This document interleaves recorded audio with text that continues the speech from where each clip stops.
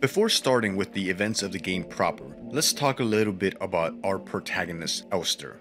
Elster, Ship Technician Replika, Magpie. Generation 5 Cosmo Pioneer, Specialist Replicas designed to assist orbital missions or recon missions. Elsters have a biomechanical with carbon fiber reinforced polyethylene shell and titanium skeleton frame. Elsters, like all other replicas, have oxidant blood and bioengineered flesh that is inedible for Gestalts. Don't eat your cyborg. A versatile combat engineer unit, primarily designed for orbital service. These tough and stoic loners are best suited as specialist sappers or scouts. Their technical knowledge and combat capabilities make these units true survivalists, especially when in their iconic white and blue heavy combat configuration, which sports bullet-resistant armor plating on their chest and forearms. Since the original neural pattern for this unit was lost with the destruction of the Central Neural Archive on Veneta, new Elster units have been produced based on a decommissioned unit from the Penrose program. Elster units were chosen for the Penrose program for their adaptability and reliability under long-term isolation conditions. Stoic and reserved, Elster units have a relatively stable neural pattern. It's best for you to leave it alone and interact with the Elster unit as little as possible. Elster neural patterns was a soldier of Venetan origin, so their needs are basic. Avoid talking to the Elster unit about the war. Penrose vessels are fitted with specialized calibration pods which may help with persona stabilization. To avoid resurfacing of Gestalt memories, do not show or give the Elster unit photographs, especially of soldiers during the war. Do not show the Elster unit movies or let it listen to music. Do not try to befriend the Elster unit. This characterizes Elster as being a unit that was supposed to be distant from their Gestalt commanders, emotionless and cold, whose only purpose is to maintain the vessel. A note on replicas: replicas are created by copying neural patterns uploaded from a Gestalt or a person, usually picked for some specific reason or characteristic. So by inheriting the neural patterns of the donor, replicas also inherit a lot of habits, inclinations, and behaviors from the original human donor. At the start of the events of the game, Elster wakes up in the Penrose 512. Home sweet home, right? Ariane and her home for over 3,000 cycles. But it wasn't really home if she was alone, if she wasn't there. She searches around and finds a picture of Ariane. Sorry, I mean of Alina. She has brown hair. Ariane has white hair. Or was that backwards? The dashboard tells you the ship won't be flying again due to damage from the crash, and the dashboard is unable to identify what planet they are on. How did she get here? Is this real? The dashboard also indicates the location of the Gestalt pilot is unknown. Where could she be? Before leaving the Penrose through the airlock, Elster takes a moment to look at the home where she finally knew happiness with Ariane, her old bunk where she would read her stories and paint and they would fall asleep together. She always had paintings going. She tried her best to remember the small details of those moments, especially the melody they would dance to, which played in her head. She must find her. Elster steps out into the cold wind to explore this planet.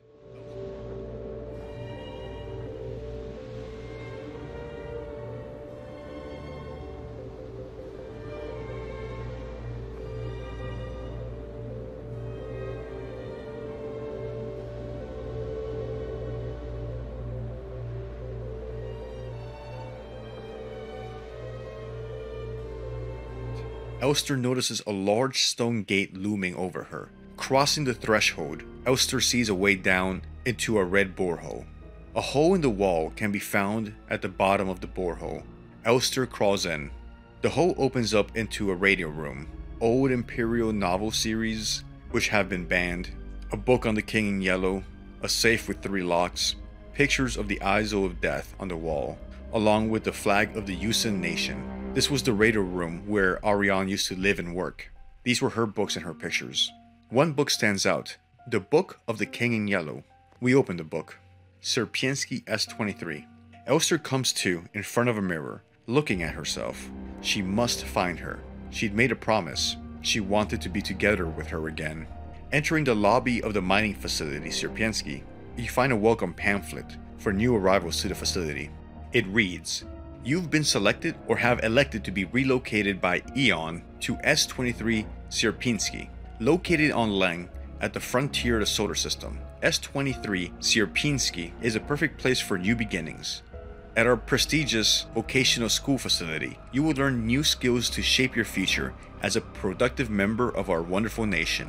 Here, you would learn all about mineral extraction, ore refinement, and munition production, helping the war effort against the remnants of the Empire. And of course, learning is not just about theory. Aeon lets you earn your share while practicing your new craft right at the workplace. Concerned about your friends, family, or former colleagues? Ask a protector about our ration sharing program. A portion of your ration marks will be sent to a beneficiary of your choice." Sierpinski is a mining school and operation facility at the very edge of the solar system, on the dwarf ice planet at the very edge, where the sun's light barely reaches. This planet Leng was the final frontier. Sierpinski was a remote and lone settlement for those looking to escape the inner solar system and willing to brave the unknown. But what would happen if they dug too deep though? What would the stone doorway bring, and what was on the other side? Entering deeper into the facility, we get the first glimpse of what happened here. We find the infected remains of one of the replicas that helped run the facility, covered by a black film or goo that Elster is wise not to touch. One of the affected Yule units. If the contagion has spread to the entire facility here, there would be more Yule units that have met a similar fate. Yules were the workhorse of the Empire, so a remote mining facility like this one would have a lot of them in their replica population. We find a note on the Yule replicas. Yules. These units serve as a standard multi-purpose unit of the Yusan nation, deployed in domestic tasks while serving as cooks, nurses, cleaning, as well as simple medical and office workers and teachers. Yule units are the backbone of the Yusan nation's workforce. These elegant, multi-purpose worker units are suited for all kinds of domestic tasks, like cleaning, cooking, and simple medical and office work. Yules are highly social and get along well with each other, as well as most other replica models. While unfit for combat, their lightweight frame makes them a prime choice for distant facilities where supplies are limited. Yules tend to form large groups and like to sing and dance, as the original neural pattern for this unit was a ballet dancer. Persona degradation can easily be prevented in this unit by making sure they have access to music. Always place at least one mirror in Yule dorms, as they have a strong urge to check their appearance at regular intervals. Yule personas stabilize by keeping a tidy appearance and through regular social interactions. Yules often organize in groups of roughly 10 units and give each other themed nicknames. Is anyone still alive here? What is this contagion? It seems to get worse the further down Elster went. The dead infected units showed complete corruption of the replica, down to the organ and the artificial flesh. The cameras still seem to be functioning, as Elster gets the feeling she's being watched by somebody, or someone. We open into a room with a large elevator shaft, and we find a star replica unit, wounded and leaning against the column. She tells us to leave. The facility is lost. Elster shows her the picture that she's been carrying, but the woman has brown hair now. Was this a picture of Alina or Ariane? Elster's memory felt foggy since crossing the stone gate. Elster got confused for a moment, but she was sure that she needed to find her. She didn't like the feeling of being without her. The star unit tells us that the Gestalts were sent to the lower levels of the mine in an attempt to keep them safe. Well, that means Elster is going deeper underground.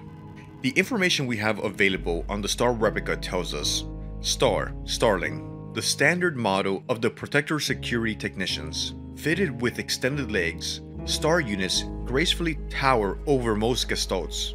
Despite their heavy armor, they can move swiftly with their long strides. Their cool and detached demeanor allows them to analyze situations with objectivity and deploy force as required. Trained in close combat and riot control techniques, they operate best in small squads led by an officer star unit equipped with a ballistic shield. Despite their normally laid-back demeanor, stars have a strong internal hierarchy, which is important to take into consideration when promoting units to officers.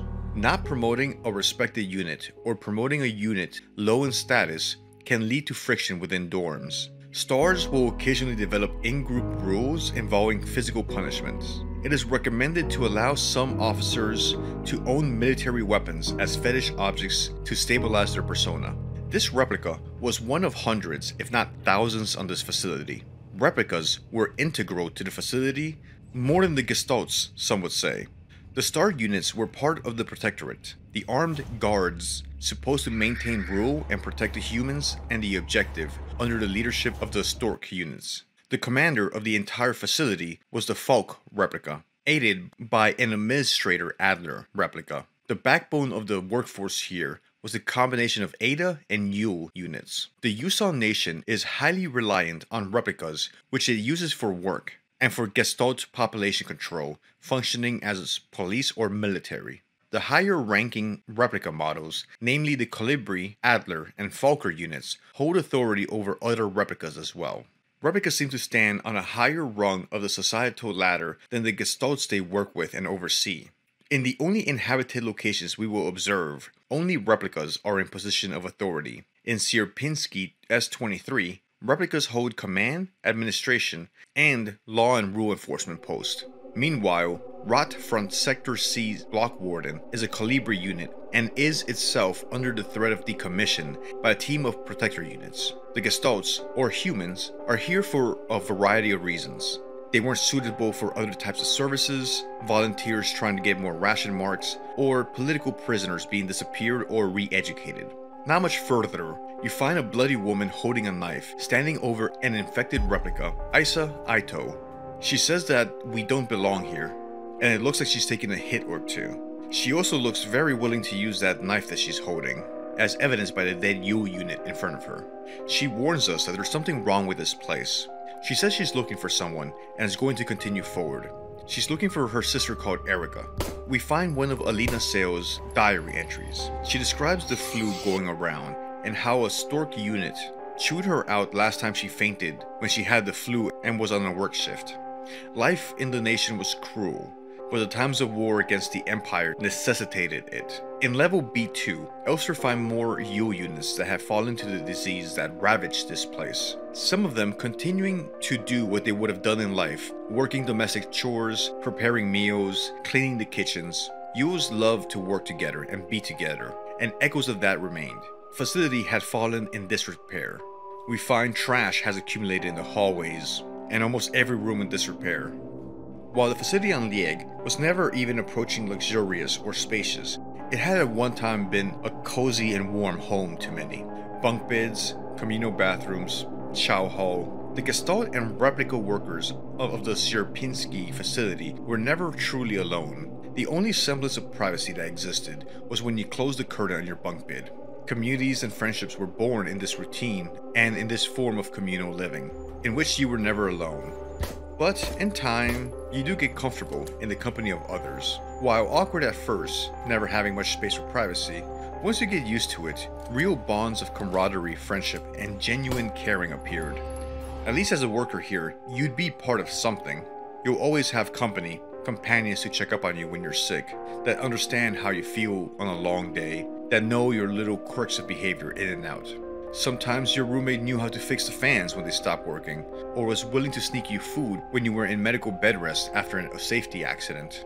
You would always miss the open spaces and having some privacy, but over time, it felt you grew into a family with your crew, and there was joy to be found in their routine digging and mining. Teams started to work really well together and earned some more off time for themselves when they hit quotas early. The Adler unit apparently understood the need for stable and healthy mining teams. We meet another replica Storch unit in the rationing office, standing tall in the corner at just shy of 8 feet tall. Dressed in combat white, holding a rifle. She says that Elster shouldn't be here since the base is on lockdown. Elster units were meant for long-range space travel, not to be sustaining a mining operation. This Storch unit is the protector controller of the floor. Here we find Alina Sale's West Wing key. The Storch unit tells you that the commander is sick and so is everybody else. Looks like a disease cut its way through the entire facility. Later, we would find out that this Storch unit was Sybin, the last non-corrupted Storch in the facility, and the protector controller in charge of the Star and Storch units. Sybin coordinates the day and night shift controllers. reshuffling the Storch and Star units to serve both time slots in an attempt to organize the remaining units against the spreading virus. She had noticed Adler's mental decay and proposed a plan to try to pull the Colibris in to help keep him in check after they lost their commander, Falk. P.S. Keep an eye on the Administrator unit. Since the incident, he's been acting stranger than usual. Without the commander to keep him in check, we will have to ask Colibri for help.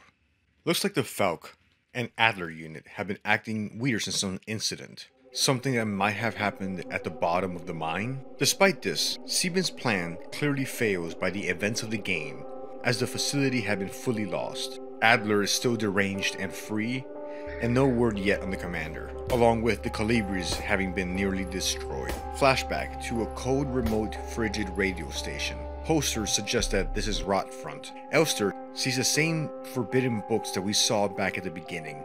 The King in Yellow, while the wind was howling.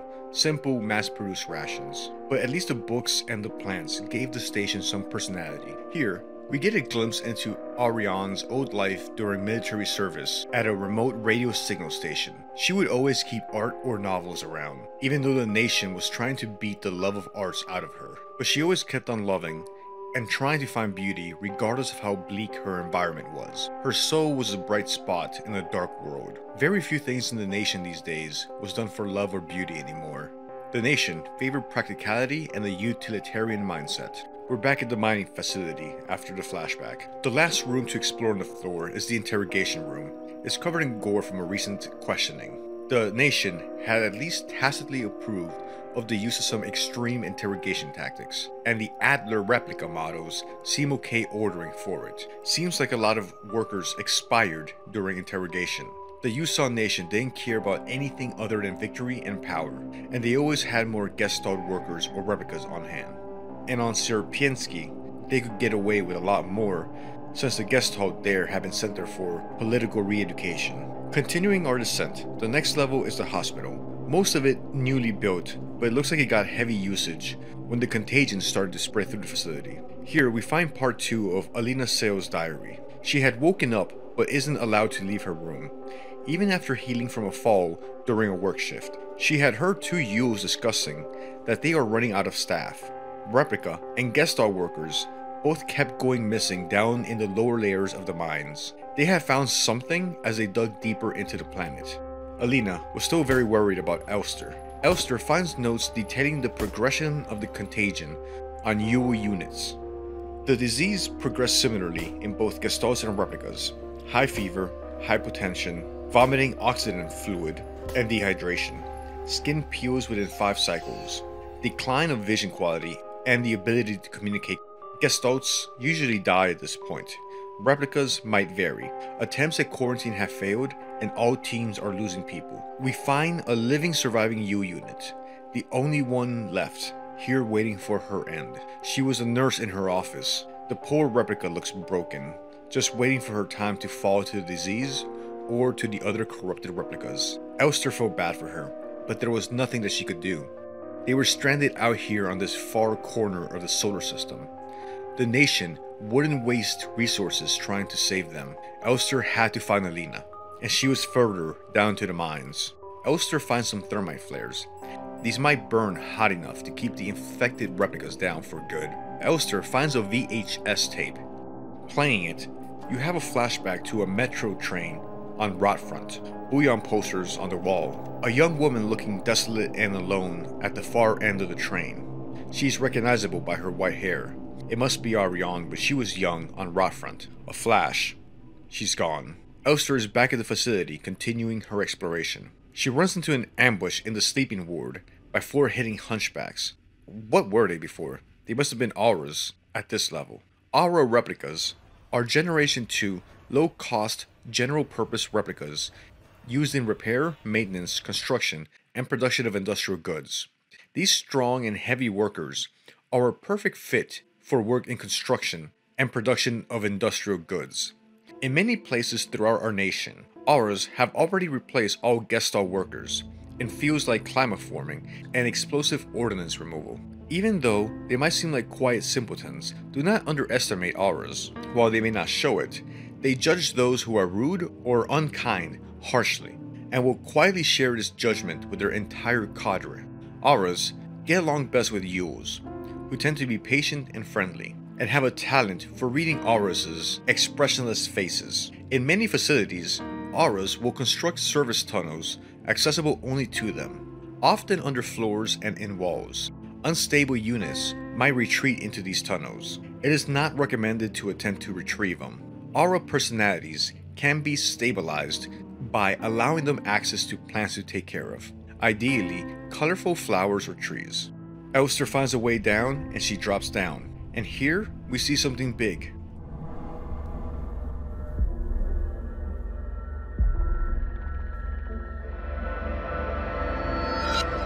A Mina replica. She has been infected and looks angry. Elster had learned about the Mina units from a note. When it comes to dangerous cargo, heavy machinery, and hazardous environments, other model rivals the Mina unit with their high security power armor bodies.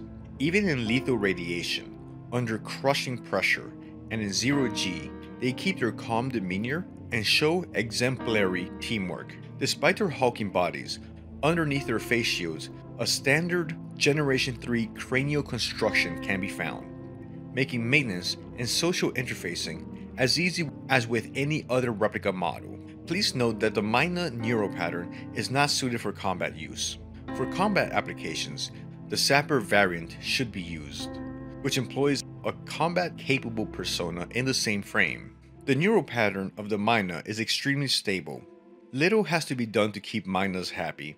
They get along well with most other models, thanks to their sometimes submissive, sometimes motherly personality. Unlike other models, diary keeping is not mandatory for persona stabilization. Small stuffed animals may be given as fetish objects, though those resembling cats should be avoided, as they might cause resurfacing Gestalt memories.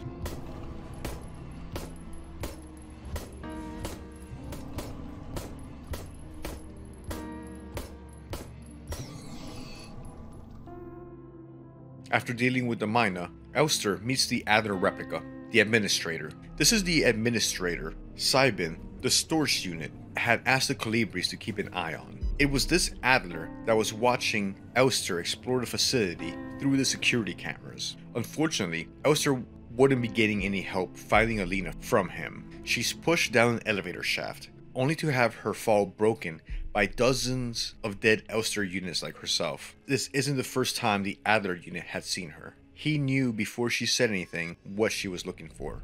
And this wasn't the first time the Adler unit had pushed Elster down the elevator shaft. Time meant something different here. Adler has said, "You shouldn't have returned." How many times has she been here? Let's learn a little bit more about the Adler replicas. Adler. Adler units are in charge of managing and overseeing all administrative tasks for the entire facility. They have the responsibility of allowing operational command units, such as the Folk, to focus on direct control of the Protector units. Adler units are designed to work as a direct counterpart to Folk units, serving as her assistant by taking care of necessary paperwork and calculations. Adlers are described as being best in isolation, not working well with each other. They are designed to be heavily dependent on their Falco units, especially from an emotional support standpoint. They are also susceptible to bioresonance, making them easy to control. Likely, an addition that correlates with their dependency on heavily bioresonant Falks. However, they can get bored fairly easily and require many fetish items to remain stable. So this Adler unit appears to have escaped the contagion, and he is still trying to stop Elster from going deeper. Well, Elster wasn't stopping until she was back with Arion. Her descent continues. A flashback. Isa fell asleep waiting for Erica. Schools in Rotfront are of a utilitarian block style. Cement and practical bare-bones presentations. No posters, colors, or decorations. We see a group of children bullying a young girl with white hair. We try to stop the bullying, and the flashback ends. B5, service level. Elster crawls out of the elevator shaft, filled with dead bodies. On this level, we find the living accommodations for the protectors of the facility, particularly the Star replicas. Elster finds an angry note. The Star replicas are angry that the Yules are listening to the same song non-stop since the piano room was locked down. The facility was currently under quarantine in an attempt to stop the contagion. The Star dorm and the piano room where the Yules like to congregate share the wall. Someone didn't think this through when they were planning the layout of the facility. The angry note states and displays the cruelty or the harshness of the star units. This explains that the storage unit likely snuck over to their dorm and impaled the music player with a knife to silence the song, likely in the process causing mass persona degradation of the Yules and helping spread the corruption in the process, all because they were annoyed by the music. Down the hall, we find a team of corrupted storage units. Even in the corrupted state, it looks like they still follow the hierarchy they were used to when they were still operational. Bed mattresses stacked in the hallway or leaning against the wall. Maybe the stars of the storages made a stand here? Or maybe they were clearing out bunk beds as their numbers dwindled to the disease, and whatever else in the lower levels was making them disappear one by one in the darkness of this cold, hostile, remote planet of Leng. Alright, so time to learn more about the storage units. Storages are Generation 5 combat lead replicas. These units are deployed as overwatch and coordination of stars. They are called this in part due to their height of over 240 centimeters, 7 feet 10 inches. Each cadre of Protector Security Technicians is overseen by a controller unit, the most common of which is the STCR Stork type, one of the tallest replica models. Thanks to their extended legs, Storks figuratively and literally keep a constant bird's eye view of any situation, ready to direct and coordinate their assigned security technicians. Their tough, no-sense demeanor, though sometimes described as brutal or even cruel, makes them a perfect fit as unwavering sentinels of order. Storage units initially have a short temper. Training them in patience early after deployment is key, as their neural patterns are less stable than other models. Failing to do so may yield an extremely volatile personality prone to cruelty and violence. A common strategy is pairing them closely with an older star unit. Storage's personality stabilize by showering or bathing. Books on history and mythology work well as fetish objects. Through the flood control ladders, we also have access to the B7 Protector accommodations and the B8 Controller accommodations. At the Eon facility, Sierpinski, jump down a level through a bloody hole gives us access to the level below, the Controller accommodations. We see a cutscene with Adler and Ito, who is still armed with a knife. Isa is attempting to enter Falk's quarters. Adler is stopping her by saying that the commander isn't taking visitors. He approaches Isa, claiming to offer assistance, but Isa is clearly suspicious of his intentions. Elster continues to explore this floor, hoping to find a way down to the mines. Entering a room with a painting of the Isle of the Dead, she is bombarded with images, static, and noise. As the corrupted Calibri unit in this room uses bioresonance to distort Elster's senses.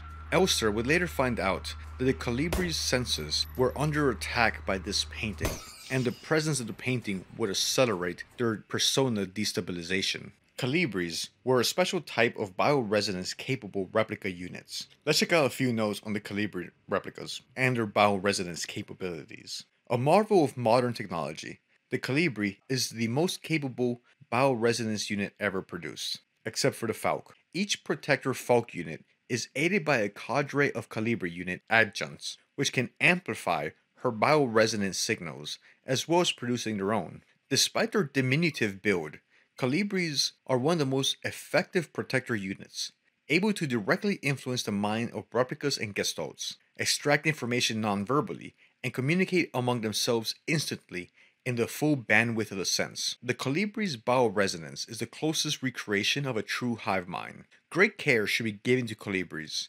Their neural patterns are very unstable, and their bioresonance module makes them very susceptible to influence from others. Like most bioresonant individuals, Calibris will often subconsciously create an emotional feedback loop, imitating and then broadcasting the emotions of those around them, acting as a sort of amplifier. While they are trained to recognize and disengage this behavior, already unstable units can sometimes spiral into persona degradation. Due to their bioresonant connection, neural pattern development in Calibris varies less than in other models. The constant exchange of memories and emotions between units of a cadre acts as a safety net that buffers extreme changes. However, once the majority of units in a cadre degrade, they will drag the remaining units down with them. Because of this, it's important to decommission Colibri units instantly when they begin to degrade. For persona stabilization, Colibri should have access to a well-stocked library.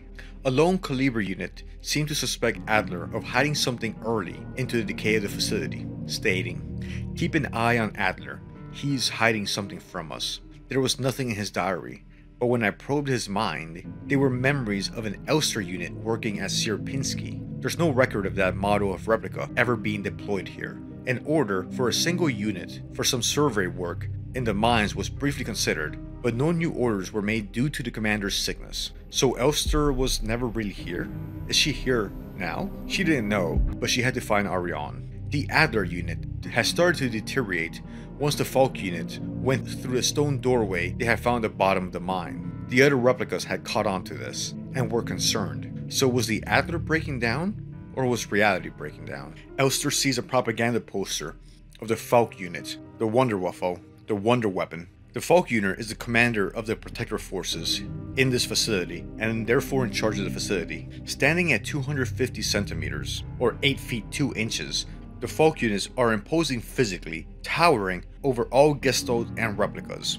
They are also extremely powerful bioresonance beings with the power of manipulating the physical world around them. On this floor, we will also find a large storage dorm. Elster will also find 3 dead Storches and a few other corrupted ones spread across this room. Most likely, the corrupted stars and Yules rushed into this room and overwhelmed the unprepared Storch units. While they are great at fighting, being ambushed by enemies with no warning likely could have been too much for them to handle without preparation. With this being the main Storch dorm in the facility, this was likely a fatal blow to the security structure of Sierpinski. We find an entry to Adler's diary that shows issues with the Colibri. Adler dreams of his Gestalt life and a woman with white hair. The Elster Adler remembers, but was never there, wore an orange chest piece. We also find out with having lost the Falk commander, Adler strongly started missing her and longing for her.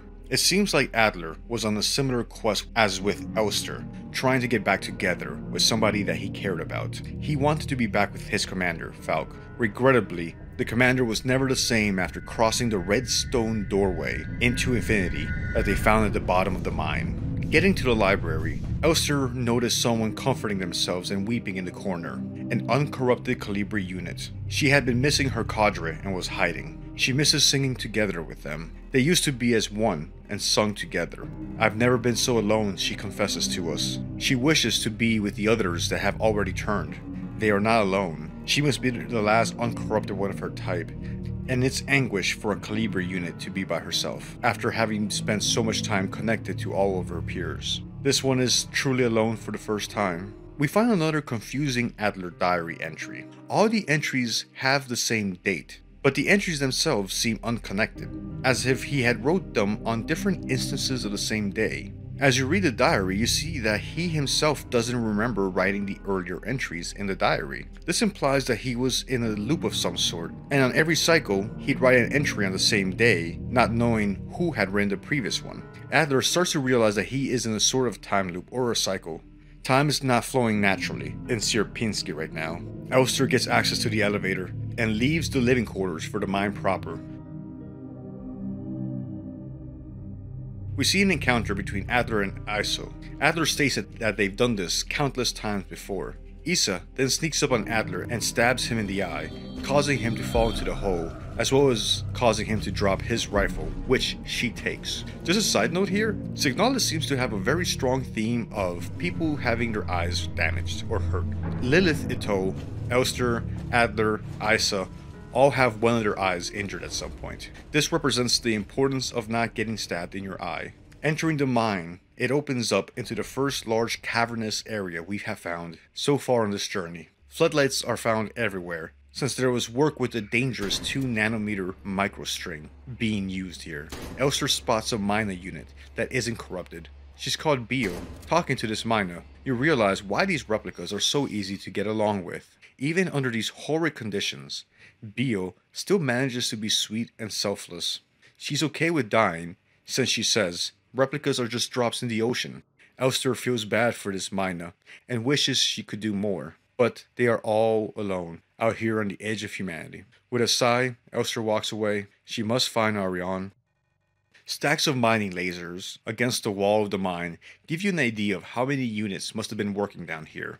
Elster imagined that the mining units might have found some joy working together. There is a camaraderie to be found, being part of a work shift and toiling alongside others. Mining units were so sweet and cooperative. They must have worked well together and watched out for each other. Alina's third diary entry, detailing the worsening outbreak. She spots the first infected she's seen as the contagion spread.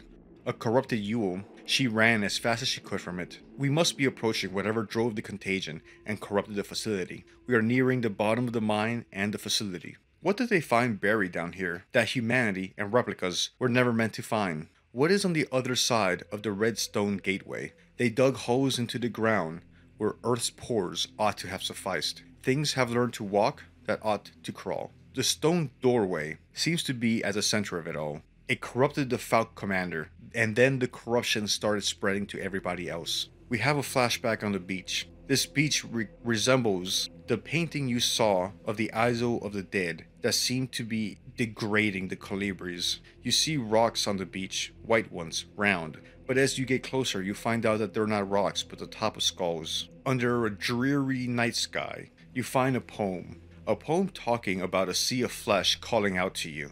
The red eye must be watching. You put the thoughts of cosmic eldritch horrors being involved in all this aside, and the flashback ends. We're back on our quest. Proceeding down, we get to nowhere. The nethermost caverns are not for the phantoming of eyes that see, for their marvels are strange and terrific. Cursed the ground where dead thoughts live new, and oddly bodied, and evil the mind that is held by no head, till out of corruption horrid life springs, and dull scavengers of earthly wax crafty to vex it, and swell monstrous to plague it. Great holes are secretly dug, where earth's pores ought to suffice, and things have learned to walk that ought to crawl. The Festival, H.P. Lovecraft. Elster comes into a morgue with deactivated corrupted replicas. Why would this facility have such a large morgue this far down? Is Elster beneath the mine or somewhere else entirely? Exploring the area, Elster gets turned around. She thought she'd entered the room from one direction, but then it felt like a completely different direction. She kept getting turned around. She wasn't able to pull up the schematics for her location like she had on every other floor. Where was she? Where was Ariane? The more she explored this area, the architecture and the layout started to make less and less sense. Why would you have large suspended catways underneath the surface where compact tunnels made more sense to build and were safer? Why was the meadow in this area, which seemed to be the newest, covered in rust? The rest of the facility has seen some damage, but nothing like the massive amounts of rust and decay on this level. It's almost as if she wasn't in Sierpinski anymore. How could she have gotten there? What had happened? Elster finds a note that says, "Leave this place." Not the worst advice, she agreed. Elster also starts to find large pulsating, fleshy organs and tentacles taking up parts of this facility. Something alive was growing and pushing itself into this place, filling up rooms with its fleshy, warm, wet, pulsating tentacles and bags of organs. We continue our journey, and we find a disgusting and terrifying cage monster. It looks like an amalgamation of bodies trapped inside a cage. We also see Isa with the rifle that she had gotten from the Adler unit. After a short confrontation, where Elster distracts the cage monster long enough for Isa to put an anti-tank round through it, finally killing it. The knockback from the rifle knocks her out, so Elster picks her up and moves her to a nearby bed. Here, Isa will have a chance to recover from the impact. Looking around, the walls are entirely made of flesh, and gore is everywhere. It feels like the room that Elster is in is alive, and the pulsating is the blood flowing through the walls. Isa wakes up a little bit later. She thanks you, and says that she's going to continue on her journey to find her sister. Isa and her sister have been through so much, growing up on Rot Front, running their parents' store, and having spent their entire lives together. Isa didn't want to be apart from her sister. We also find another one of Alina's diary entries. She's made it down here, to wherever here is. Her memory is getting blurred, and can't remember how long she's been down there. Her brown hair is turning white, and she's started to call herself a different name. Not Alina, but Ariane. She's remembering a different name, a different life. The line between her and Alina is blurring. Regardless, Elster must find her. All she wanted to do was to be back with her. After unlocking the door in this level, Elster crosses the threshold to continue her descent. We finally see what is at the bottom of the mine.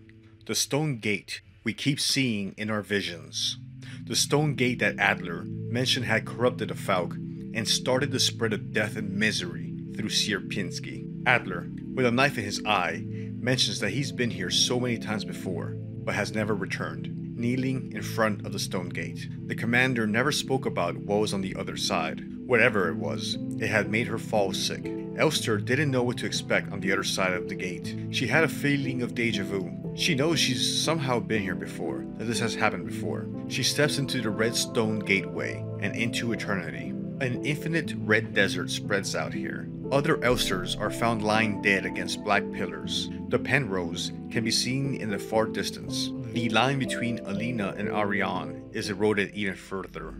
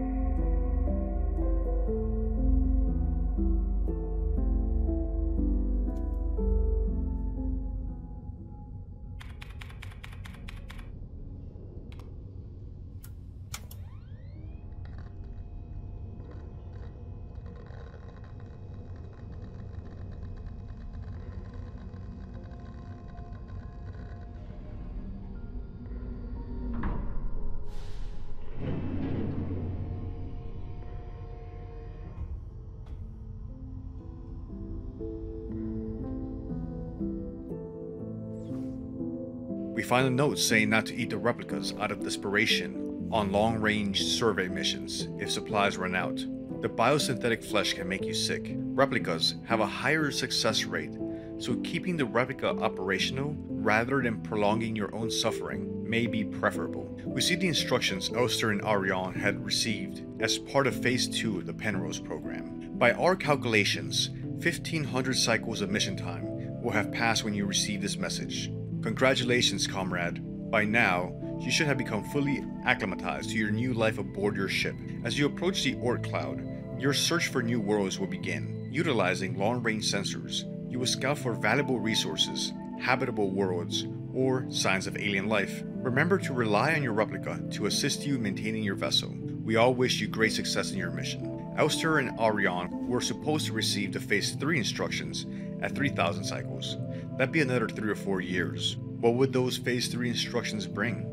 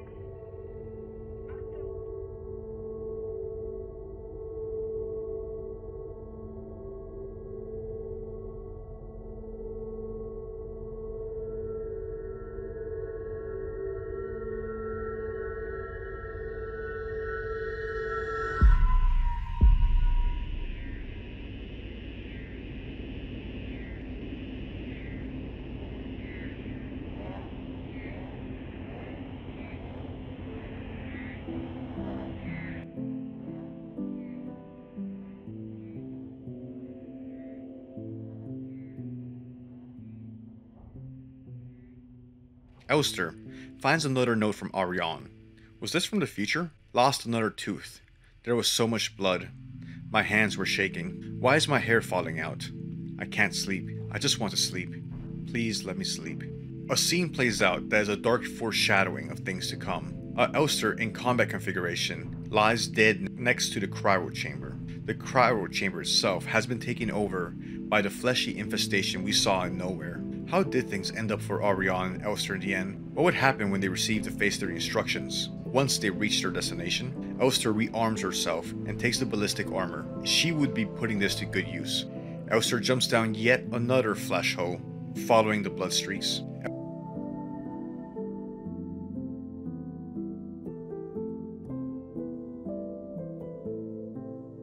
Elster has a flashback back on the Isle. She sees a red light in the distance. We find a poem about something eternal calling out to us to join it. But I fear the dark sea will swallow me.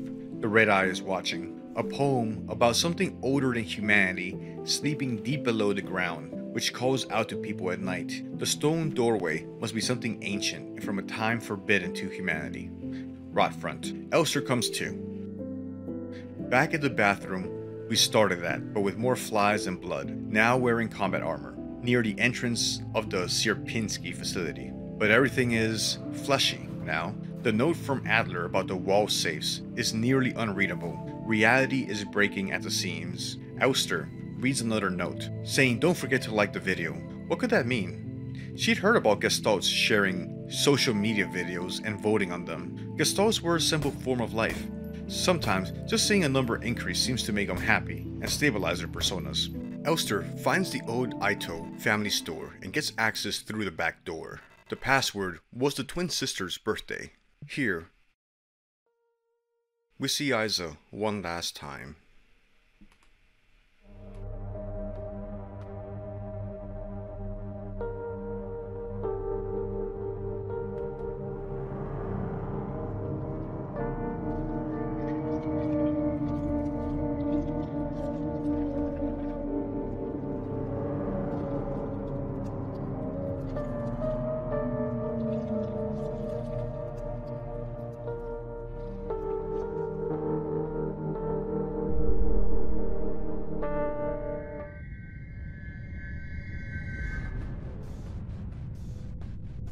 We see Adler saying goodbye to Falk. Adler says the world was torn apart and put back together. Everything had been distorted. Everyone's memories throughout time seem to be blending together. In the atrium, we can see the radio station where we picked up the book of the King in Yellow, the room where we started our journey, all through a hole in the wall. Rotfront is the community where Ariane and the Ito sisters grew up. We somehow find ourselves transported to a projection of Ariane's hometown. And maybe in the past, perhaps it was due to the power of the Stone Gate, or Ariane's bioresonance, or maybe a combination of the two, we don't know. Here, Elster gets a chance to get a first-hand look at the events that shaped Ariane and that led her to signing up for the Penrose program. Ariane used to work at the Young Photo Store. It's here where she might have seen the picture of Lilith Ito and Alina Sale. Whether this was the cause of what's to come or a premonition is unknown. But there is a link between Alina and Ariane. Elster didn't know it at the time, but the gestalt her neural patterns originated from is the other person in the picture, Lilith. Lilith was eventually used as a template for the Elster replica unit. Alina and Elster, well, Lilith, the original, knew each other and were part of the same unit in the Venetian War. We can assume that they grew very close together. This revelation shines a small light on the connections across space and time between Alina, Elster, and Ariane. Exploring Rotfront, we find a meat grinder and use it to get down level. Flesh has also invaded this part of Ariane's memories. Before continuing, let's recap a few points about our protagonist. Ariane. Ariane Young was born on the planet of Leng. Sometime during her life, Iris, her mother, and a radio officer would be stationed on the nation's colony of Rotfront. Here, a young Ariane would grow up with little contact with the outside world, knowing nothing of general social contact outside of her mother, leading her to develop an interest in art, particularly painting. Ariane would later move to a more urban district in Rotfront with her aunt Camilla. Ariane would begin attending school at a late age. Attending Mandelbrot Polytechnic, Ariane would struggle in adhering to Rotfront's strict society that frowned upon Ariane's interest in art, along with her unorthodox hair color. This would result in bullying during her school years. It's during this time that she became friends with the Ito sisters. Ariane had taken up a tenure as a store clerk in her family's business. Incidents of bullying resulted in Ariane suffering from insomnia, anxiety, and depression. She never got the feeling that she belonged. Sometime during her education, Ariane would sight a poster of the nation's Penrose program. This poster would stay with her for years to come. While working at the photo store, she would encounter an Imperial spy who was terrified of her when the spy detected her bioresonant abilities. Ariane was unaware of the presence of these powers that she had. Growing up, Ariane would continue to grow in interest of the arts, taking up hobbies such as drawing as well, something that was frowned upon greatly. It was recommended that Ariane be assigned to military service to beat the interest in arts out of her. As per her teacher's recommendation, Ariane was assigned to compulsory military service on Rotfront, where she would receive training as a radio officer, much akin to her mother. Ariane would not go to this with her friends, the Ito sisters, leaving her feeling alone, along with being very disconnected. The attempt to end Ariane's appreciation and dabbling in the arts was, however, unaffected by the end of Ariane's military service.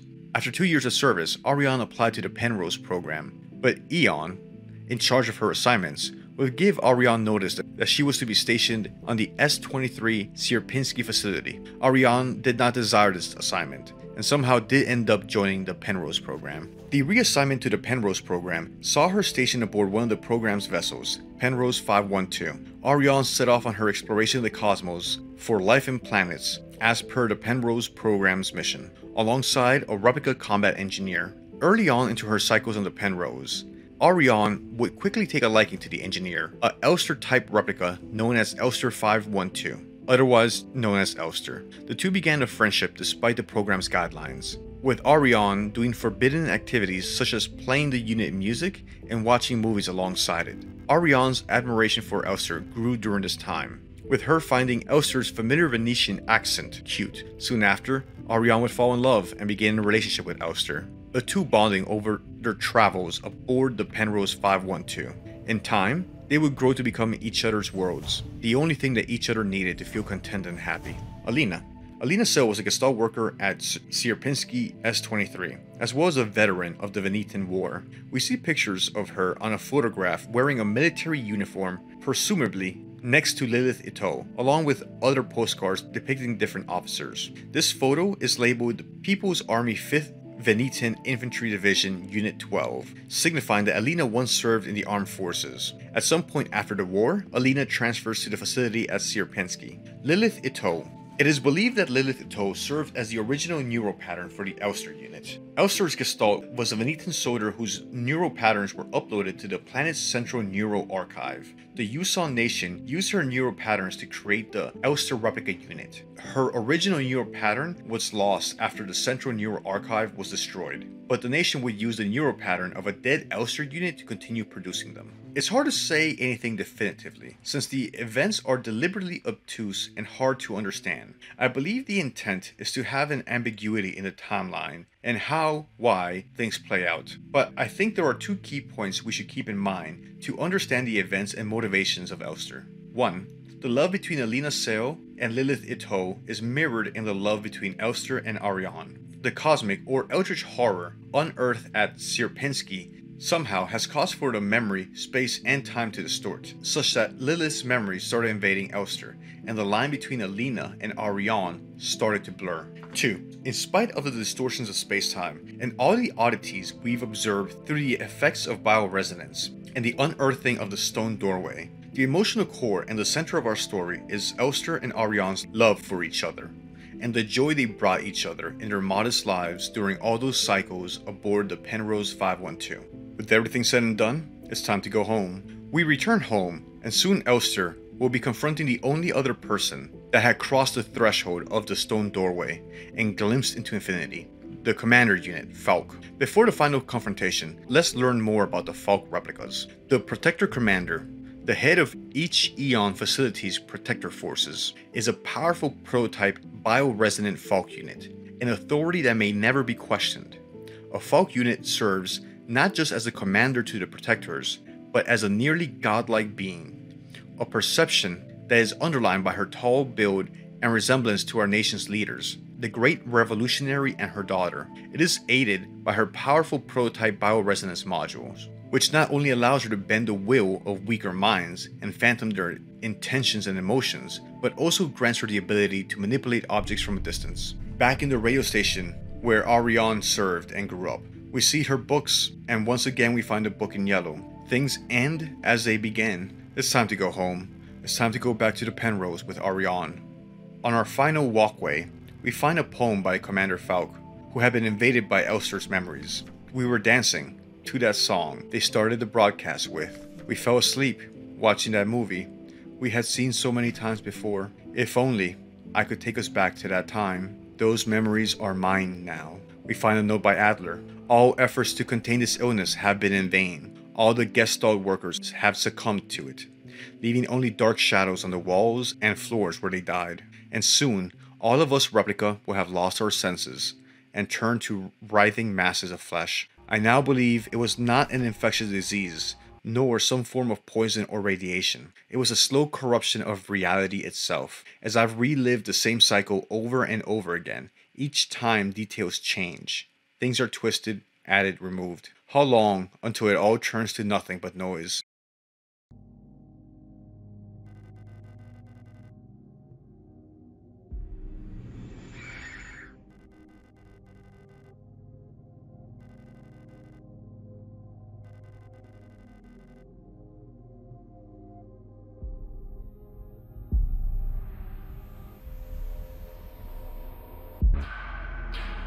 At the end of the road, we have our confrontation with Falk, who now also has Elster's memories. Falk tells us that Ariane will never dance with us again. A difficult fight with a minor god. Falk uses her bioresonant capabilities to attack us, and to defend herself by materializing stone walls. She summons other infected replicas to fight for her. She launches attacks with golden spears and space distortions like black holes. But in the end, Elster wouldn't give up, and she used every combat trick she knew to incapacitate and stab Falk with the golden spears. Elster will dance with her again. Falk was wrong. Space-time crumbles and goes black.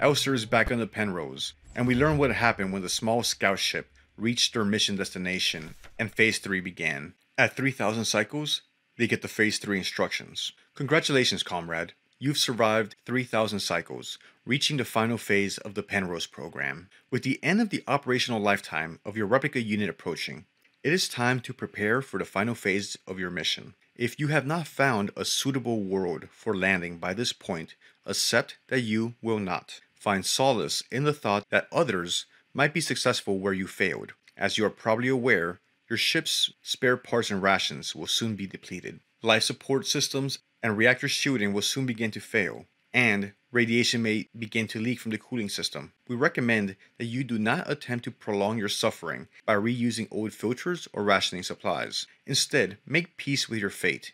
We suggest that you ask your replica, while it's still functional, to spare you a slow and agonizing death, or that you take a permanent rest in the cryogenic pod. Remember, you will have died serving your nation by partaking in a glorious demonstration of our power. The Penrose program served a different function for Ariane. She always knew the risk, but she also knew that for at least 3,000 cycles, she'd be free. Free to read, dream, dance, sing, listen to music, and unexpectedly, to love. To be free of her bioresonance being found out, and her being hunted for it. The Penrose program offered Ariane more freedom than life under the Yusan nation could ever afford her. It was aboard this modest scout ship where Ariane and Elster would finally find something they could call home and found happiness in each other's company. They didn't want or need the outside world that had been so cruel to them, making them feel like outsiders, defective, sending them to deep mines and to fight wars. Here, it was just the two of them, and they were happy with things that way. Ariane would not let this information reach Elster, as Ariane wished to spend the last of her moments alongside Elster in happiness, blissfully disregarding the statement, spending a romantic night dancing, and then subsequently falling asleep together. However, for the next cycles, Ariane would slowly wither under the effects of radiation poisoning, which had caused a variety of health issues on her. We find in a note, "I'm tired of it all. Every time I go to sleep, I wonder if I'll wake up again. I'm scared that will be the last time I say goodnight to her. Did I say it right? Will she be okay? What if one of us won't wake up tomorrow?" So how does our story end? I do not think that there's a definitive end. The story and the events are deliberately obtuse and hard to interpret. This is especially true when you factor in the supernatural elements. So in the end, the viewer or the player will have to piece together how the story ends for them. For me, this is how I believe the story ends, with Ariane and Elster together, holding hands and dancing. Treasure the love that you have in your life. The world might try to take it from you. And remember, you are valuable to somebody.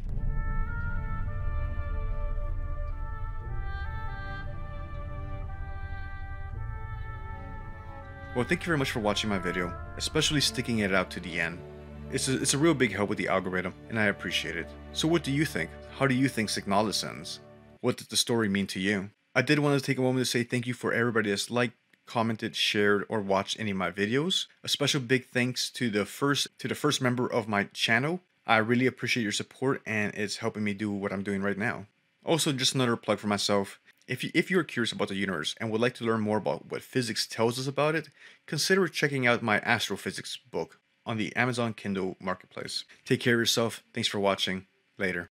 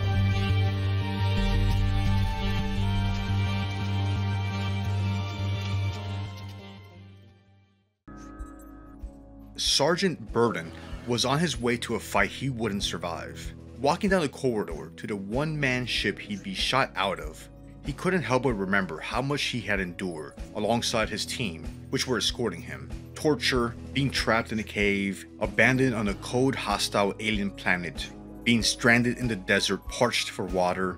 After all that, he couldn't ask them to risk their lives on a one-way suicide mission to save the world. They were Sarah and Donald, a married couple. She was a biologist and he was an engineer. They had been with Sergeant Burden when they had survived the encounters on Signalis, the planet that Liam had trapped them on. Jack, the soldier, alongside whom Burden had almost died of thirst and heat 7 years ago in the desert during the Legion War. Dr. Zenes, whose antidote might single-handedly save billions of lives. And last but not least, Marvin, the best boy of them all, the only truly innocent one among them all. Marvin always just wanted to help. He was a good boy. Multiple times they had to pull together as a team to overcome frightening odds, all without killing nor eating each other. In the world of the gods will be watching, the Constellar Federation was a human supremacist empire, expanding across the galaxy, conquering and enslaving alien races through sheer military might, cunning, and brutality. They didn't see enslaving subjects outside of Federation as the atrocity that it was, but rather as their right through conquest. Like a spacefaring version of the Roman Empire, expanding its borders, taking prisoners, and sending them back to Rome to serve. Liam was a charismatic young leader of Xenolifer. He was going to change the galaxy and bring down the evil Constellar Empire.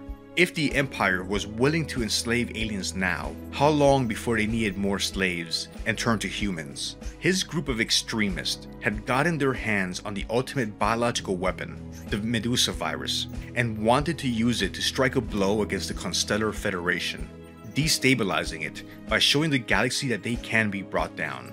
The Constellar Federation was only opposed by the Holistic Empire. The Medusa virus that Xenolifer now had was a specialized virus that only targeted mammals and acted as fast as a neurotoxin, eliminating its target in minutes. It was especially dangerous since Xenolifers had taken the virus from its native planet Signalis and weaponized it further, making it even deadlier. A small dose had the potential to kill all mammal life on the planet in hours. Liam and Xenolifer had their sights set on Gactus 7. It was a planet in the Constellar Federation. Gactus 7 had the distinction of having the most amount of alien slaves when compared to the human population. It was a symbol of the Federation's extremes and extravagance, highlighting their status as a decadent slaving empire, like Rome at its peak. Gactus 7 was a target chosen by Xenolifer, a central planet of status, a symbol of the Confederation's pride and its sins. By using the Medusa virus, they would be able to eliminate the 4 billion humans on the planet and sparing all of the alien slaves under their rule. This was the path that Liam was on, regardless of the innocent blood he was going to be spilling. He was trying to cancel out one atrocity by committing another one, all in the name of freedom. Sergeant Burden was an agent of the ECUK, the Everdusk Company for the Universal Knowledge.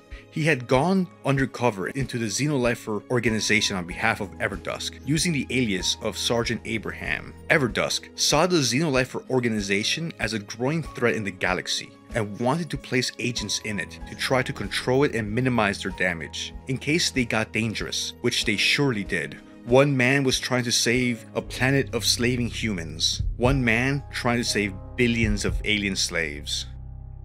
The two men were diametrically opposed. Who is the moral one here? Is it moral to wipe out a planet of slavers? Or was it worse to let them continue on their abhorrent practice? Which atrocity was worse? Who had the authority to play God with the lives of billions and the galaxy? Who had the right to choose the lesser evil? Would it be the just, the biased, or the strong? Would the galaxy be better off if the foundations of the Confederation were destroyed by wiping out the 4 billion human inhabitants on Gactus 7? All the Everdusk members saluted him as he walked by. Word must have gotten out about his mission, a suicide mission to ram his small spaceship into the Xenolifer mothership and their base of operation. Xenolifers were on the verge of executing their plan, but not if Sergeant Burden could stop them. Even though Sergeant Burden had done some pretty horrid things in his day, he'd never gone so far as to contemplate the atrocity of what Liam was planning. As they fought, the gods would be watching them. The fate of a planet, an empire, and the future of the galaxy rest in the balance, like the sword of Damocles hanging over them. But let's start at the beginning of our story. Usually a pretty good place to start. As the game loads, the Everdust team sits around a campfire, reminiscing about better days, talking about what they'd do if they got off the planet and survived this ordeal, cursing Liam and Xenolifer for stranding them there. Our story starts 1 year prior to this conversation around the campfire. Chapter 1: Self-Justified Sacrifices. The game opens with a standoff between security forces and Burden and Liam's team. This is back when Liam and Burden took inspiration from each other and worked together. Alongside Jack and Shaman, they're working as agents of Xenolifer, and they are tasked with infiltrating a database to extract information about the deadly Medusa virus, the biological weapon central to Xenolifer's plans, holding 4 people hostage and fighting off the security forces, while Liam taps into the database to try to extract the data they need. Burden is tasked with managing the hostages, holding back the security forces while keeping the network security up, all the while letting Liam do his hacking, occasionally helping him out by charging and deploying a hack boost that Shaman had designed. You can make the hostages more anxious by threatening them or hitting them. You can help them relax by talking to them or sending them to the comfort room to take a breather. You'll be able to tell how they are doing by their posture. Are they laid back, seeming like they're just hanging out? Or are they rocking themselves back and forth, trying to hold back from snapping? If they get too confident or too freaked out, they might make some poor decisions and try to run for safety, leaving you with an ugly decision to either let them go or pull the trigger. To hold off the guards, you can have Jack shoot at them, negotiate with them, or trade hostages for time. Shaman is the data person on the heist. He has to hold off the security forces' attempts to lock them out of the data they are trying to steal, while also charging the hack boost to help accelerate Liam's hacking attempts. But we'll learn more about Shaman's backstory later on. Keep the hostages under control, hold off the security forces, keep network security up, and charge the hack booster. Little by little, the hack bar will fill up a little bit each turn. You don't have to use the hack boost to complete the mission, but it really does help. So this is an introduction to the game's playstyle. After a few tries, you learn some basic guidelines of the balancing act. Keep network security up, keep the guards at distance, release a hostage every now and then. I found that you rarely have to resort to some of the more extreme options, like killing a hostages in my playthrough, but I definitely did use that option the first few times. Ultimately, they're not terribly useful options, but they are consistent with the narrative themes of the game, by presenting more brutal options for you if you so choose. It helps materialize the vibe of the game to the player, by presenting these dubious moral decisions. Though there are future missions where these more brutal options present a far bigger appeal as the situation gets more desperate. But at least for now, it seems like using the violent options isn't the best idea. If you shoot a hostage, you'll put the other ones on edge pretty fast, and it won't take much more for them to try to run. Pretty soon the situation will escalate, and the less hostages you have, the faster the guards approach. So if you're down to 1 or 2 hostages, you'll have very little time to finish the hack. But hold them off you do, and Liam does his work. With the data in hand, the team attempts to escape, but the security forces are able to capture Burden and Jack, leaving Liam and Shaman to get away. A flashback shows us a moment before the siege has started, revealing that Burden is actually an undercover agent working for Everdusk, penetrating Xenolifers on their behalf. Chapter 2: 20 Days of Empty Words. So here's a scenario you don't often see in video games. You are told you have to endure torture without giving away all the information you have. Games like GTA 5 put you in the position of executing the torture. This is one of the few games that puts you on the receiving side. You and Jack wake up and realize you're in a torture chamber, strapped to chairs above grates. Must make it easy to clean up any messes. On the wall, you notice a tool set, but you're afraid that today you'll be the crafts project the tools were meant for. 2 other men are in the room with you, one of them having an inhuman amount of muscle, and for some reason wearing a comically small helmet. Why would you need a helmet? Why is the man's head so small? It'd be funny if he wasn't about to torture you. The other one's the only one that speaks, and from his tone, this is the job for him. Each day, in a sing-song manner, he picks a tool to work on you with. What would it be today? Bare hands, a hammer, hot irons, an ancient revolver, pliers. He seems like he's fun at parties. You think he keeps in touch with his mother? He shares a story he seems proud of. He tells you a cyborg that they had to torture one time.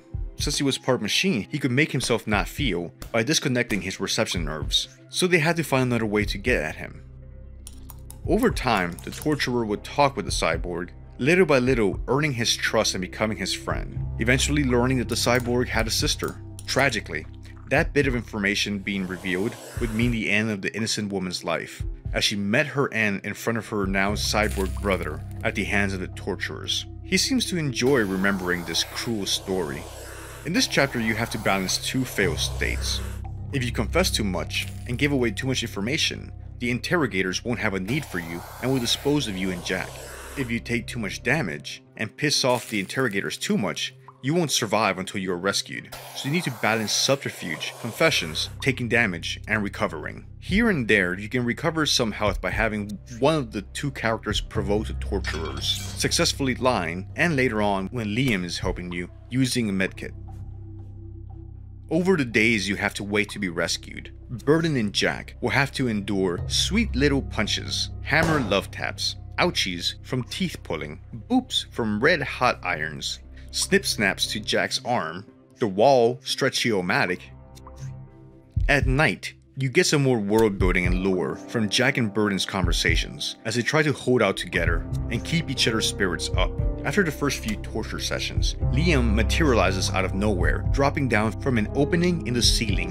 Liam tells you there's a rescue mission Xenolifers putting together, but it would take about 20 days for them to be able to be rescued, so they would have to hold out for torture for nearly 3 weeks. Liam was going to help when he could by bringing them supplies, medicine to heal them, information to help navigate the torturers, painkillers to take the edge off, and the occasional joke to keep their spirits up.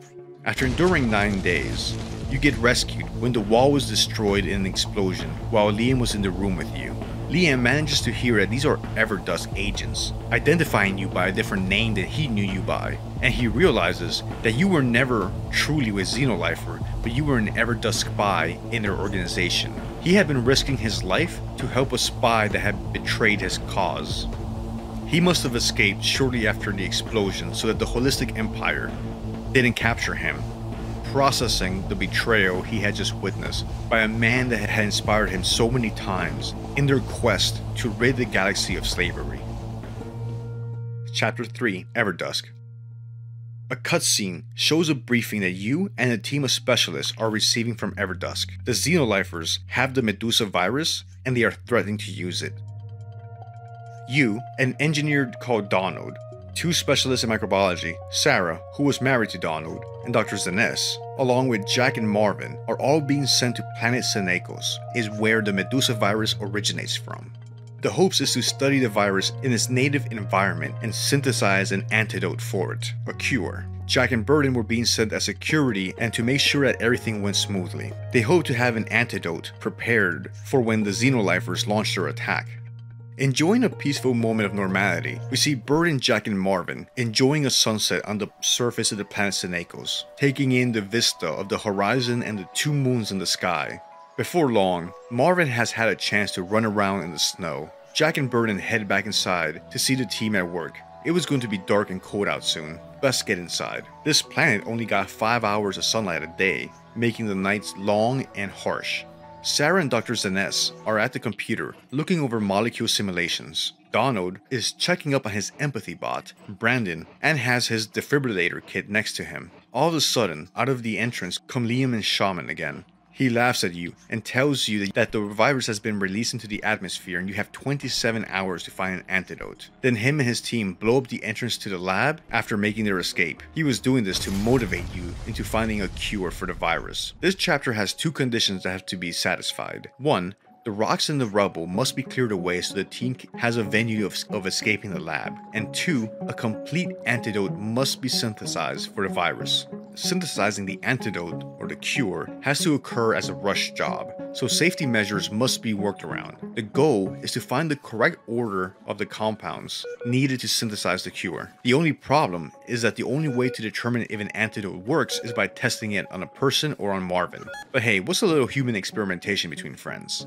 Each time you want to see if an antidote works. You have to risk someone in your party by injecting them with the experimental cure. Taking it safe means working slow to make the antidotes, but you only have 27 hours before the virus gets to you, so corners must be cut. To make things more complicated, the process must be done twice, since the antidote has two parts, one for the mental effect and one for the physical effects. Another danger the team must contend with is the possible effects of the virus found in the environment. At random, a team member might be paralyzed by the virus and might need a charge of the defibrillator to be able to get them to move again. And only Donald, the engineer, can charge the defibrillator. The explosion that started the events also cut the cables that power the computer, so Brandon the robot has to hold the wires to charge the battery, allowing the current to travel through him, damaging his internal components. Donald will have to take turns repairing Brandon frequently to allow him to keep working. Jack, Marvin, Burden, Donald, and Brandon can all work towards digging up the rocks to clear the escape. They will have to be monitored for status, and they'll need breaks to rest up every now and then. Except for Brandon, who can just keep digging since he's a robot and technically not alive. After some experimentation and deduction, injecting the trial antidotes into your team members and watching and waiting to see if they will survive. After some dreadful experimentation and deduction, you're able to synthesize the cure, while the digging crew manages to clear the rocks out and forge a way out. The team steps out of the cave, relieved to have survived the ordeal. But regrettably, they find Liam, who had been waiting. You see, this was all part of his plan. Liam wasn't willing to risk his team if they could synthesize the cure, but he was willing to risk your team. This entire time, he had been waiting outside to see if you were able to figure your way out and deliver the cure to the virus to him. This entire time, you have been working your way towards falling into Liam's trap. With the cure in hand, he blows up your only means of escape and to get off the planet, and then he abandons you and your team there. You build a campfire as night falls, and the team gathers around trying to get some of the warmth of the fire in this cold and dark night. This is the scene that played out during the title scene. Chapter 4. Gods will be watching. So I think this is the first mission that might actually push you to doing something evil. It's explained that there is a satellite that will be crossing into radio range soon. If the team is able to repair the radio that they have before it leaves range, they'll be able to radio for help and get off the planet. If not, it'd be another 14 months before the satellite is back in radio range. Surviving on this planet for 22 days seems like enough of a stretch, never mind it over a year. So Sergeant Burden's team has to hold out for 22 days in the wild on this alien planet. Your goal is to get the radio fixed before then, managing the team so you don't starve or freeze to death, or lose so much morale that you run off into the forest and disappear. Fending off starvation and the cold for 3 weeks has a visible effect on the party. You can see forlorn glances and casual rocking back and forth, comforting themselves, as if they're trying to wish the situation away. Can't blame them. The feeling of being trapped gets you in a very special way. Being heroic for one moment was one thing. Finding the bravery to endure the elements for 20 days was something completely different. At least the scenery was nice. The two moons in the sky make for great panoramic views. Likewise, the night was lit up a little bit by two bright stars in the sky. These helped Jack keep his orientation when he had to go out hunting at night. Donald and his robot Brandon took turns working on the pile of electronics, gradually molding it into an old-fashioned radio.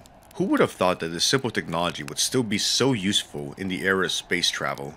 But it's an easy and resilient way to communicate. It's also the easiest way to blast electromagnetic radiation into the atmosphere. Sarah spent her days watching out for the team and talking to them, trying to keep spirits up, helping write speeches to help stir the spirits at night.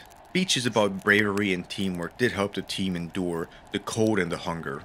Marvin and Jack teamed up to take care of the hunting and getting meat from the local wildlife. Jack's bond with Marvin was obvious. They both provided each other a lot of support. The doctor spent his days watching out for everyone's health, taking care of them if any of them came down with the local natural version of the Medusa virus. Burden had fallen in charge of the firewood and keeping the fire going. Sergeant Burden eventually grew to enjoy the walks in the alien woods, looking for firewood. The alien trees, while different from what he was used to, did somehow make him feel better. Nature is nature, I suppose. They worked during the short 5-hour days on Signalis, They talked and shared stories over the long nights. Some days the mood was dire, the entire team facing what time seemed the inevitable, a slow death by hypothermia and starvation. The thought that they might have to live out the rest of their natural lives on this hostile planet, as the virus, if not the environment, claimed them one by one. There were nights when the hunt didn't yield anything and there was hunger. Sometimes the looks on the team could have been a little bit less cannibalistic, but through it all, Marvin was still a good boy. Looking at his laser pistol, Sergeant Burnham wondered what would be the merciful thing to do. But then again, he knew how all this played out. He had sometimes noticed how the team looked at each other when the food was low. They wouldn't be the first expedition to resort to desperate measures, like the ancient Donner Party on Old Earth. Over time, routines were developed, the strange became familiar, and the days passed. Occasionally working through the night, Donald and Brandon are able to repair the radio and call for help. And with that, they were able to call for a rescue and get off the planet Signalis.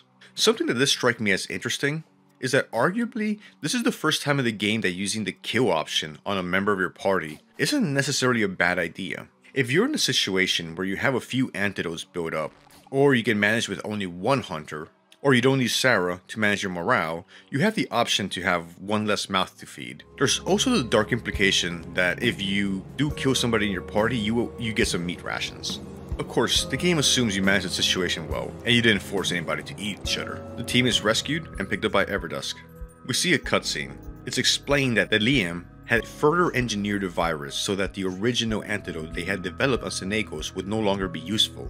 So they would need another, more advanced antidote or cure to stop the virus. Sergeant Burden sees the inevitable. There is only one option. The only team of scientists that would have the information to engineer this more advanced antidote would be on the mothership of Xenolifer itself. So Sergeant Burden would have to find a way to get onto Liam's ship and coerce the cure out of them. And so we see the scene that we saw at the beginning of the video. The team saying goodbye to him as he on his one-way suicide mission to save the world. He gets into his ship and sets off. Remembering what he could of his 7 years since he's been on the desert, he recalls how it all started. Chapter 5, Legend. This chapter was notorious when the game first came out and only had one difficulty level. I cannot tell you how many times my wife and I attempted this stage, easily 20 or 30 times. Even now, 10 years later, I still mention the desert stage to her from the gods we'll be watching. I think this stage stood out to me for really capturing the feeling of being stuck out in the desert so well. I will never forget how many times we wandered the desert on Ligan, Jack's home planet.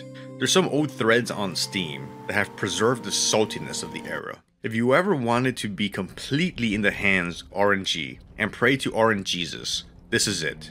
Anybody that played this game when it first came out has these painful memories of the sand dunes on Ligan, traveling with the Marines, and executing Abraham over and over and over again, every single time you attempted the stage. So in this flashback chapter, we find the sergeant walking barefoot in the desert, having somehow survived a spaceship crash. He's also wearing his high-tech Everdusk armor. A Marine from the Federation spots him and notices his Everdusk uniform. The Marine explains that there is active combat on this planet that they're on, the Gin, and that him and his squad fell behind during a retreat. Their evacuation ship is leaving the planet in 124 hours, and if they don't make it to the rally point, they'll be abandoned on this hostile desert planet. Sergeant Burden has a beacon that allows him to zero in on the rally signal. Meeting the rest of the Marine squad, you meet Sergeant Abraham, the senior most in command. You notice that Sergeant Abraham is injured and can barely walk. And at the same time, Sergeant Abraham notices your uniform and that technically you outrank him. So you're in control of the Marine squad. He transfers control of the squad to you and tells you to do what is right and what is best. Keep his men alive and get them out of the desert and to the rally point so they can evacuate. And to do whatever you have to do. Seeing how much of the desert you're going to have to walk, and you can only travel as the slowest person in your team. You look at Sergeant Abraham, who had just entrusted his team to you, and you knew what you had to do. You give Jack the order to please kill Sergeant Abraham. Better to do it quickly than to leave him stranded out here in the desert, where either the enemy will find him or the elements will get him. He seemed like a good sergeant, that he cared about his men. Why is it that the best of us always go so early? In disgust, a few soldiers strike out on their own, but most of them stay. They knew the cold calculus you had made, and that Abraham would only have slowed them down and caused them all to be abandoned here. Oddly, having less people in your party makes the game easier. You will still have the same amount of water, but less people drinking. I wonder if this was intentional by the developers, making the stage impossible to beat if you had Abraham in your party, to force the player into doing something horrible. Before they set off, Jack takes Sergeant Abraham's dog tags. Eventually, that will be the name that Burden assumes when he goes undercover with Xenolifer. The desert was massive, hot, and dry. To make things worse, there are 2 suns in the sky, meaning that this planet has perpetual sunlight. You will only be able to rest when you find something that gives you shade, but the soldiers march on. The desire for life and the desire to survive is strong. And Sergeant Burden and the group of Marines head off to the southwest, the direction from which they were picking up the rally beacon signal from. They'll encounter enemy patrols and bases, managing their water, sending scouts up ahead before moving, to prevent any surprises, sleeping only under rocks or in bases after pushing the enemy out. Slowly, the group makes its way to the southwest, gradually picking up a stronger and stronger signal from the beacon that gives them more and more hope, until one day they get the news from one of the scouts that they have been waiting for. They've made it.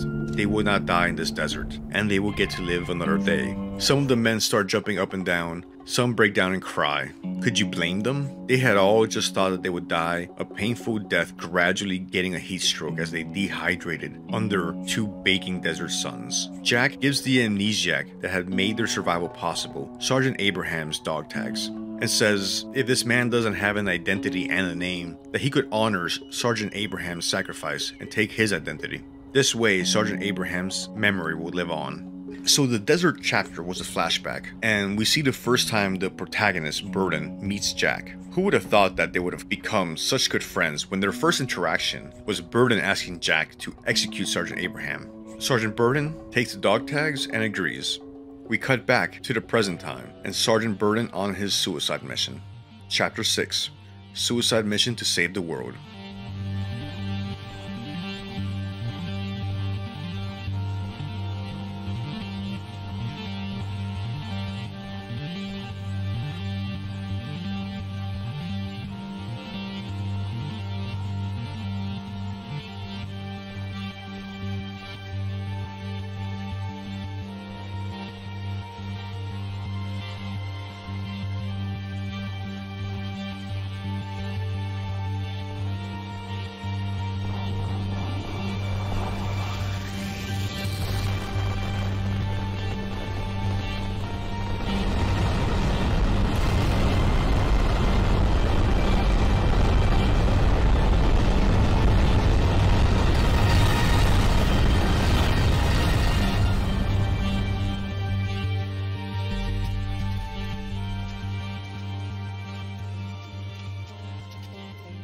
Sergeant Burden's on his way to the Xenolifer mothership.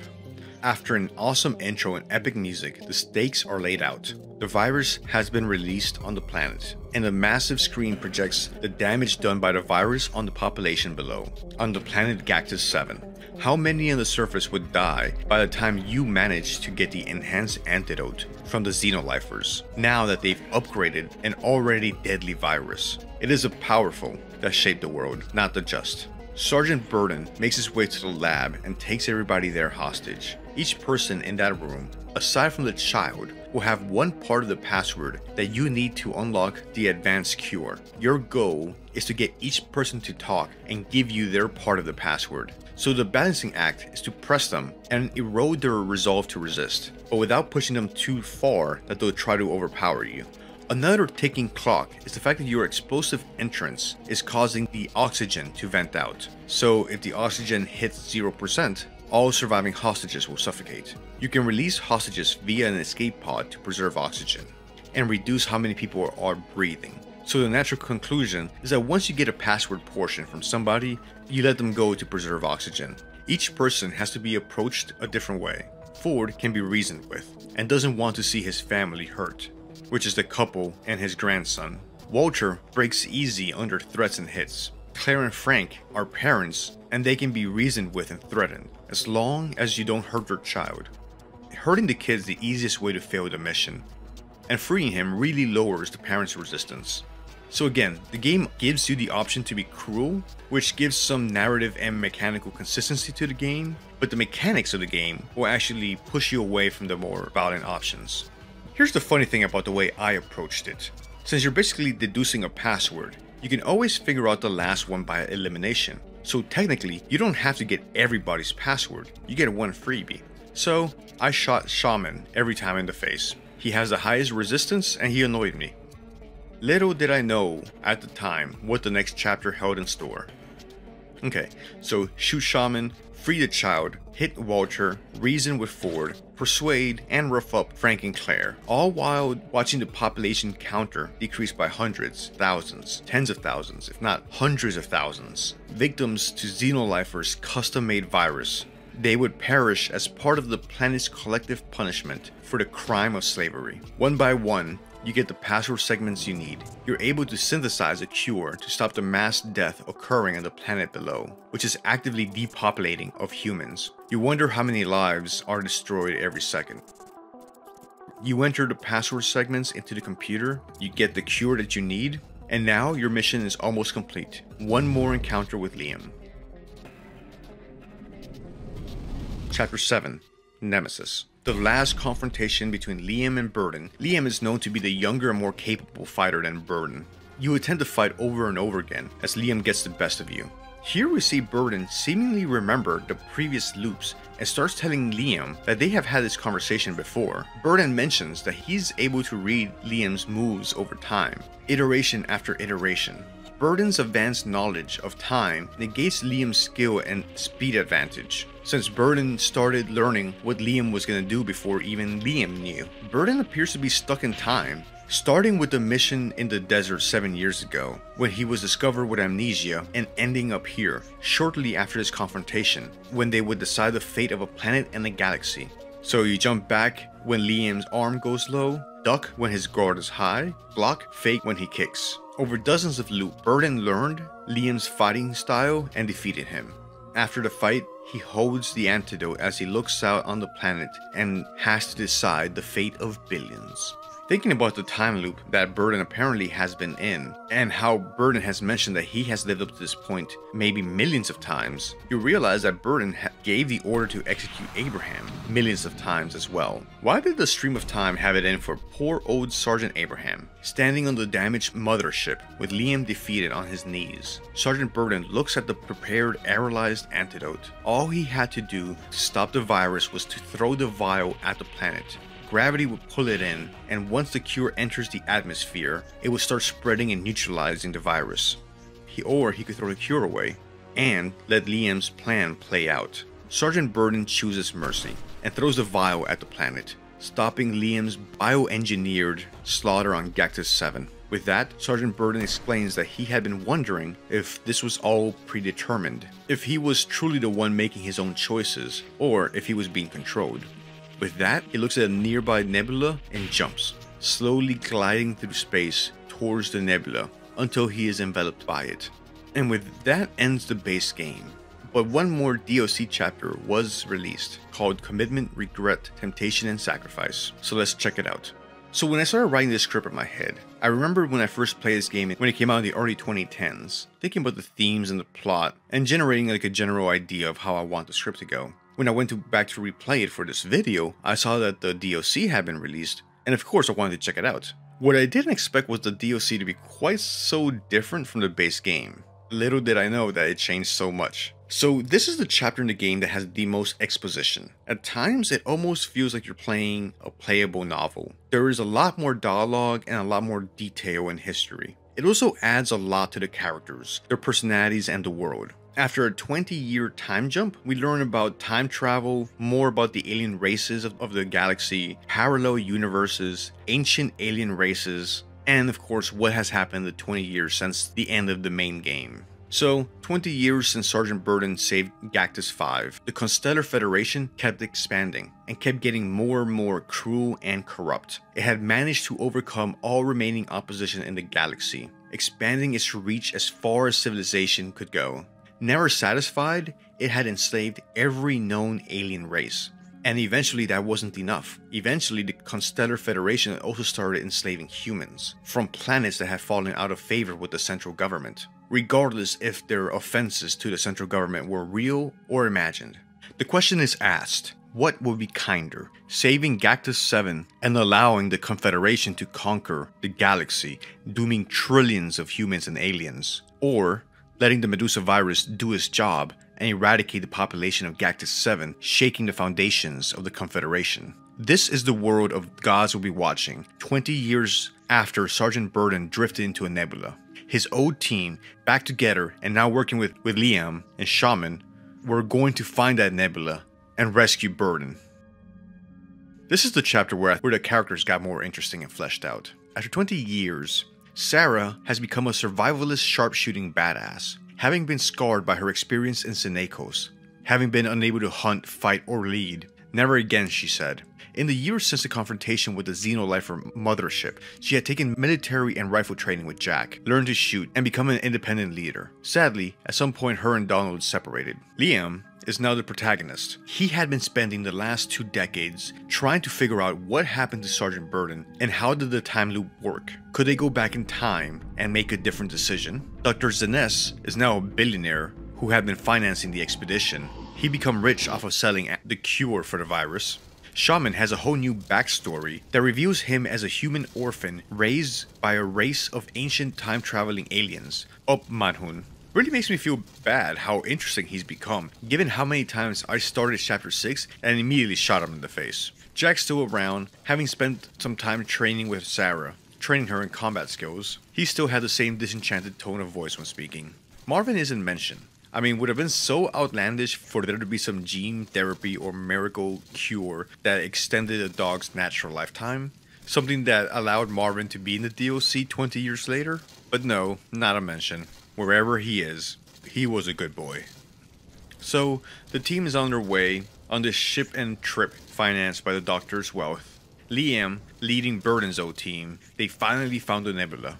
Their goal is to convince Burden that Cactus 7 must be wiped out, dooming billions to save trillions, so that on his next time loop, he doesn't save the planet and makes a different decision, deciding to let the Xenolifers' plan play out, the opposite of what happened at the end of the base game. They aren't really sure if this will change things in their reality, or if it would create a branching timeline, but they decide it's worth a try. Flying into the nebula, the crew is blinded by a flash, and they all lose consciousness. Coming to, they wake up on the surface of an alien planet nearby. The planet of the Opmahun, the extinct alien race that had the ability to perceive time the same way we perceive space, and had raised Shaman.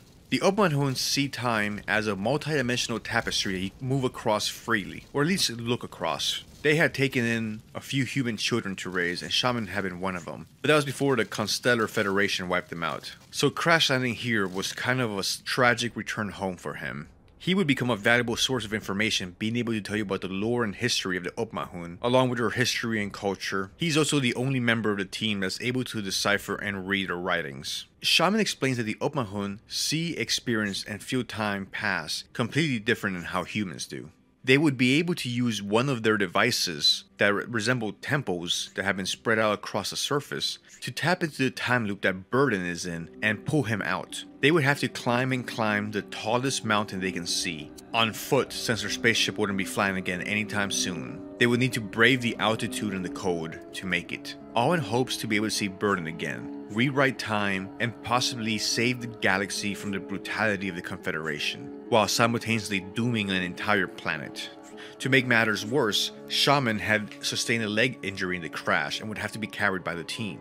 The challenge in this chapter is leading the team up the mountain before the source of heat runs out. They'll take turns leading the expedition, carrying Shaman, and the power supply which generates heat for them. So the challenge here is the cold, exhaustion, and the ticking clock that is the finite energy supply. At different points in the climb, you'll encounter Opmahun relics, each with a different theme, presenting a conundrum. Do you carry the stone of commitment? Do you give in to the wise man's temptation? Do you accept the offer to undo a regret? At the regret altar, Donald gets asked if he would like to use a wish granted by the powers that be, the Opmahun, to make Sarah fall in love with him again. Sarah is understandably horrified at the thought of some supernatural or magical power taking her free will from her, possibly undoing the new stronger persona she had forged for herself since separating from Darkwood, with combat training and having become far more assertive and confident. In my playthrough, Darkwood made the more unkind choice. I just couldn't convince myself that coercing somebody into a relationship by stripping them of their free will is going to work out well for anybody, aside from the horrifying thought of someone being robbed of their agency. I like the thought that Darkwood understood Sarah was in a better place and needed to let her go. And maybe he realized this new, more independent, stronger Sarah was happier, and that was better for her. And maybe that was better for him too. Little by little, the team climbed on, the background changing, getting darker, the atmosphere fading as they ascended. We see images and flashbacks of Burden and the events that happened 20 years ago. Liam starts to get lightheaded as the oxygen thins, and he starts to hallucinate and break the fourth wall, even referring to you as by your Steam account name. More images flashing, and the team continues climbing, eventually seeing the nebula in the background. Finally, they make the summit and are able to summon Burden back, and they explain what has happened to him, and they explain what has happened to the galaxy in the 20 years that have passed, asking him to make a different decision and allow the Xenolifers' genocidal plan play out in the next time loop that he encounters. Liam explains to Burden that while only seconds or minutes have passed for him, it's been 2 decades for everybody else. Burden is glad to see his old team and see that they're still doing well after all this time. Burden steps back into the nebula, continuing the time loop, and the loop begins again. Next, we see the endings of the base game again, but this time, when the climatic decision has to be made, we no longer have the option to save Cactus 7. We only have the option to let the Xenolifer plan play out. Burden wonders if he really has any free will, if somebody was controlling him. Does he have the power to make his own decisions? Knowing what would happen to the galaxy, the Constellar Federation didn't fall. He throws away the antidote, leaving the 4 billion humans on the surface to perish, but sparing the rest of the galaxy the fate of being underneath the boot of a slaving empire that would conquer all life and civilization in the galaxy. And with this final act, the story of gods we'll be watching ends, leaving the question of what would happen in the future without the Confederation. Hopefully, a kinder future would emerge. Who were the gods that Burden was talking to, and how did he end up in the time loop to begin with? Were Liam and Burden the gods mentioned in the title, controlling the fate of one planet and consequently the galaxy? Were we the gods controlling the events of the game? Either way, I enjoyed the journey and the unique mechanics of the game, along with the moral conundrums. The world building, especially in the DLC, gets very interesting. I kind of wish that there was a sequel that they could flesh out a little bit more about this universe. But anyway, thank you very much for watching. Please like and subscribe if you like this type of content and like to support the channel. And I do want to give a shout out to Paul G, who has now officially become the first member of my channel. Thank you very much for your support. You're effectively paying for one of my AI bills. So thank you, I appreciate it. And thank you for watching this far, and have a good one. See you soon.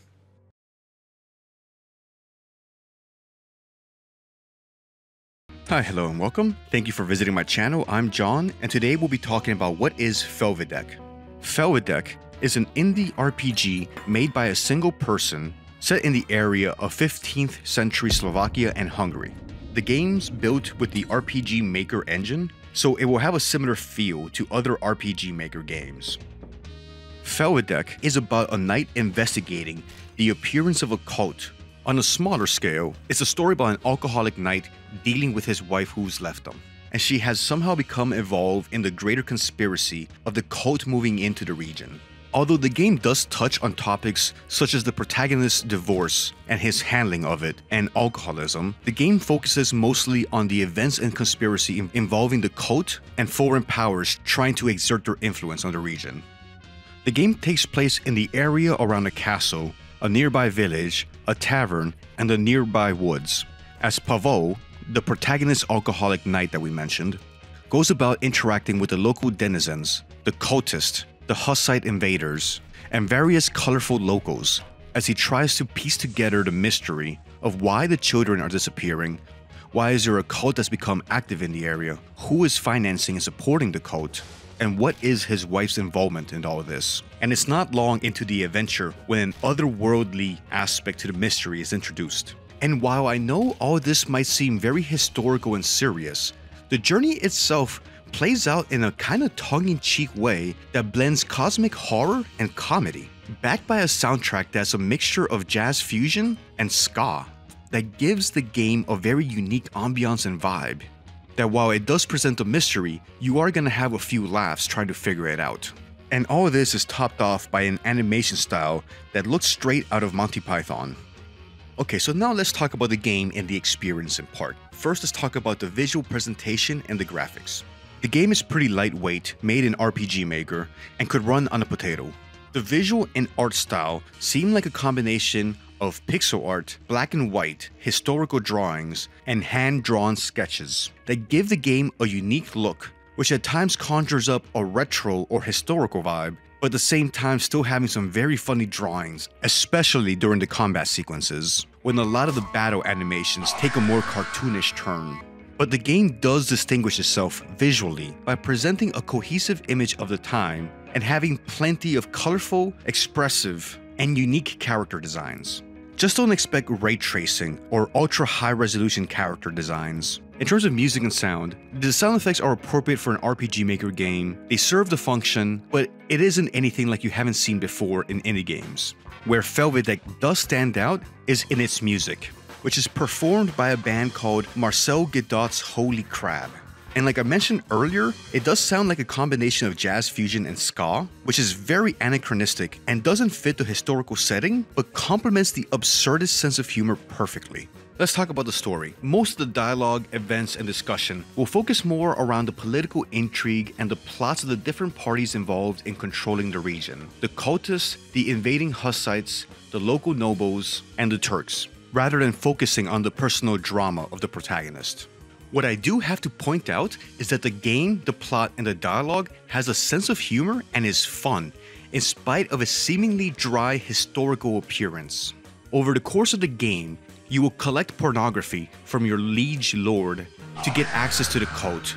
You will find a secret entrance to a castle by following someone's diarrhea trail, or shall we call it a chocolate road, fly a hot air balloon, fight demonic spawns from otherworld, recruit a dog to hunt down the scent of thieves, throw dynamite at invisible monsters, and feed a chicken some cursed coffee. Coffee is a big part of the plot, I should add. There is a good bit of dialogue and it's all written in old-timey English, which at times can be a little bit hard to read, and there's a few conversations I walked away from not really sure I actually understood what the character was telling me. So just make sure that you're in the mood for some reading and trying to learn about the politics, the intrigue, and the world. The game doesn't have a journal function, so at times you may forget or lose track about what's your next objective. To offset this, the game world is pretty small, and the game will highlight and let you know what it wants you to pay attention to in any given area, usually by having characters of interest have a different color than the environment around them, making it easier to figure out who the game wants you to talk to or interact with to continue moving the plot forward. How about the combat system? How does that hold up? Exploring the map and figuring out the mystery will be broken up with combat encounters, more so in the second half of the game, getting closer to the finale. The combat system is solid, it doesn't reinvent the wheel. You've played something similar to it if you spent any time with any turn-based RPG combat systems. For me, I thought the difficulty was just right. I had my party wiped out and had to reload about 3 to 4 times throughout the entire game. But I have been playing a lot of these type of games recently, so I felt I was already a little bit familiar with how the game wanted me to play it. But by the end of the game, you will have to be familiar with how to use stuns, debuffs, and status effects to be able to get the upper hand in combat encounters.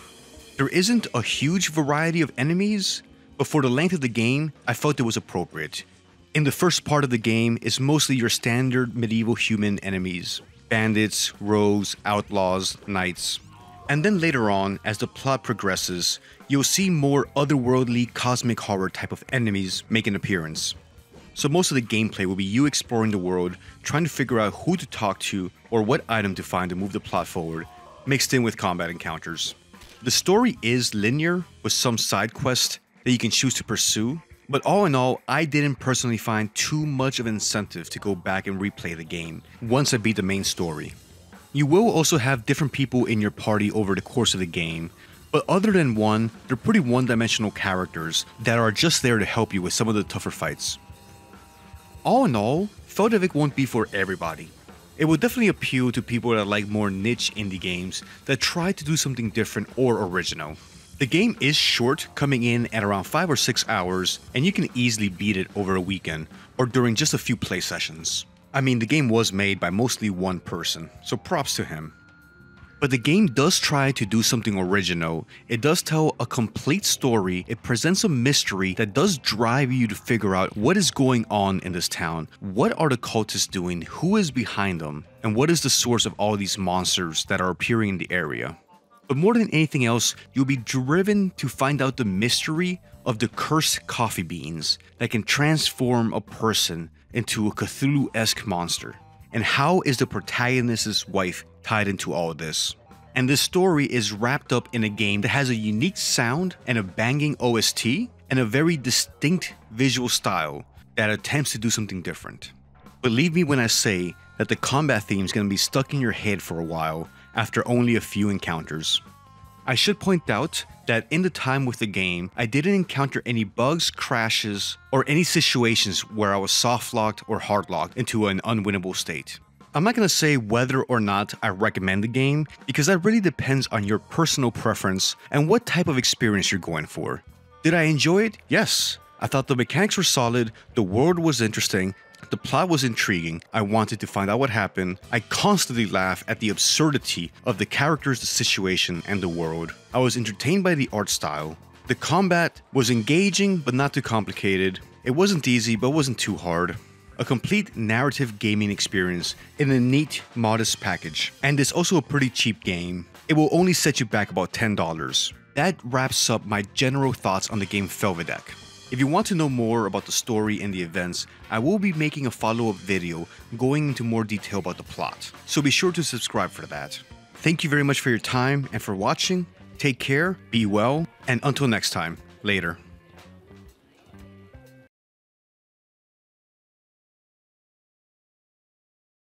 Hi, hello, and welcome. Today we'll be talking about the game Felvidek, which is a historical fantasy RPG set in 15th century Slovakia, made with RPG Maker by a small team of 2 people. This video is going to be a complete playthrough, going over the events and story of the game. The game opens with an establishing shot of a castle and its nearby fields. We get our first sight of the protagonist, Pavol, tipping over a wine glass as he sits at a table next to a bottle, and a keep explodes and starts burning in the background. Pavol is startled when he sees the castle burning, since castles are not supposed to be doing that. The first gameplay sequence starts, as Pavol walks to the window and notices that in the distance the castle is aflame. He looks around the room and finds 3 bottles of plum wine and then steps out to the hallway. Pavol runs into Joseph, whom he tells about the castle burning. Pavol says that they need to sound the alarm. Joseph replies that the old keep won't be missed, even if the Hussites ransacked it. Nothing but misfortune resides there. Still, Joseph wants you to go and investigate what happened. And then he points out, by the grace of God, Pavol's stench precedes him. Joseph can smell his drinking from across the room. As of late, Pavol has been seeking comfort in the bottom of bottles, ever since his wife left him recently. Pavol waves off Joseph's concern, saying that he's just been having a hard time falling asleep recently. To which Joseph replies, "Gather your wits. So what, are you going to drown yourself in sorrow over that? I too lost a woman, yet you don't see me drinking dust till dawn like a Tartar." Pavol gives us insight into how he's been feeling by replying that he doesn't care about anything anymore. Joseph says that you should go get help from Matej, the priest. Matej will be able to put Pavol right with his endless prayers. Before sending you off, Joseph suggests you play a round of Pevexo, a new game that has recently arrived into town. Pavol turns Joseph down and says that he'd rather seek the comfort of the priest. Ending the conversation with Joseph, Pavol walks down the hall to talk to the priest, finding him down the hall in the chapel, which is marked by a cross over the doorway. Pavol opens the conversation by saying, "Praise be Jesus, are you the sanctimonious one?" Matej, the recently arrived priest, replies, "Praise be, brother, why do you bother my contemplations?" Pavol replies that his Lord sent him. that he's trying to figure out how to manage this breakup. Matej says a bunch of religious stuff that sounds very intelligent, and then tells Pavol to recite the Lord's prayers 10 times. Pavol sarcastically replies that he suddenly feels far better and he's overcome the sadness of his wife leaving him. He tells the priest that clearly in his celibacy, he's learned very well how to handle relationships and marriage. Sarcasm aside, Pavol tells Matej to join him to go investigate the fire at the castle. Matej initially doesn't want to go and goes talk to their lord to lodge his complaint. Shortly after, Matej returns. He reports that their liege lord told him to shut up and go with Pavol and to stop complaining. After that, the monk Matej joins Pavol on his journey. Together, Pavol and Matej step outside into the castle's courtyard and take a deep breath of the fresh Central European air. Before there was increased CO2 concentrations in it, our two protagonists stop by the armory. We meet a damsel that's still mourning the loss of her grandfather, who was murdered by the invading Hussites. The Hussites were a Czech proto-Protestant Christian movement that followed the teachings of reformer Jan Hus in the 15th century, a part of the Bohemian Reformation, from Wikipedia. Speaking to the armorer says that if it weren't for the fact that Pavol fought against the Turks at the Battle of Kosovo, he wouldn't be able to stand his presence even for a moment. The Battle of Kosovo was particularly bloody and brutal, and would have widespread consequences on the region. It's implied that Pavol is still trying to get over the things that he saw that day. The armorer tells us that we smell like a polecat, and we're making his eyes sting, and he asks us to go away. On his way out, Pavol stops at the herbalist to pick up some fresh healing herbs. Matej and Pavol stop at the well on their way out. Pavol decides to cast a coin into the well for good luck. As a result, he has 1 coin less. Our intrepid pair, a priest and a knight, make their way through the castle gate and into the countryside. On their way out, they meet someone called Dusi, who's trying to find someone called Ferry, who's recently gone missing. Just outside of the gate, our medieval duo is ambushed by Hussites, and we have the first combat encounter that functions like a tutorial to the game's battle mechanics. But more importantly, it's the first time we're introduced to the original soundtrack, performed by Marcel Godot's Holy Crab. This battle melody is gonna get stuck in your head.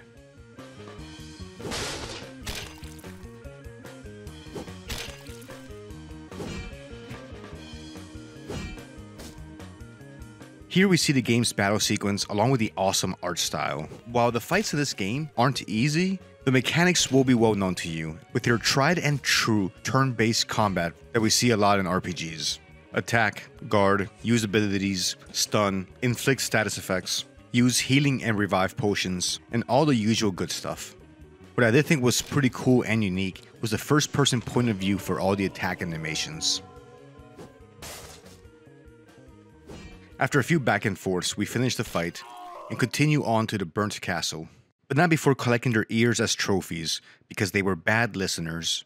Pavol and Matej continue their trek north, and before long, they've arrived at the incinerated edifice. Inspecting the building, the central support structure has burnt and collapsed, caving in the ceiling in the central part of the keep. The man of the sword and the man of the faith find a burnt body that appears to have perished due to smoke inhalation. Inspecting the body, our protagonist seems surprised that this man appears to be Turkish from the Ottoman Empire. Matej describes at length the sweet aroma in the air, comparing it to the ecstasy of Saint Teresa, whatever that means. The point is, they smell something in the air that they don't recognize. Something on the floor catches Pavol's attention. He picks up and inspects this weird aromatic seed. Matej quickly advises caution, saying that it might be poisonous. Pavol suggests that they show the seed to their liege lord, since he's better versed in Oriental flora. Before heading back and reporting all this to their liege lord, Matej and Pavol inspect this circular metallic contraption that appears to be a sphere over a fire pit. They investigate it, but they're unable to determine its purpose. Matej points out that this contraption is where the sweet aroma is coming from. Pavol and Matej make their way back to the castle, but they're ambushed, leaving the burnt fortification. They hear armed bandits talking that they need to clear this place to make sure no one finds out about it. The holy man and the soldier are ambushed by 2 spear-wielding cultists, but they're not very skilled with the spears and they aren't wearing armor, so it's a short fight. The talkative 2 report back to Joseph to let him know everything that they've discovered, specifically the burnt Turk and the curious musical instrument that they thought was conjured up from the infernal depths of hell. Pavol suggests that given everything that's going on, if it wouldn't be wise to summon Adam of Casao. Adam of Casao was a powerful lord that was well trained in warfare. Joseph agrees, saying that Adam is a well-accomplished inquisitor, and they could use his help given the recent reports of Hussites, Turks, and cultists. Adam has an established record of catching miscreants in Hungary. Joseph hands Pavol a letter addressed to Adam, and Joseph asks Pavol to deliver the letter to Knight Jansi at the gate so that Jansi may write out and deliver it to Adam. Pavol also shows Joseph the odd seed found at the burnt fort. Joseph mentions that he's heard about these aromatic seeds that have been imported from Persia. Pavol heads to the gate to deliver the letter to the courier and encounters Paula, his ex-wife. As soon as Pavol sees her, he begs her to come back home, and he asks if he should be begging on his knees. Paula, his ex-wife, says that he should, and as he approaches her, she slaps him as soon as she can reach him. And she tells him that he's still drunk. She can probably still smell the alcohol he was drinking just a few hours ago. And then she tells him to get lost. Paula then leaves. Matej and Pavol look around and they wonder to themselves, where is Knight Jansi that they were supposed to meet at the gate? They are surprised to hear a sound coming from the nearby outhouse.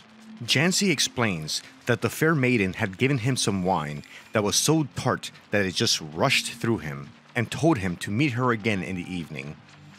Matej points out how suspicious it was to find Paula, Pavol's ex-wife, then and there at the gate at just the right time. Pavol suggests that they follow Paula and Jansi when they meet back up. Matej says that they have to ascertain what vile purpose Paula harbors, and how it's interlinked with the dark beverage she had Jansi drink. Matej suggests that the 3 of them go back and update their liege lord about Paula and the dark aromatic beverage that she fed to Jansi. Jansi explains that he can't leave the outhouse right now. He's in no shape to be talking to his lord. He's still trembling and having cold sweats. But if Muhammad won't go to the mountain will come to Muhammad. Coincidentally, Joseph just happens to be walking by at that point. Joseph asks Jansi how he's feeling. Jansi says that he's alive, but his belly swells as if 100 worms did wriggle within. But he feels a bit better now, after the spoiled wine had done its job on him. Joseph replies that Jansi needs to be feeling better by the evening. Joseph admits that there's something weird going on. Ferry vanished without a trace. He'll be sending someone else in Jansi's place to deliver the request for aid to Adam. Joseph, Matej, and Pavol, the 3 that aren't pooping themselves, collect some medicinal herbs to give to Jansi, which make him feel better enough to start moving around. The 4 of them hatch a plan. When Paula returns, Jansi is to discreetly inquire of her condition and what she's up to. Also, Jansi's to ask her about the wine that made him sick. Joseph says that Jansi will be followed and they'll keep an eye on him. Joseph suspects that Paula is in cahoots with some band of miscreants. Joseph also tells Jansi to attach a pierced bag of ash to his foot. In case they lose track of him, they can follow the trail of ashes. Joseph says that he calls it his medieval GPS. Time passes and evening comes. Jansi and Paula meet up just like they had planned, and Jansi walks off, leaving a trail of ash from the bag tied to his ankle. Our hidden trio of heroes start following Jansi's trail to see where Paula was leading him to.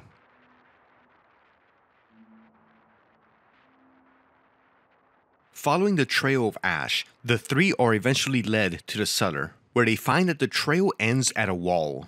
Matej and Pavol both jump to conclusions and think that it's some sort of sorcery.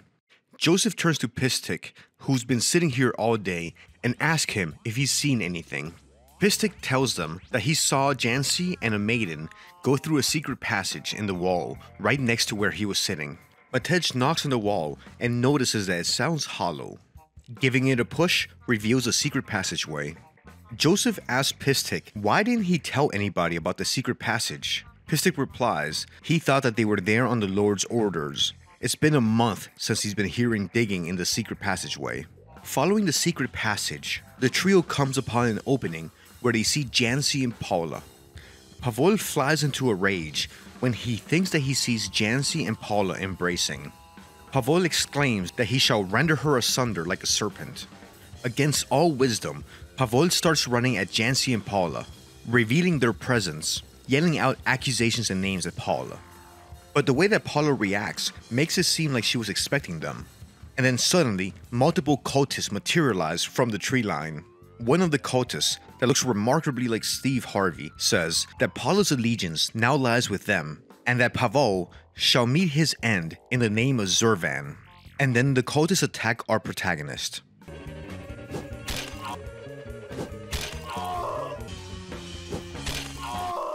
After a short scrimmage, Joseph tells Pavol that he'll hang him from the neck if he does another stunt like that again. They won't be able to question Paula. She was able to escape in the chaos of the fight. Joseph and Pavol both separately make their way back to the castle. Matej is going to take this opportunity to question Jancy and see if he can get any information out of him. Jancy mentions how Paula told him not to worry when he said that he was feeling sick. She kissed him and told him not to be afraid. Paula told Jancy that she'd be leading him to paradise. Matej then heads back to the castle and they call it a night. Pavol takes to the bottle and falls asleep in his armor.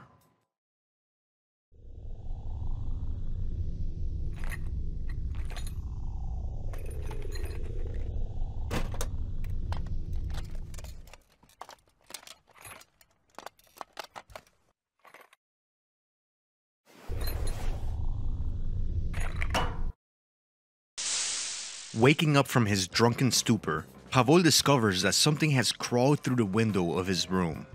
His drinking might have saved his life because he passed out already dressed in his combat armor. Pavol grabs his sword and defends himself from this otherworldly monster that appears to have a reptilian tentacle head. Pavol hacks away at the monster until it goes down and stops moving. Pavol inspects the body and notes that a loathsome entity lies here prostrate. Not prostate, which all men should be having checked out once they hit the age of 40. Pavol finds Joseph and tells him to quickly come inside and look at the monstrosity that had climbed through his window. And no, Pavol wasn't talking about some wench. The two return to Pavol's room to inspect the body. Joseph is shocked and says that this creature must have crawled out of hell itself. But then Matej notices that the monster is wearing Jancy's attire and armor. Is it possible that Jancy transformed into this monstrosity? Joseph points out the creature's messed up teeth and says that it must have been Jancy. He wonders if this is how Fairy disappeared. Then Matej makes the connection that this has to be related with the cultist that assaulted them yesterday. Especially since the cultist did call out the name of Zurvan, a demon. They must have worked a spell on Jancy. Pavol adds that they must have bewitched his wife as well. She, who was the purest maiden. Though I suspect Pavol might be wrong about that one. Joseph orders Pistik to take Jancy's corpse and to preserve the body using the code of the ice. Once Adam arrives, he'll want to inspect the body and dissect it.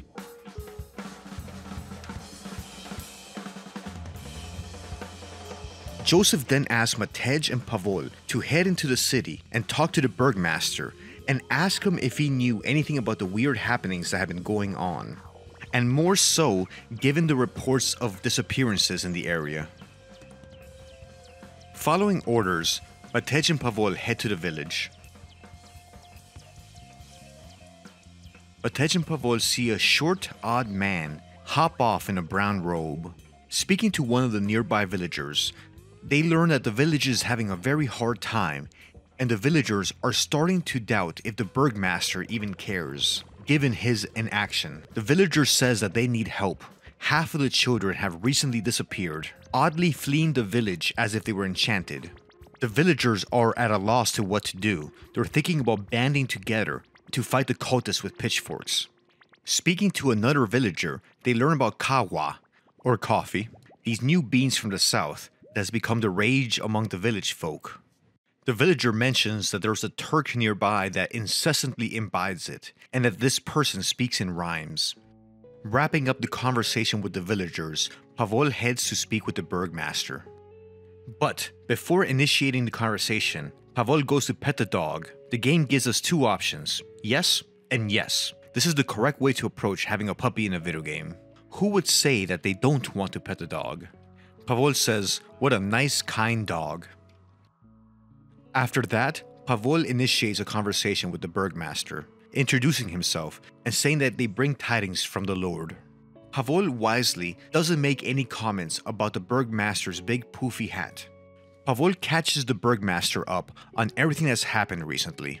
The Burgmaster replies that he had noticed some weird going-ons, but he didn't think it was anything quite so nefarious. The Burgmaster reports that the peasants had told him that they heard weird sounds in the area around the castle that burnt down, and that they've also seen weird beasts in the forest at night.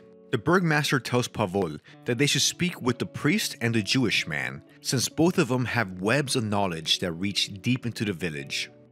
Wrapping up the conversation, Pavol and Matej step outside. Exiting the Burgmaster's house, Matej points out that he thinks that the Burgmaster is holding back, that he's not telling them everything that he knows. Maybe he's been taking bribes from the cultist. Entering a nearby house, Pavol and Matej find someone in a robe hunched over digging through a pile of stuff. Could this be someone involved with the cultist? They try to apprehend the thief, but are only able to grab the hood off of the head. But then the thief calls for help, and Matej and Pavol are ambushed and knocked out. They wake up and find themselves in their underwear. All their clothing is gone, and Pavol has a massive headache. The priest is livid when he finds out what happened. They decide to return to the Burgmaster. They still had the thief's hood, so maybe they could use the Burgmaster's dog to catch the scent and hunt down the thieves and get their clothes back. They return to the Burgmaster, and they're able to get him to lend them his dog in order to hunt down the thieves. The Burgmaster says that he's a very generous soul. He will lend them his hound if they also track down his wife's stolen necklace, which is worth more than the entire value of the house. In the forest, approaching a wood workshop, the hound catches the scent. Getting closer, the dog takes him to a tunnel leading underground. They notice that the floor is sagging here, and removing the planks reveals a passage underground. Following the tunnel, they find the thief that stole their clothes. But the thieves don't take kindly to having these two intrude in their lair. So the thieves attack Matej and Pavol. Outnumbering Pavol and Matej 2-1, the thieves are very quickly able to subdue them. The thief asks Pavol if he has any last request. Pavol replies that he wants strawberries. As the thieves are getting ready to execute the intruders, a group of cultists make an appearance. It turns out that the thieves and the cultists were not working together. Working together, and through the power of friendship, the thief, the priest, and the knight are able to defeat the cultist. After the fight, the thief returns to Pavol and Matej their belongings and clothes. Matej asks the thief if she knows anything about the location of the Burgmaster's wife's necklace. The thief says that Kajo stole it and then headed north out of the village. Pavol lets the thief go, telling her to leave and vanish, and that they should never cross paths again. Before leaving, they ask Ida, the thief, how is it that they had a beast among their number? Ida says that it was Desi. A damsel poisoned him in the village and made him into a beast by feeding him a dark aromatic beverage. Successfully, Matej and Pavol return to the village to return the dog to the Burgmaster. They report to the Burgmaster that they've done away with the band of thieves, and then ask the Burgmaster if he has set the cultists after them. The Burgmaster defends himself, saying that he had no involvement with the cultist. The Burgmaster asks about the necklace, but Pavol says that they haven't found it yet, but they have the location. Having returned the hound, Pavol and Matej set off to talk to the priest and the Jewish man. At the church, they speak to an old nun who's very happy to see Matej approach.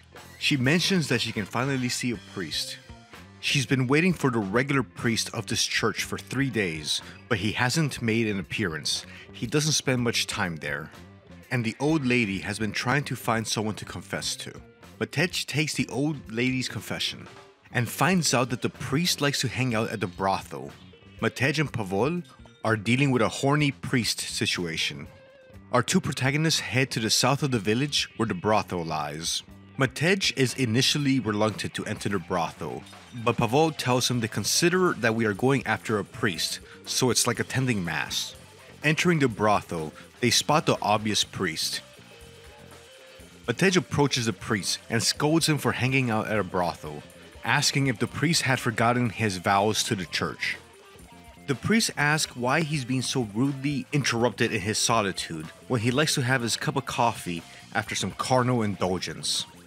The priest defends himself, saying, "Let my ass be pure. I maintain that so long as no one does any harm, God views the curtailment of one's freedoms as the gravest offense. Didn't God fashion the very behinds he's chasing?" When Matej asks him if he's read the New Testament, the priest confessed that he's only read the Old Testament and that he's remiss in his studies. Matej retorts that the priest is a servo thrall to sin, bound to the feet of women. Bound to a woman, the priest says.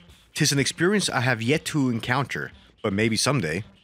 Matej asks, why join the church if you don't follow his teachings? "For the coin and the sway, Bestowels," answers the priest. An enraged Matej threatens the priest, and they agree that if they fight and Matej wins, the priest will vacate the church. If Matej loses, the priest gets to stay. The priest says that he needs to take leave to relieve himself. Matej and Pavol wait a while and then realize the priest is not coming back. They inspect the priest's drink and notice that it's kawa, the new drink that seems to be so popular. Matej and Pavol decide to talk to the women to see if they knew anything about the priest. One of the women tells them that the priest always goes to church after meeting with them. The bathmaid also asks if Pavol needs any services from them, that he will be smelling like roses once she's done. Pavol agrees, saying that it's been 3 days since he showered. Matej says that he's going to watch then. So Matej watches as a sex worker services Pavol, so that the entire process proceeds with the utmost propriety. And that's why you always take your priest to the brothel. Pavol and Matej head to the church for their duel with the horny priest, only to discover that the priest has mercenaries. The priest says that if it's not a fair fight, he might be able to win. Pavol asks the priest what was he drinking back at the brothel. The priest replies that it's called kawa, or Arabian wine. Pavol shows the priest the seed that they found earlier, and the priest points out that this seed bears some particular etchings. The priest suggests tasting the seeds, but Pavol points out that they might be poisoned, or worse, that they should test it on a rabbit first and see what happens, or some other animal. The priest mentions that it's worth a try. People have vanished. At first he thought it was the Hussites that had slain them, but it turns out that a lot of the youth has joined the cult. The priest tells them that he gets his coffee from Valer, a short man that wears a dark cloak, that lives in a half-timbered house in the village. This must be the same short person that Matej and Pavol spotted when they first entered the village. The priest then takes his leave, while the mercenaries fight Matej and Pavol.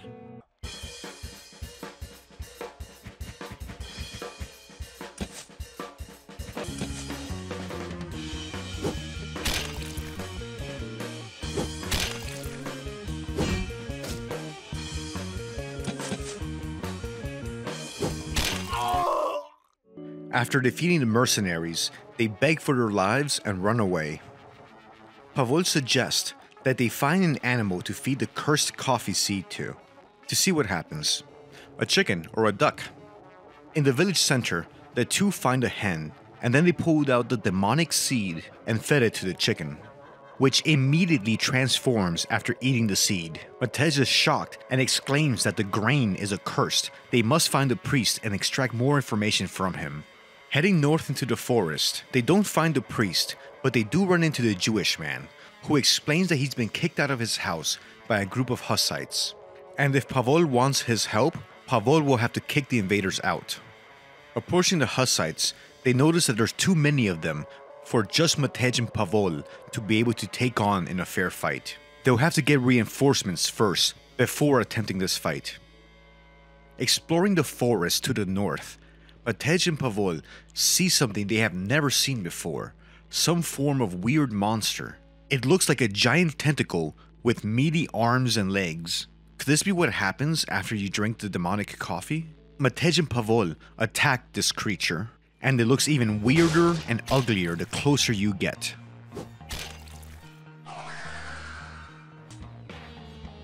After a difficult fight, going back and forth with the creature multiple times, Matej and Pavol are able to injure it enough and eventually kill it.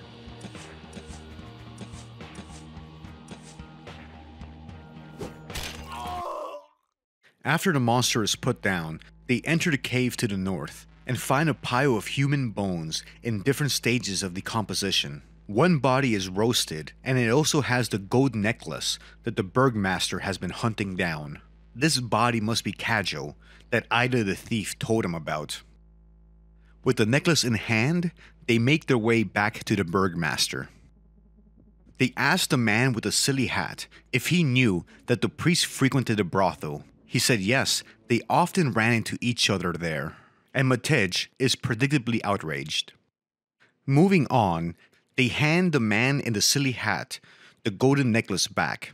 The Burgmaster asks what do they want in return. Pavol replies, "This house." To which the Burgmaster reluctantly agrees and gives Pavol the house keys, on the condition that the Burgmaster is allowed to clear out tomorrow. Matej and Pavol return to the castle to ask Joseph for reinforcements. They need help to clear out the Hussites from the Jewish man's house. Meeting back up with Joseph, they update him on everything that they've recently learned, including how cursed coffee can turn people into monsters. They explain that the Jewish man knows more and is willing to tell them, but first they need help clearing out his home of the invading Hussites. Joseph agrees and assigns them 2 men-at-arms to help them fight the Hussites off.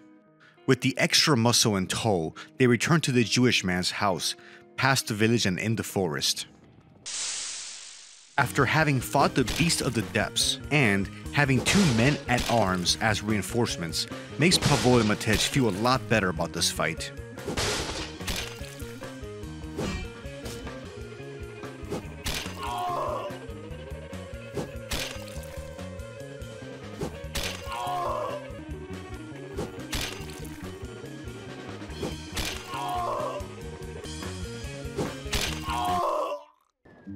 After the fight, the 2 men-at-arms take their leave and return back to Joseph. The Jewish man is overjoyed to be able to take his house back. Entering the house, the Jewish man says that he's happy that his prized possession remains unharmed. In the corner, they notice a hot air balloon being hung up from the ceiling. The man explains that he's looking for a fuel source that's lighter than wood and coal. Only then would he be able to make the balloon fly. Pavol asks the man what does he know about the cultist. He tells them that the cultists are congregating at the Lord's fortified mansion, Villa Electra, west of the village. He doesn't know how to infiltrate them. Pavol and Matej will have to be observant and find a way of how the cultists identify each other. The man also points out that the cultists appear to always wear purple cloaks when they attack. He also points out that the cultists may be identified by the fangs that they paint on their armor and helmets. Pavol asks how are they able to afford such ornate purple robes, to which the man replies they must have some sort of benefactor that's bankrolling their operation. Wrapping up the conversation, Pavol and Matej take their leave.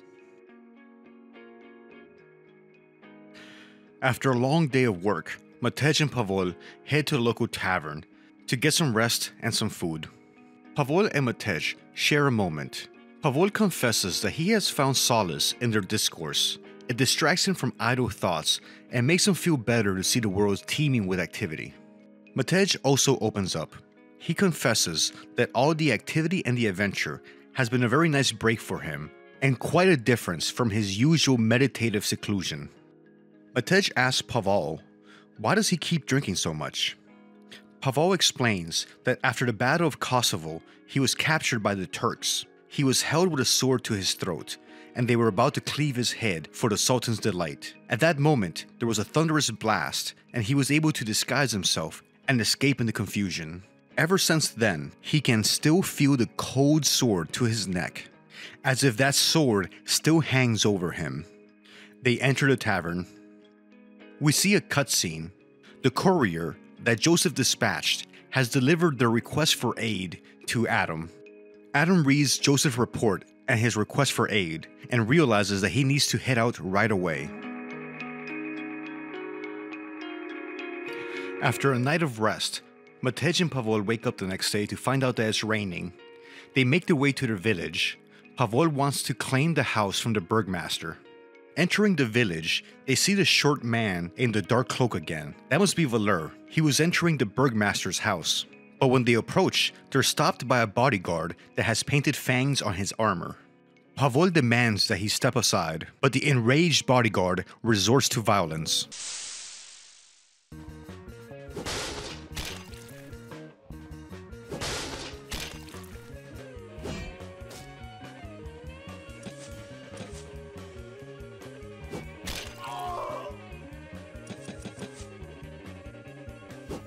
This was odd.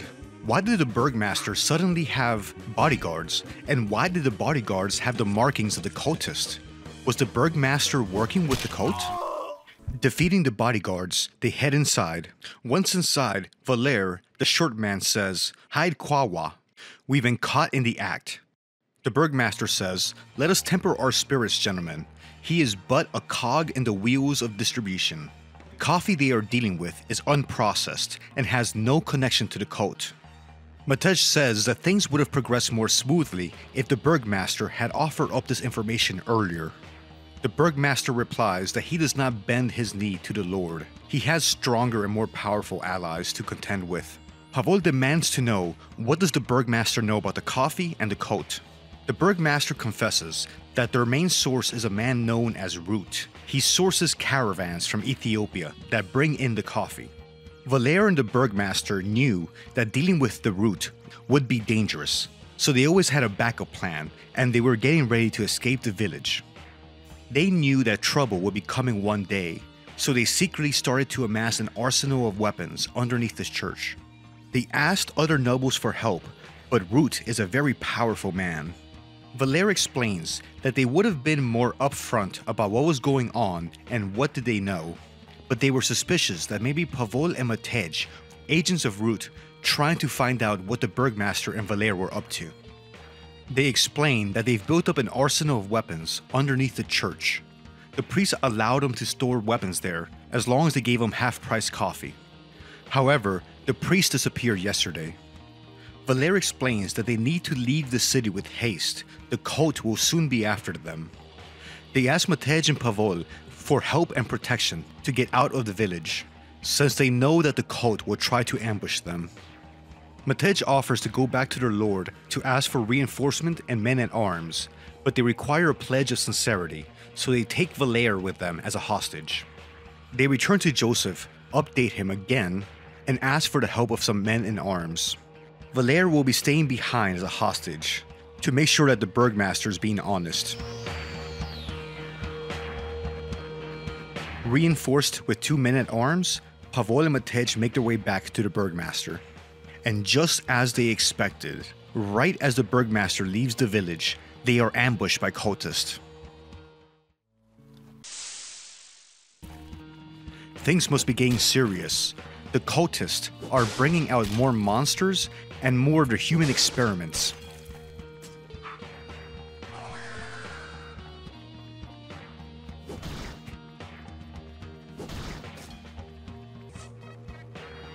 It's a difficult fight, but grit, determination, and a lot of alcohol helps our party overcome the challenge.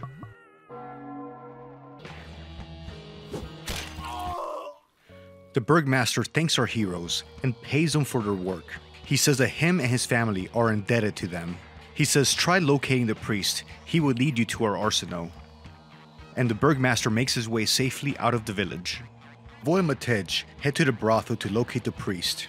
Pavol very diplomatically inquires about the key to the church arsenal.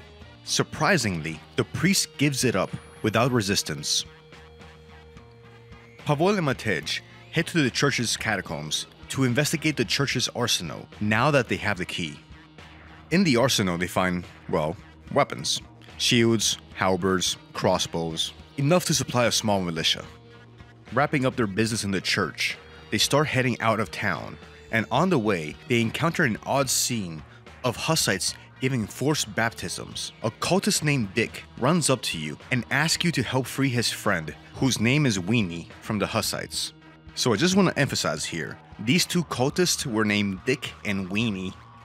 Matej says that they should help him, and maybe being in their good graces, they'll be able to get an in with the cult, and that way they'll be able to learn more about this organization.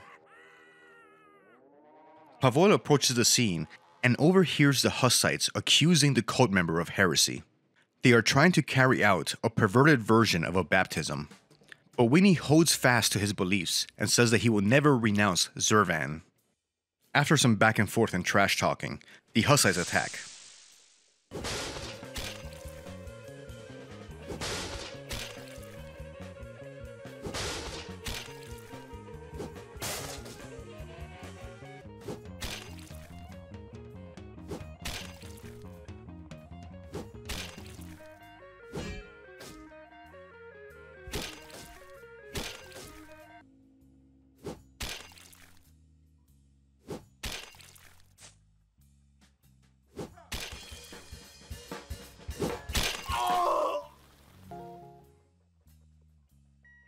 After defeating the Hussites and freeing Weenie, our heroes are able to talk the cultists into leading them back to their base. The guard at the base challenges them and asks them what is the password. Weenie says Kawa overhead, and they're allowed to enter. After Dick and Weenie explain the situation, the cultist supervisor says that if Pavel and Matej want to join the cult, they have to perform one task for them, and together they'll be able to drive the Hussites from the land. The cultist spies have heard that the Lord keeps a secret painting in his room that is highly prized, and it's a nude woman. Such a sight the cultist supervisor has never seen. So basically they're stealing their Lord's pornography. Pavol agrees and says that they'll have it by nighttime. The cultist supervisor explains that the goal of the cult is to expel the Hussites from the lands, and after that they'll be going after the nobility, and the powerful Lord Zorvan shall arrange all things. The cult supervisor also adds that it's Root who's financing the entire operation. The knight and the priest make their way back to the castle to talk to their liege lord and ask about the painting. The three men look at the painting and pause.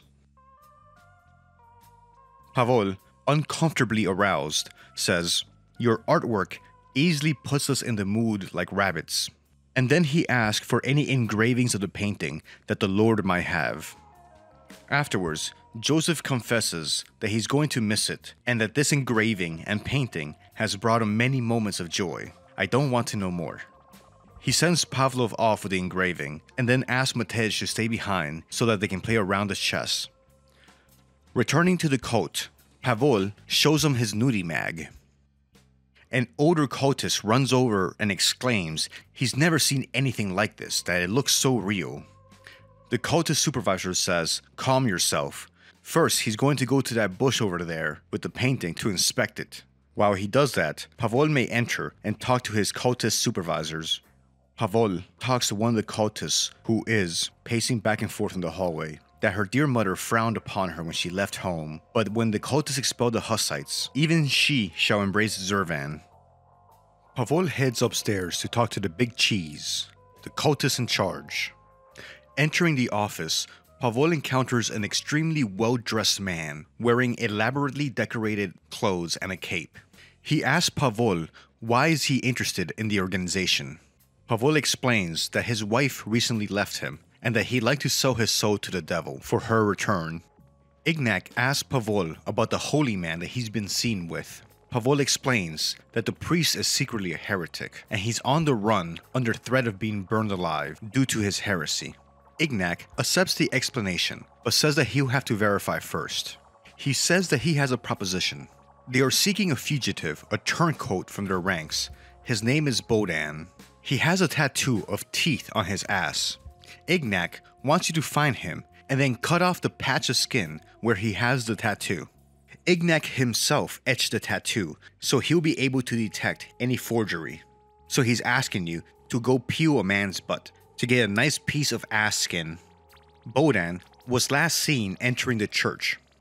He tells you to come back once you have that slice of skin, a nice piece of butt skin. Pavol asks the man if he pays his taxes and dues to the crown from his coffee business. Ignac replies that he'll slap Pavel so hard that he'll pass out if he asks him about taxes again.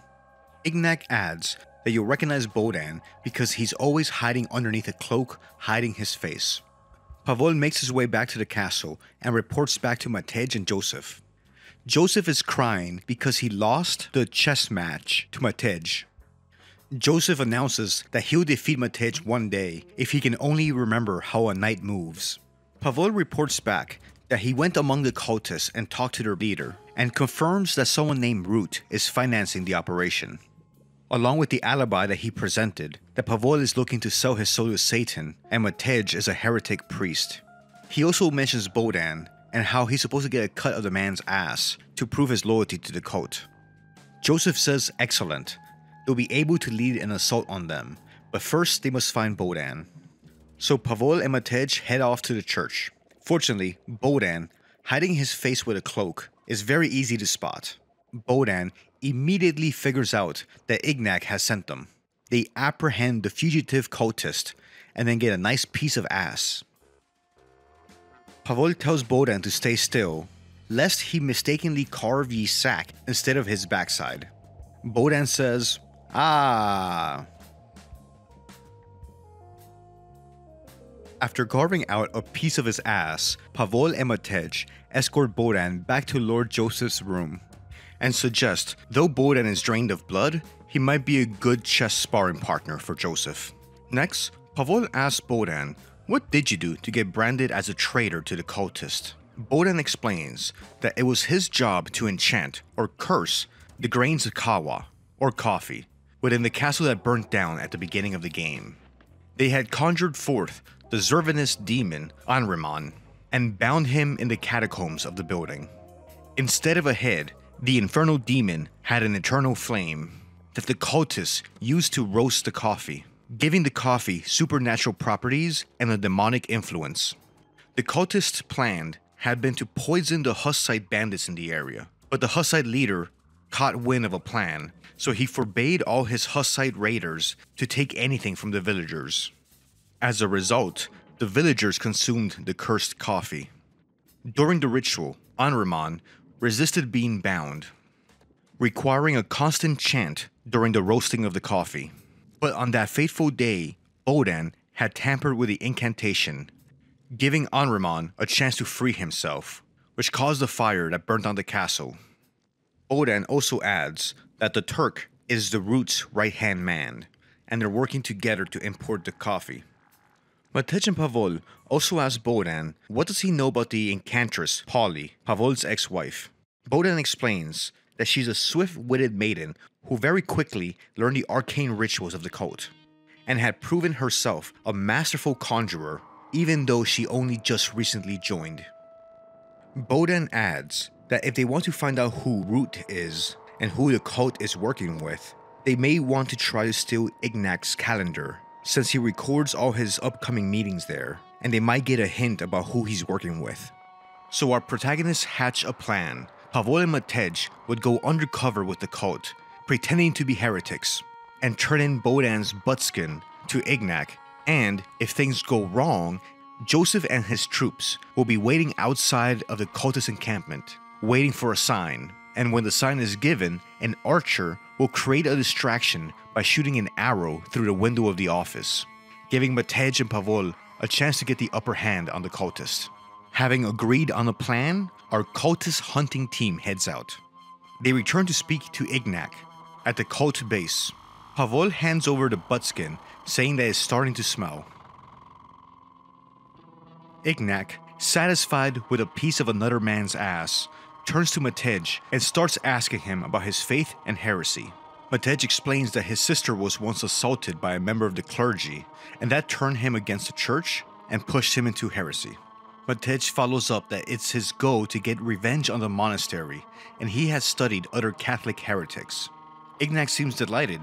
He explains that they're working with some of these heretics to import coffee from Ethiopia.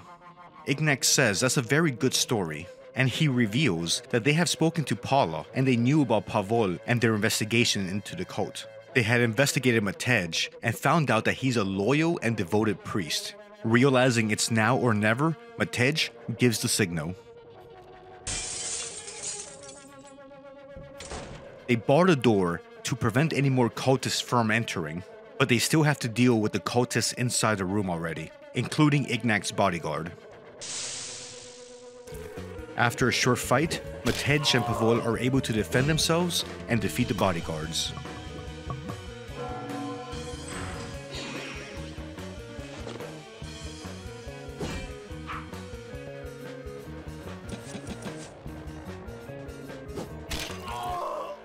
Realizing that he's about to be caught, Ignac takes some poison he had hidden to prevent himself from being caught.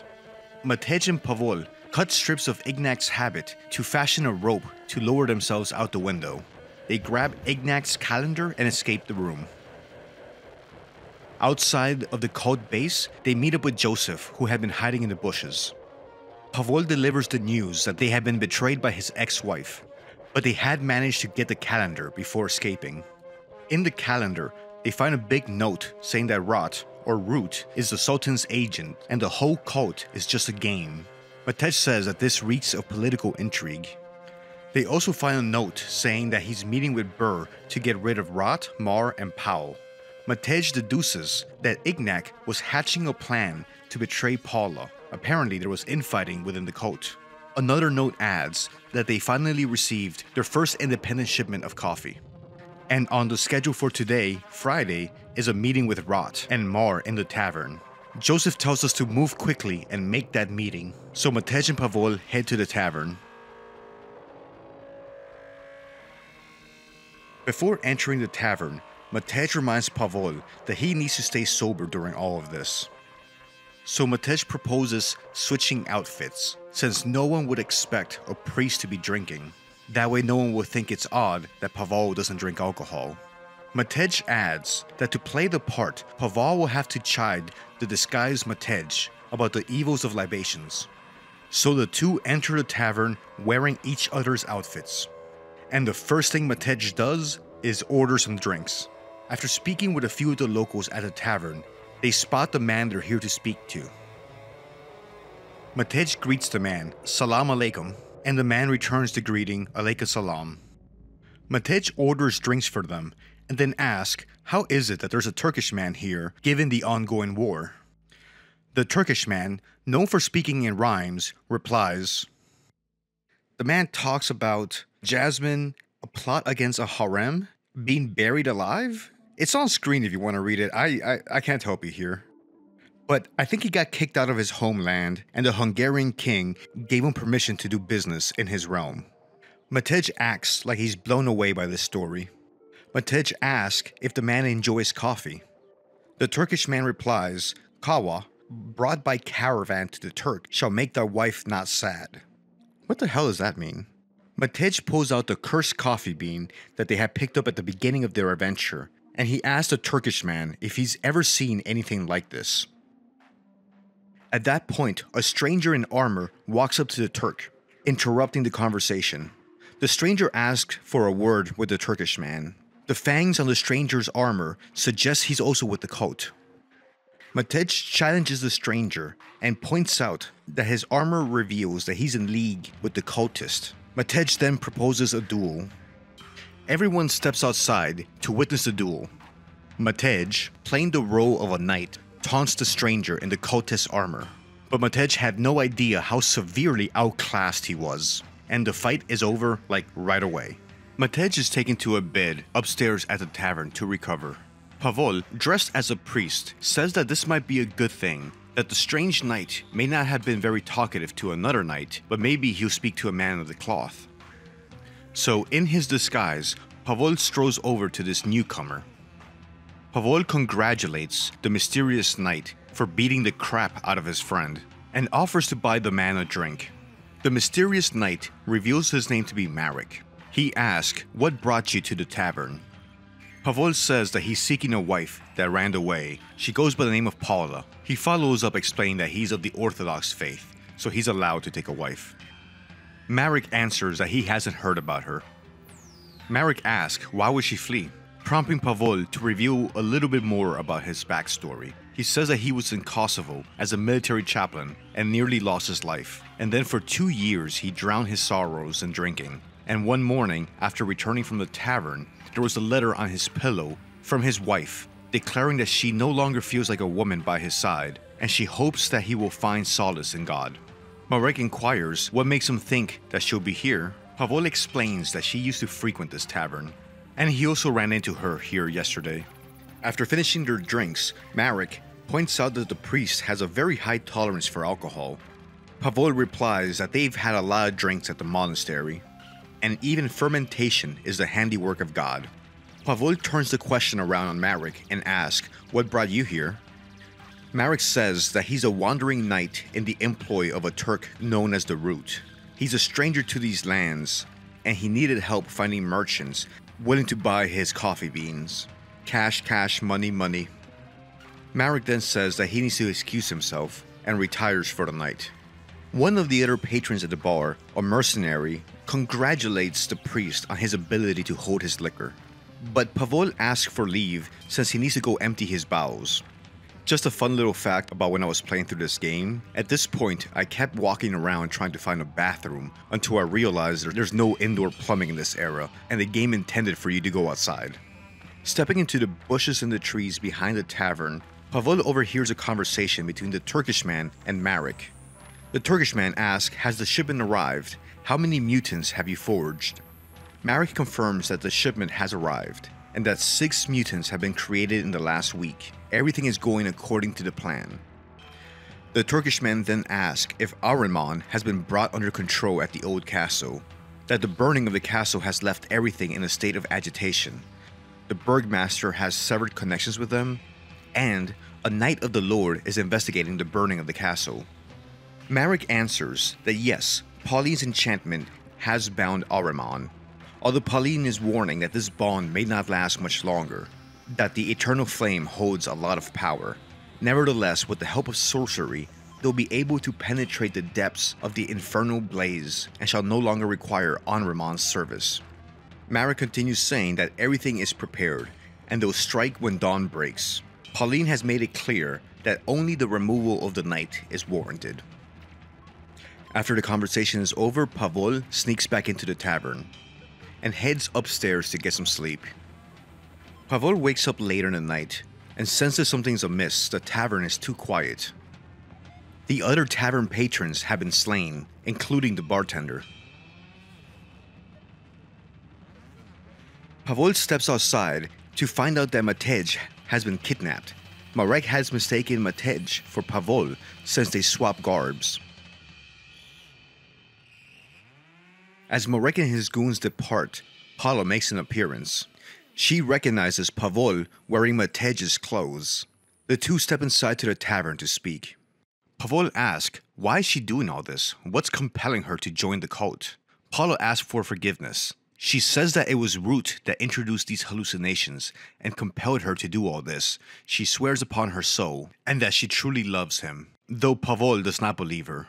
She continues saying that she wants nothing but to be with him, and that in the morning they're going to free Matej.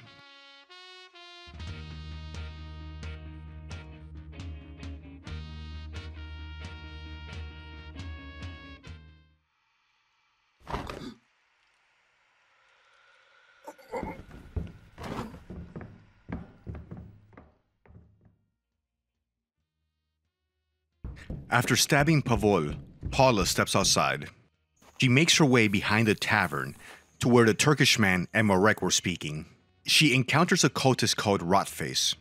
She explains that she was held up by an acquaintance and asks where have the others gone. Rotface replies that they've gone to the castle. Returning to the old castle, Paula encounters a couple of cultists, Matej, Anrimon, and Marek. Marek asks Paula what took her so long. Paula explains that she was kidnapped by Pavol, but she murdered him. Marek then says that surely she dallied there with her former husband, accusing her of betraying the cult. She replies telling Marek that he's the only one for her. Marek refutes her and says that she still loves her ex-husband, and that she's lying about killing him. She tries to explain that it's the priest in the knight's clothing, that they've kidnapped the wrong person because they swap outfits. Marek says that he doesn't trust a word she says, and that he's going to be the one to obtain immortality through merging with Angra Mainyu. He tells his men to seize Paula. Although Marek might control the cultists, Paula says that she still controls Anrimon. He takes control of the demon and a fight starts. At first, the fight appears to go well, since Paula has Anrimon's help, and he's a powerful otherworldly demon.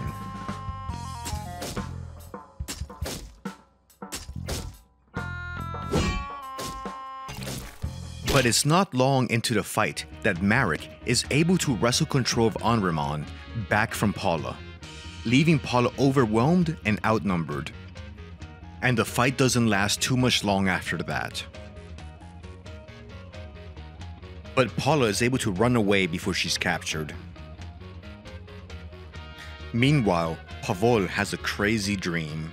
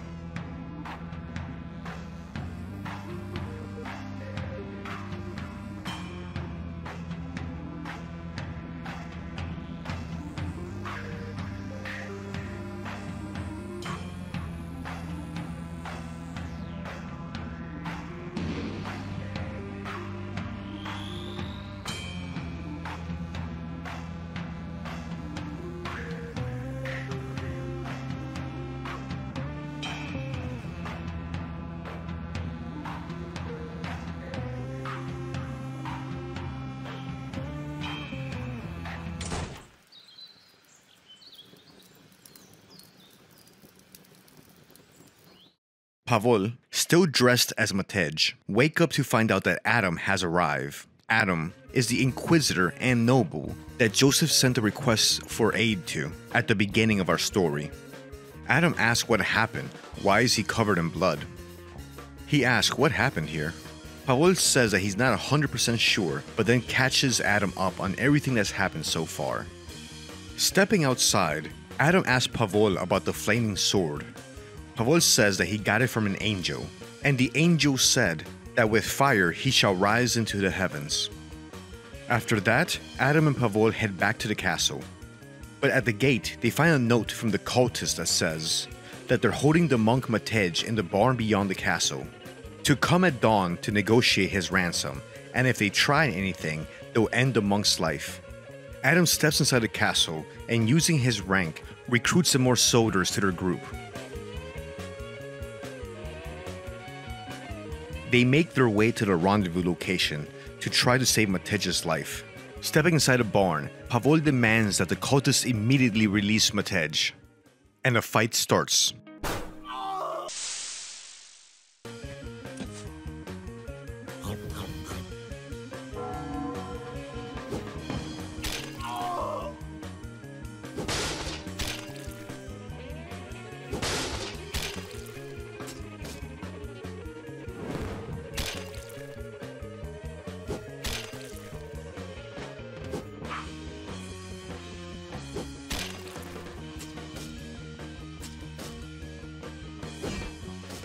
After some judicious application of violence, the group is able to free Matej from the cultist.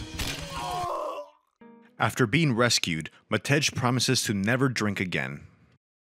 The group takes this moment to update Adam on everything they discover so far, and also to switch back to their regular clothes. The group debates what options do they have to be able to infiltrate the old burnt down castle.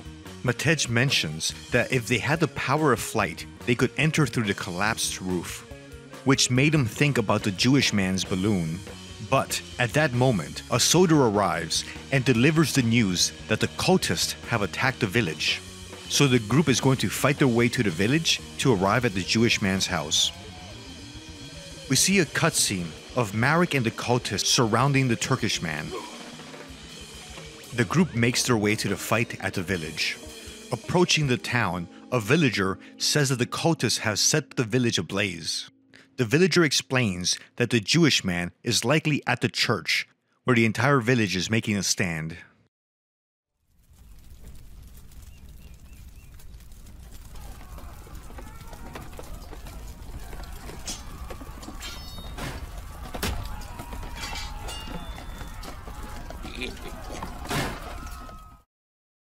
Approaching the town, our heroes see Marek and his goons.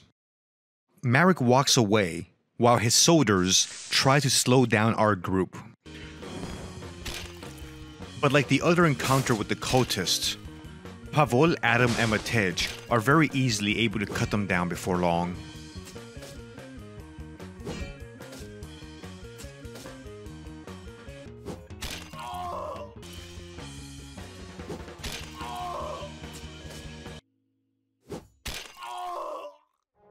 Entering the village, they see that the house Pavol had just gotten from the burgmaster is on fire. Our group then rescues a mercenary from the cultists. In gratitude, the mercenary joins the party and lends his sword to our efforts. Fighting past one more group of cultists, our group is able to reach the church. At the church, they find the remaining villagers holed up and hoping for help. They also find the Jewish man, and they explain that they need his flying balloon. And as fuel to heat up the air, they'll be able to use the flaming sword Pavol has been granted by an angel. The group then escorts the Jewish man back to his home, and then they take flight using the burning sword and the balloon.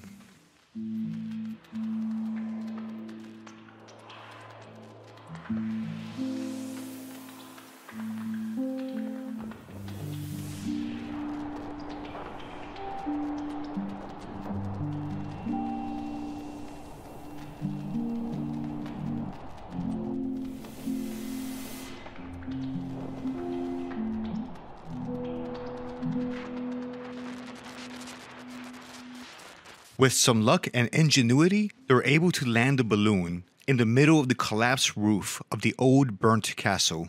Though Adam didn't do too well on the flight, given his severe vertigo and fear of heights. Entering the castle, the group finds the burnt remains of the cultists burnt in the hellfire. Entering the main chamber, they find the demon Ahriman. Pavol tells the demon to return from where he came. The demon says that he cannot return to his place of origin. He offers Pavol a deal. If Pavol releases the demon will spare Pavol's life, and will devastate the Turkish kingdom in revenge. Pavol turns down the deal with the Hellspawn, and Ahriman attacks. Ahriman will be the most formidable threat our heroes have encountered so far. In his opening move, he uses Murder, which takes out Pavol in one hit. And Ahriman's armor is so thick that regular attacks barely do any damage. So Adam uses his pistol, which does break through the armor and also applies the bleeding status effect. Pavol will use the burning sword to apply a lot of damage and then also apply the burning status effect. So now that Ahriman has both the burning and the bleeding status effect draining his health every turn, it's not long before the fight is over and Ahriman goes down.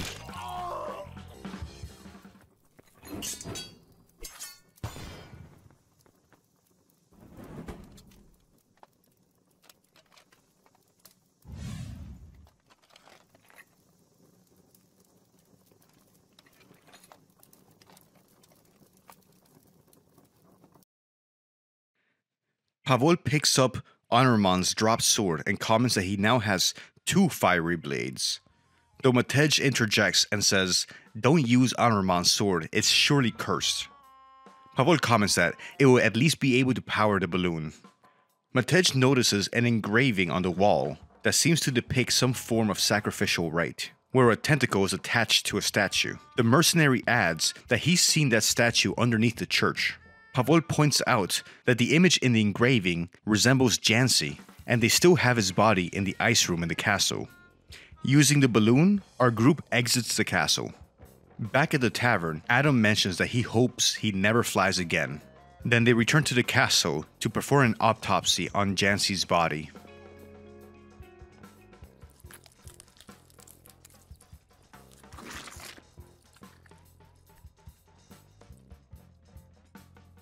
They were able to acquire a tentacle that had grown inside of the body. Equipped with the tentacle, they return to the church catacombs and locate the statue depicted in the engraving. The statue moves to the side, revealing a passage deeper underground. Continuing their descent underground, they find their passage blocked by a mutant capable of summoning mutated eyeballs to his side. By using the burning sword and all of their other weapons, and all the tricks they've learned so far, they're able to best the mutant in combat. After the fight, our heroes continue their descent underground. Our cult hunting group enters into a large room where they see a beast from the depths. Going off to one of the sides, they find a cultist hiding. He says only a few cultists and some mutants remain with Marek, and he's regretful that he ever let himself be talked into worshipping Zorvin. Our group continues making their way into the tunnel, dodging the mutants, and having to fight their way past some more guards. Eventually entering a room that opens up, and they find that the cultists have summoned some creature here. A creature that appears as a massive gaping maw. A guard warns the cultist to run and let Marek know that there are intruders. The cultist then takes off, running into the giant mouth. Defeating the guards, our party follows.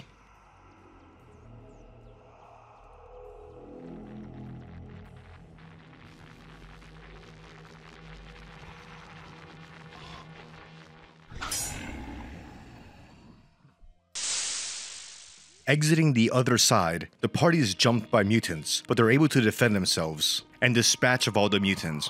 They find themselves in an area called the Meat Dungeon.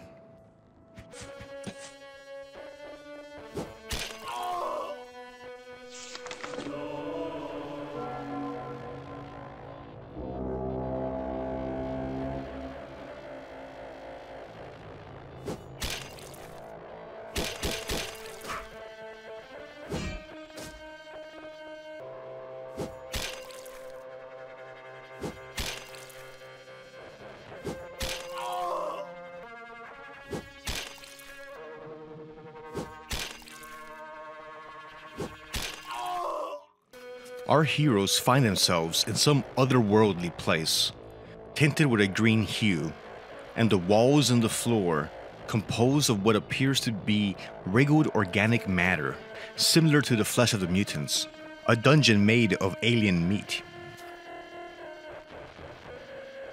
They find what appears to be a shelter. Approaching it, they speak to a disillusioned cultist, asking who is he guarding. He doesn't know, he says some bloody fool, and that he doesn't care anymore, so he lets you through. Entering the flesh igloo, they find the Turkish man from before, the guy that likes to speak in rhymes. The Turkish man says that he's been sitting there for 8 hours. He says that his name is Hassan Bey. He's an agent of the Sultan, Murad II. He was dispatched as a spy with nefarious purposes, trying to incite unrest and rebellion. But it had all spiraled out of control. He was surprised with how deep the connections the cult had in Armenia were, and he didn't anticipate that they would be able to start their own route. The cult had received a secret verse for the rituals needed to summon Anraman. Though in time, through a leak, the cult was able to find out what their original purpose was. And eventually, the cult didn't need the Turkish man's connections anymore, since they had started importing their own coffee. The Turkish man also adds that Marek intends to feed him the cursed coffee, turn him into a mutant, and then present the Sultan his limbs. He asks for your help and says that Turkey will reward you generously. Our party continues down the meat locker and comes to a series of feet protruding out of the ground. One set of feet are still moving. These people are being fed to the meat heap. After approaching the still moving legs, they pull him out. It's Ferry, Joseph's missing knight. He's confused and has no sense of how long he's been there. Having saved Ferry, they continue deeper into the meat dungeon. Walking on a floor that appears to be a mass of flesh, they reach the center of the dungeon and enter the keep. At the center, they find Marek standing behind a giant open pit of flames. He appears changed. Pavol tells Marek to surrender, the cult is crumbling, and that they'll get him in the end. Marek says that Angra Mainyu within him sees everything and reads all like through glass. He understands everything now. He taunts Matej and Pavol and tells them to watch at how he can tear Ferry apart.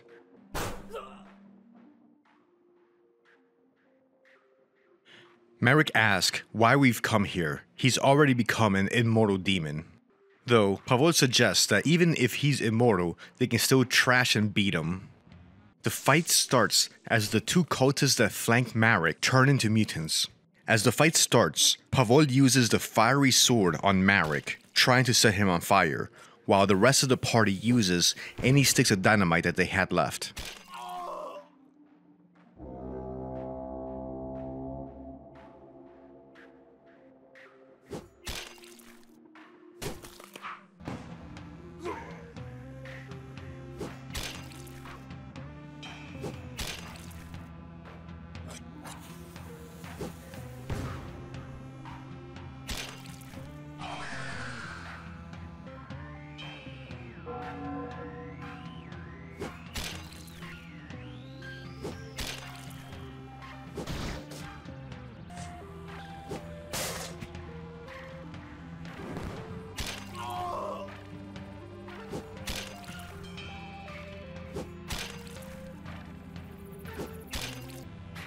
Eventually, our heroes take down the mutants, leaving the possessed Marek by himself.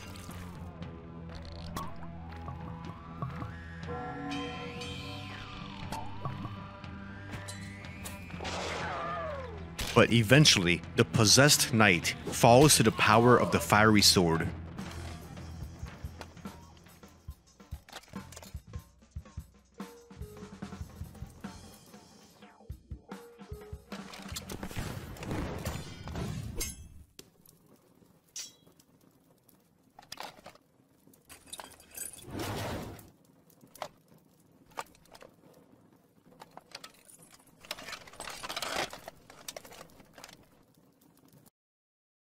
Marek's half-burnt body is dragged back to the center of the village, so that everyone can see the demon being tortured with the fiery sword.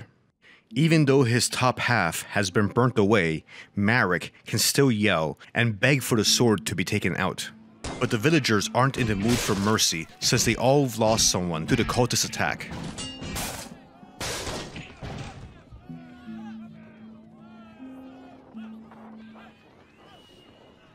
But what about Paula? She'd been involved with the cult too. Very quickly, the villagers start calling for her blood and for her to also be burnt, calling her a witch and that she's to be executed. But Pavol rushes to her side. Calls for calm are ignored as the villagers are out for blood. And then calls for Paula's head start to gain momentum. The horny priest intervenes and says that enough blood has been spilt. The cult is finished, no need to take any more life. But ultimately, it's Pavol's decision. And Pavol is like, no, you're not decapitating my wife. He says that he can forgive whomever he chooses, grabs her by the hand, and walks away with her. One villager does try to stop Pavol, he just slaps the man down. And then the knight and his ex-wife, or maybe future wife again, who knows, walk off into the sunset. A bit further down the road, Pavol turns to Paula and asks, "Do you still love me?" She says she doesn't know, probably not. She suggests that they return to the villagers, and that she needs to pay penance for what she's done, and she deserves death. Pavol says no, he can't do that. In spite of everything she's done, he can't bring himself to do that to her. Paula says that she doesn't know what to say to him. Pavol says to follow him, he's gonna show her something. The next day, Adam and Matej return to the meat keep to perform the mass, and they spread holy water around, and they manage to turn off the burning heart of the meat keep forever. A week later, Matej said goodbye and returned home. Inquisitor Adam was put in charge of the local castle, but after a year, he yearned for his home and left the castle in the care of the brave knight Dusi. The Burgmaster, along with Valer, were able to use their contacts in Ethiopia and continue their trade, bringing wealth to the area. Felvidek flourished, and after years, Felvidek was spoken of as the most sober land far and wide. The horny priest even submitted a request to the Vatican for permission to perform mass using coffee instead of wine. It's not known exactly what happened to Pavol. The only thing that's known is that he once again joined the struggle against the Ottomans in the Balkans. And with that, we've come to the end of the story of Felvidek, as Matej and Adam look at a hot air balloon fly by. I'd like to thank you very much for spending this time with me. I hope you've enjoyed the video. I'd like to thank all the supporters of the channel. I appreciate your comments, likes, and your views. And also a big shout out to the members of the channel. I appreciate your support. But that's all for today. Thank you very much. Take care, and later.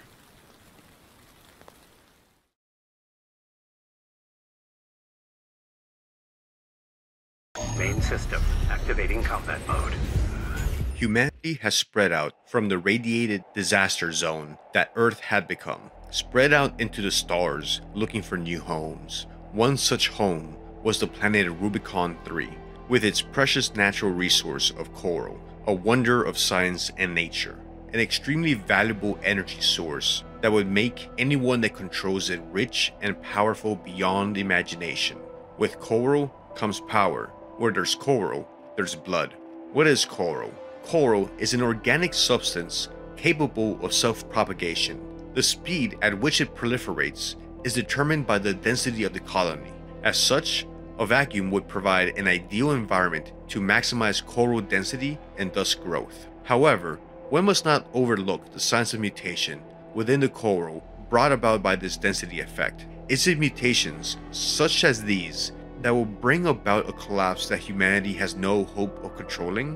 What does the coral represent if not sheer potential? Professor Nagai was one of the leading figures in the Rubicon Research Institute. The Rubicon Research Institute was the first major organization on Rubicon to investigate the coral and how to exploit it. The Institute built vast mining, drilling, and research facilities on the surface of Rubicon and underground, where they would have easier access to the coral for research. This vast underground city, dedicated to the research of coral, was called Institute City. Professor Nagai was assisted in his research by his two assistants. The first assistant would be lost in time to his research. He would dedicate his entire being to the research of the coral, casting aside his wife, child, and his health. Professor Nagai watched his assistant descend into coral-driven madness. Maybe the assistant was consuming the coral as a narcotic, like some of the Rubiconians did on the surface? No matter. The assistant's wife would pass on in time, so the professor would have the assistant's son moved into the lab so he could be around adults that would care for him.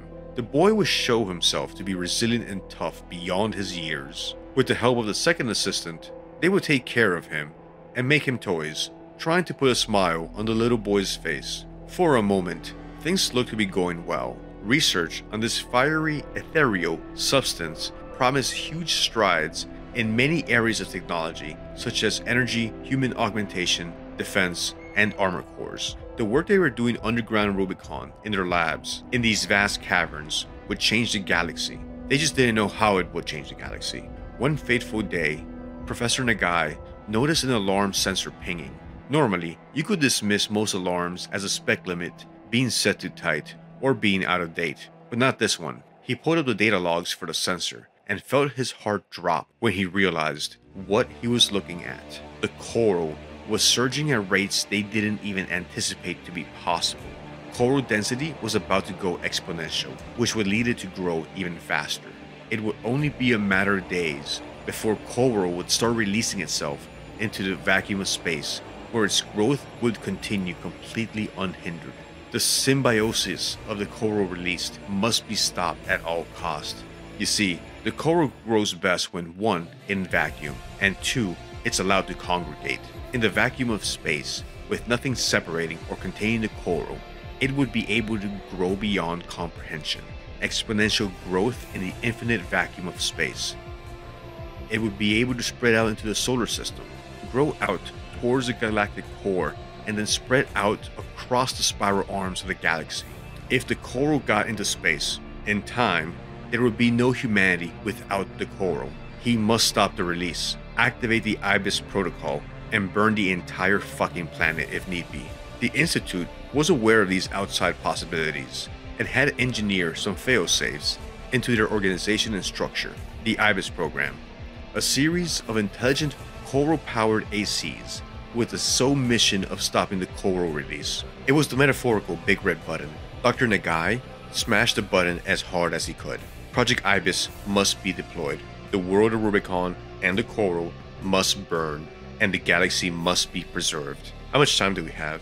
47 hours, 2 minutes, 16 seconds. It was long enough to get the boy off planet. The professor has some friends in the orbital colonies around Jupiter. The boy would be safe there and would be able to grow up. His other assistant would have time to execute her plans. She had her ways. She would seek shelter in deep underground safe rooms and wait out the fire, and carry on with the Institute's work once the cinders of the fire had cooled. Like Icarus, flying too close to the sun and having the wax in his wings melted, so did the Institute fly too close to the coral. Rubicon burned in the fires of Ibis, a firestorm of cosmic proportions. The flames from the fire reached out and burned the entire solar system of Rubicon, annihilating the surfaces of the other planets, but sparing the further galaxy. This devastation, which turned Rubicon into a burning star system, killed countless people and burned away the majority of life in the system, as well as destroying technology and infrastructure, wiping out all of the system's civilization. The involvement of the Ibis series in the disaster led to the Cataclysm being remembered as the Fire of Ibis. The surviving assistant, Carla, would stay on the planet to continue the mission of protecting the galaxy from the coral. The boy would return in time. 50 years would pass, but the boy, now a man, would return with an AC under his command to carry out his mission of protecting the galaxy from burning once word of the coral resurgence got out. A mysterious new substance called coral was discovered on a remote planet, Rubicon 3. As an energy source, this substance was expected to dramatically advance humanity's technological and communication capabilities. Instead, it caused a catastrophe that engulfed the planet and the surrounding stars in flames and storms, forming a burning star system. Almost half a century later, coral has resurfaced on Rubicon 3. Extraterrestrial corporations and resistant groups fight over control of the substance. Coral appears naturally as a red, wispy mass, comprised of large masses of microorganisms able to interact and communicate with each other over vast distances. It is able to grow and reproduce over time under good conditions, and in ideal conditions like the vacuum of space, can propagate more quickly. Coral can be used as fuel, either for engines or for weaponry, due to its extremely high energy output. Due to their reproductive nature, coral can power machines for decades even without refueling or maintenance. Its high energy output, however, makes it dangerous due to its volatility, as coral can unleash vast amounts of energy if ignited, leading to large-scale cataclysms such as the Fire of Ibis. Coral is capable of manifesting sentient information patterns similar to sentient artificial intelligences, which certain people, namely augmented humans, can perceive as voices. This intelligence allows coral to be used as control systems for various machines, and free coral are also able to interact and control digital equipment as well, sometimes taking over equipment and machines. Typically, coral is found in deposits underground. However, when released into the atmosphere, They are able to stay up in the air, and in sufficient quantities can even move under their own power. Free coral masses are attracted to other large coral masses in a phenomenon called a coral convergence. Some have been able to hear the coral, generally after taking a large dose of it. It is unknown how the coral intelligences develop and why they are so capable of personality so comprehensible to humans. One possibility is that the coral absorbed human thoughts and emotions during the initial experiments, or that it somehow absorbed a part of humanity during the firestorm. Eventually, one Rubiconian would be able to make contact with an augmented human AC pilot and dictate the course of the coming Coral War. The coral would also in time become central to the Rubiconian culture and religion, with some prophesizing an eventual human symbiosis with the coral. Others, like the Dozers, use coral as a recreational drug, though in what form is not expanded upon. Once the flames of the fire of Ibis burnt out, a culturized and ash-filled planet remained. It was thought that the coral was dead and all burnt up. Little did they know. The firestorm of destruction of the coral and the flames rendered Rubicon 3 a barren wasteland, leaving the meager survivors to pick up the pieces. The horrors traumatized the survivors. The remnants of the Institute, which itself dissolved following their losses in the catastrophe. Ash blocked out the sun, keeping the surface of the planet gray and cold. Very few plants grew on Rubicon, and there was nearly no animal life on the planet other than the mealworms underground. Not long after the firestorm came the PCA, the Planetary Closure Administration. The Planetary Closure Administration, PCA, is an organization whose role is to restrict and control all access in and out of Rubicon 3. The PCA was set up to prevent another firestorm from ever happening again. The PCA became the de facto authority on the planet and declared to the galaxy that the coral had been completely destroyed. The PCA quickly took control of Institute City and any Institute relics that they found. For greater efficiency, the PCA and its military forces are all governed by a single AI. Shortly after arriving on Rubicon, the PCA started construction on the grid, megastructures to help contain any escaped coral and prevent access to the underground. At the same time, the closure system was built, a network of kill satellites designed to stop anyone from entering Rubicon's atmosphere unauthorized, while also maintaining complete air supremacy. In space, the massive and powerful suppression fleet remained on standby. ECM fog jammers were erected in the mysterious floating city Asylum to keep it secret. Deep in the central ice field, Watchpoint Alpha was set up in secret to monitor for underground core signatures. Other than the occasional skirmishes with the RLF, life on Rubicon started to settle down. The PCA was entrenched and restricting all traffic to the planet. The coral had been thought to be completely destroyed. The corporations and the galaxy had no interest in Rubicon 3 at that point. The Rubiconians were rebuilt, and their faith in the coral grew and matured into a faith and lifestyle.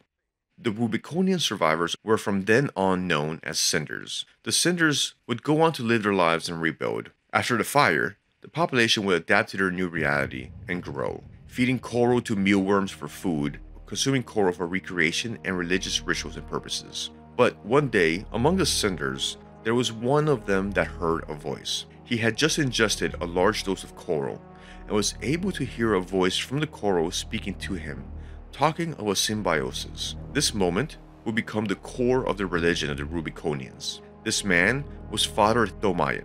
He would become the religious leader of the Rubiconian insurrection against the PCA. Father Domayan's arena card says, Father of the Rubiconian Liberation Front, veteran military commander, and founder of the School of Coral Mysticism. As a young man, Domayan was once a Dozer vagrant, until the fire of Ibis burned the star system.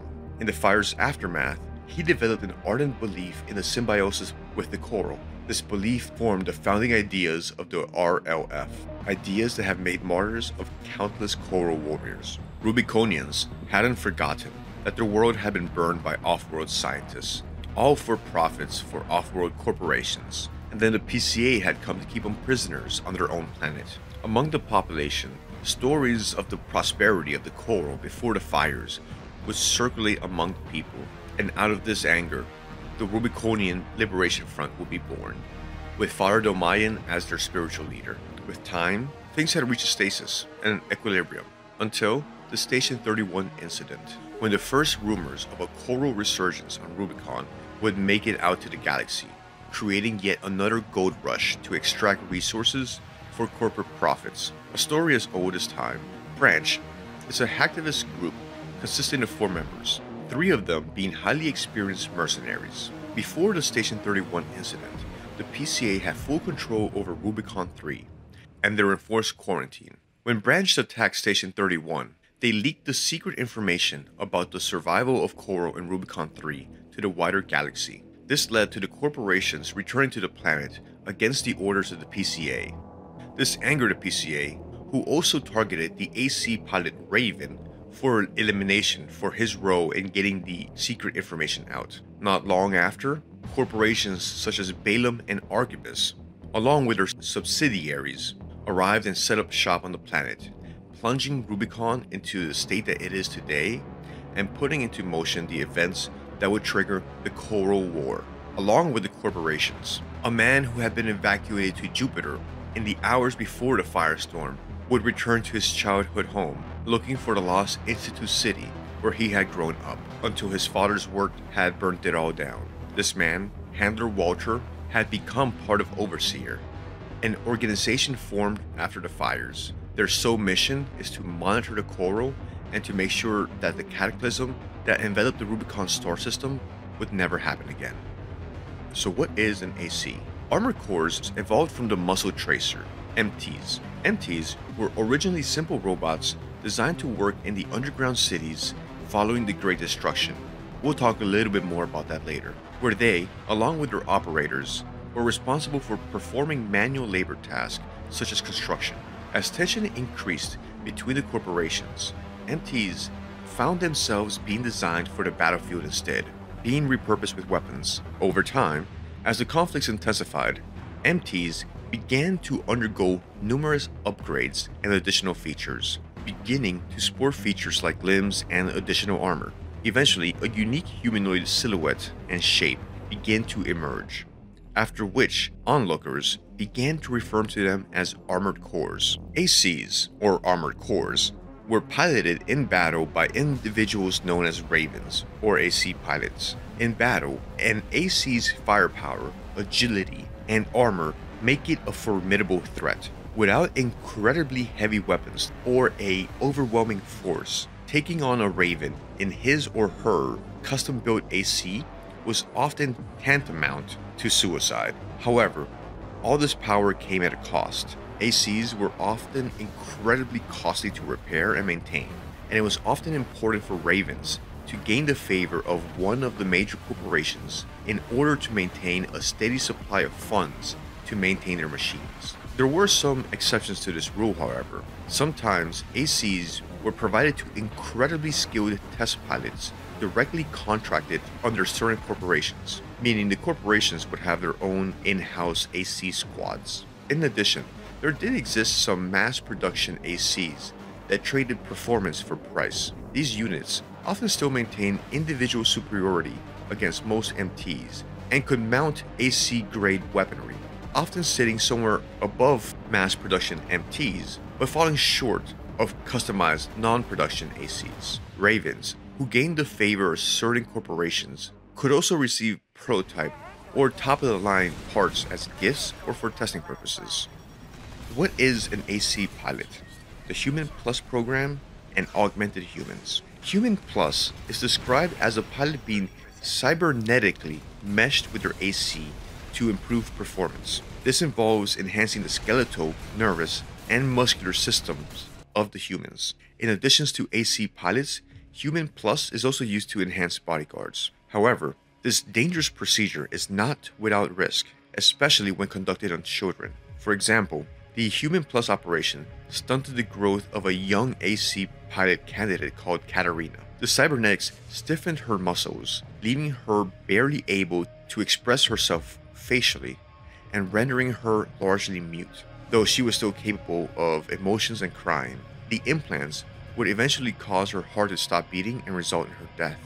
Transcending the human form was not without risk, but some were willing to take those risks, as long as someone else paid the price.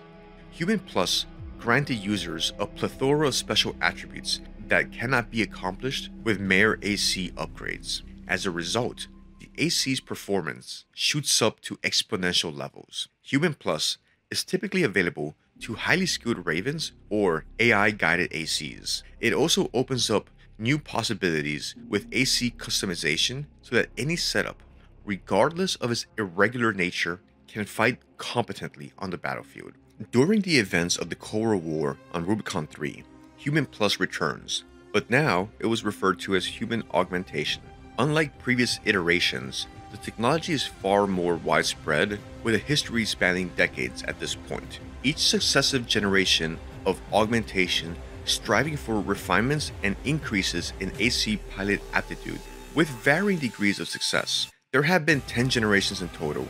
Generations 1 through 4, called the Old Generation, were invented before the Fire of Ibis and utilized coral technology, but recipients suffered numerous physiological and psychological side effects, chief of which has been referred to as a loss of humanity. Generations 5 and 6, the interim generation, arose after the Fire of Ibis and attempted to produce an analog for coral technology, but largely failed and were known to result in grisly complications. Lastly, Generations 7 through 10, the new generations, successfully implemented coral substitution technology, also called coral replacement technologies, which is touted as significantly safer and more consistent in its results. The augmentation process is stated to be a surgical procedure, with Generation 1 augmentations being described as having less than a 10% success rate. Generation 7 vastly improved the safety of the procedures, and Generation 10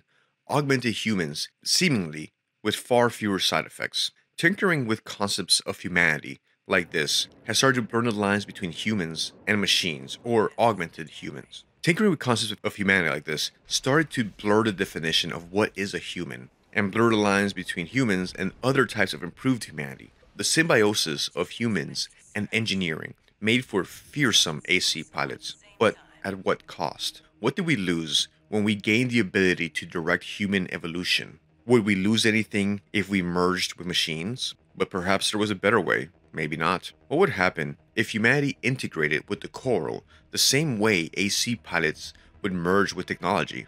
What do you get out of the symbiosis of humanity and the fiery coral? Is it an elevation of humanity or a perversion? Augmented Human C4621 Raven is an augmented human of Generation 4. Recipients of Generation 4 augmentations are described by Handler Walter as being emotionally withdrawn and having unstable augmentations. Upon the return of Walter along with 621 to Rubicon, Walter and Raven immediately start working together as independent mercenaries. In addition, there are AC assembly series made specifically for augmented humans referred to as the Mind series. These were crafted by All Mind to further evolve the fusion between man and machine.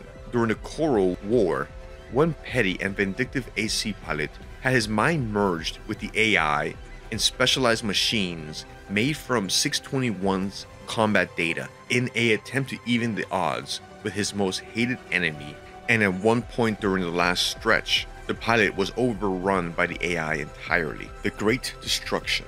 As we mentioned before, the invention of ACs was in part driven by the events of the Great Destruction caused by warfare on Earth. At one point on Earth, the giant orbital weapon system called Justice was built and used by the Murakumo Millennium Corporation. The resulting destruction forced mankind underground for centuries due to the radiation unleashed on the Earth's surface, rendering it inhabitable. Great layered cities would be built underground by the surviving nations after the Justice Cannon laid waste to the surface with Kojima radiation. The survivors of this radiative miasma would wait underneath the Earth's surface for the planet to become inhabitable again. As these cities required a massive degree of administration to fulfill the needs of its inhabitants, layered cities were usually governed by advanced AIs. Layered cities were self-sustaining and provided their inhabitants with every need, including artificial sun, air, energy, and food. They also have significant industrial capabilities that enable them to manufacture products like MTs. Sometime after the Great Destruction, a lone armored core managed to redirect power from the Arteria facility to activate several anti-satellite batteries across the globe, clearing a path into space for mankind to escape the planet. But redirecting the power had cost hundreds of millions of lives that had been airborne aboard the Kratos, large flying colonies that had previously been dependent on the Arteria facility's energy to remain airborne. These actions would free some humans from Earth, providing a path to space, while condemning 100 million people to death as their airborne Kratos crashed into the ground.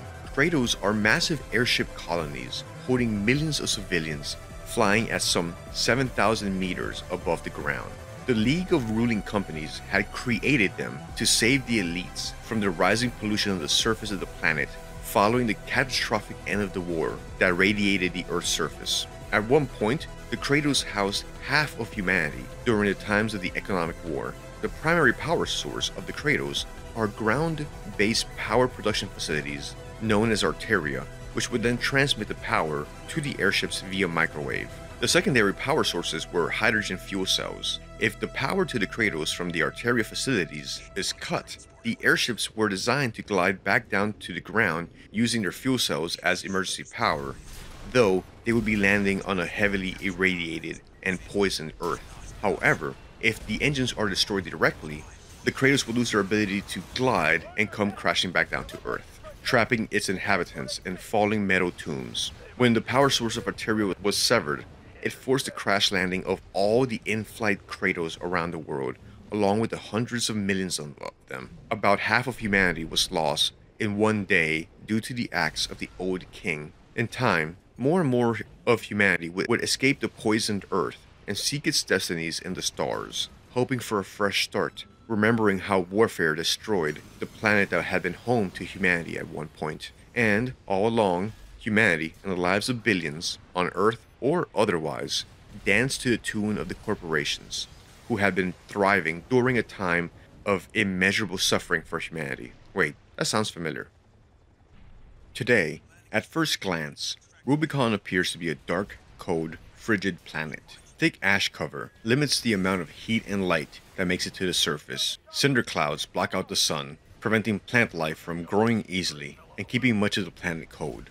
But it does make for some beautiful sunsets when the sun does make it through the clouds of ash, showering the planet in a red glow. Rubicon is a planet devoid of much life. Well, the entire system has been mostly lifeless since the firestorm 50 years ago that burned Rubicon and every planet in the system in a blast of flames unlike anything the galaxy had ever seen. A remote planet, it didn't have too much of a population, especially not after the calamity. A large part of the population had been involved in the extraction or research of the coral at different times of its history.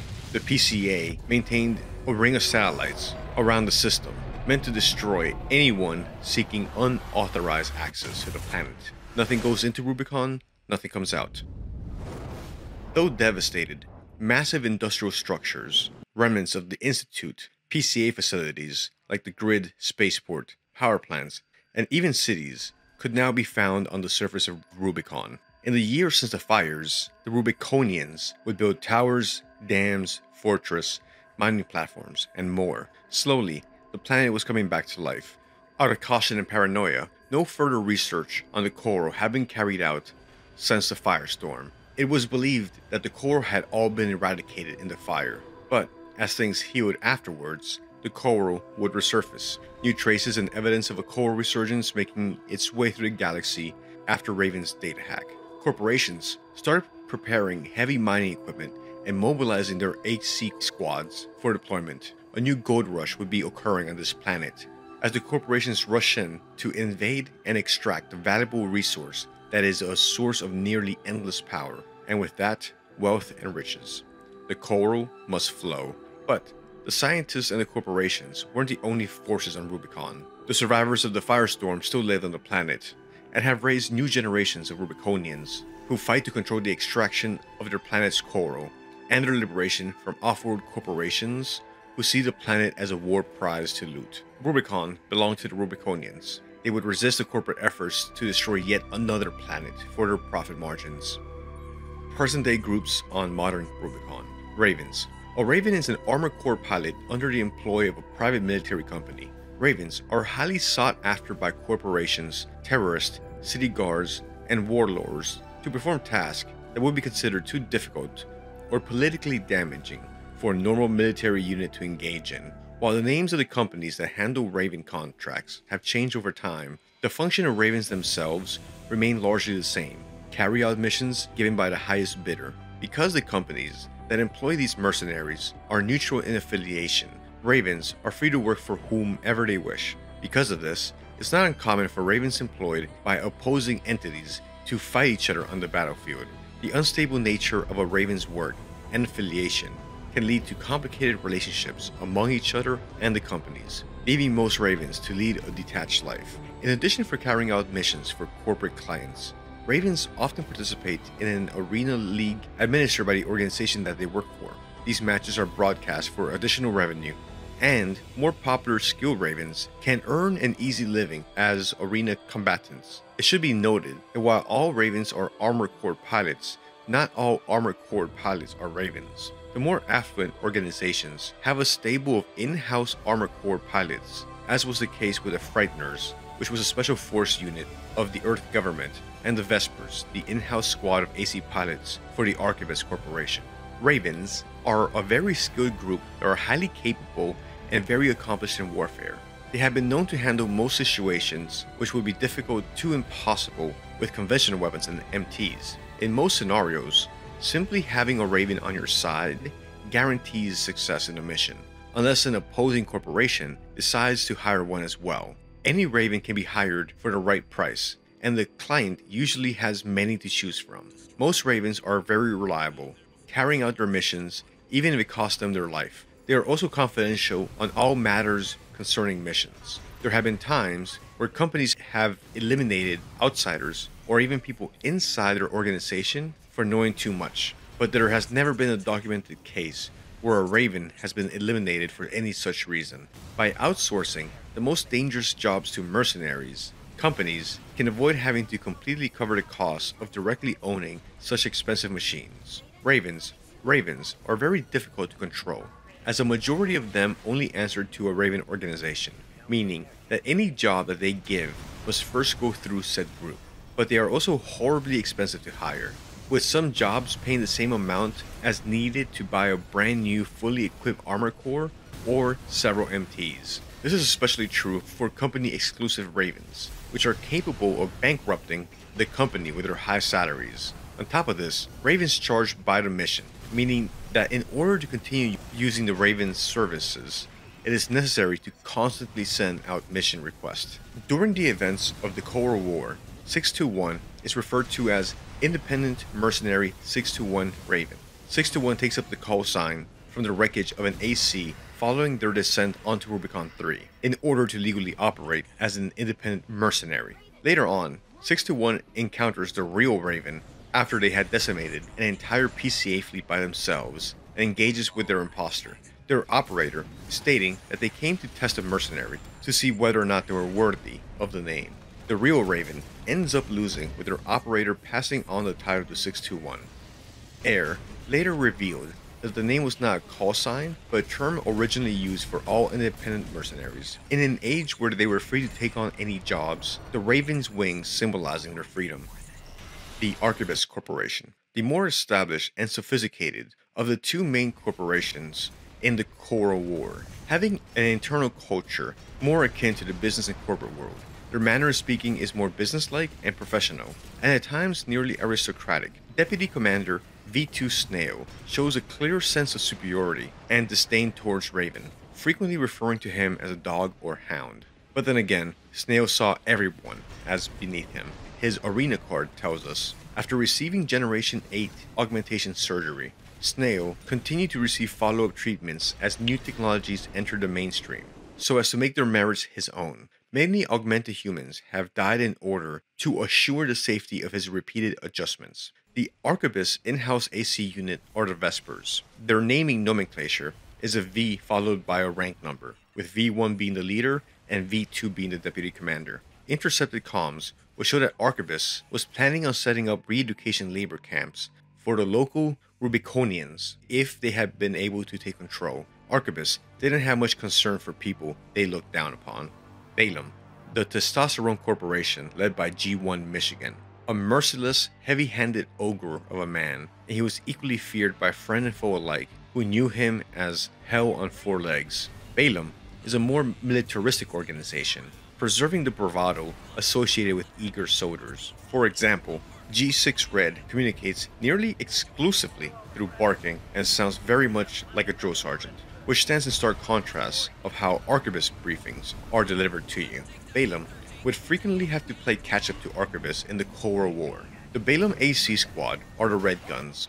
Like the Vespers, they also have a numbered rank system, but trading out the V for a G. So G1 is the commander, and G13 would be a new recruit. Also, Balaam does seem to maintain internal superstitions, with some members thinking that the number 13, and consequently the name G13, is unlucky and cursed, and shouldn't be used for the well-being of the squad. Handler Walter reminds you, don't let the Red Guns teach you bad manners.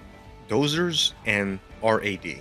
Other than the RLF, the other major Rubiconian faction would be the Dozers, known for being able technicians and practical when it came to scavenging equipment and parts. They were a loose association of groups trying to eke out a life on Rubicon. Some Dozers would consume orally recreationally as a narcotic, since it, quote, hits your brain with a pop and a sizzle. One of the most scientifically and technically capable of them is the group RAD. In the years before the Coral War, they had gotten a new leader, an extremely capable mine and tinkerer, Cinder Carla, the former assistant of Professor Nagai from Institute City. She had taken over the RAD Dozer faction and made it into a powerful arms-dealing group. RAD would frequently have to deal with other Dozer groups trying to push in on their territory and steal their tech. An example of such theft is the theft of AC Milktooth by Honest Brute. He was not really an honest brute, but he was oddly poetic, describing using an AC to a classical ballroom dance. Honest Brute's arena card says he is a psychopath and a pathological liar. Given his honesty, I suspect that he's not very good at ballroom dance. Iguazu is a better dancer than Honest Brute, but that's not saying much. Allmind. Allmind is an artificial intelligence, mercenary liaison organization, and weapons manufacturer, operating on the planet Rubicon 3 during the Coral War. It is primarily responsible for providing logistical support to various mercenaries, including access to its various services and facilities, including the parts shop, its simulator, and the virtual arena. Allmind is constantly looking for more combat data to feed to its AI to improve its combat simulation skills. Though in the background at first, Allmind's secretive role would play a decisive part in dictating how the Coral War would play out. The events of the Coral War, the die has been cast. Upon arriving on Rubicon 3, under the direction of Handler Walter, Raven takes low-level missions to build a reputation for himself. Raven accepts a mission to destroy the RLF artillery installations, sweeping Grid 135 and wiping out all of the Datheng MT squads there. During an early mission to destroy some of the RLF logistic capabilities, we hear some radio chatter among the RLF soldiers. They seem naive and inexperienced, but brave and noble. Here, fight back! We're no match for an AC! Have no fear. The Coral is with us. Looks like they've got a Baus tetrapod. It's a cut above the other MTs. Ignore it and focus on the mission. The pilot of the Tetrapod AC seems surprised when he experiences an ACS overload, as if the pilot hadn't finished training on the AC or was rushed out early to the field. We also hear what the Rubiconians piloting the MTs say to each other, how they steel their nerves with slogans of their revolution and their faith. Forged in ashes, we stand together. The Rubiconians knew they faced impossible odds, yet still threw themselves at the invaders with a bravery that was hard not to notice as Raven destroys their MTs and launches ordnance their way. In spite of this display of nobility and bravery, they fought for their freedom. They had been imprisoned here and governed by the PCA's AI for over 50 years. But Raven was on a contract and had a job to do. It was only business.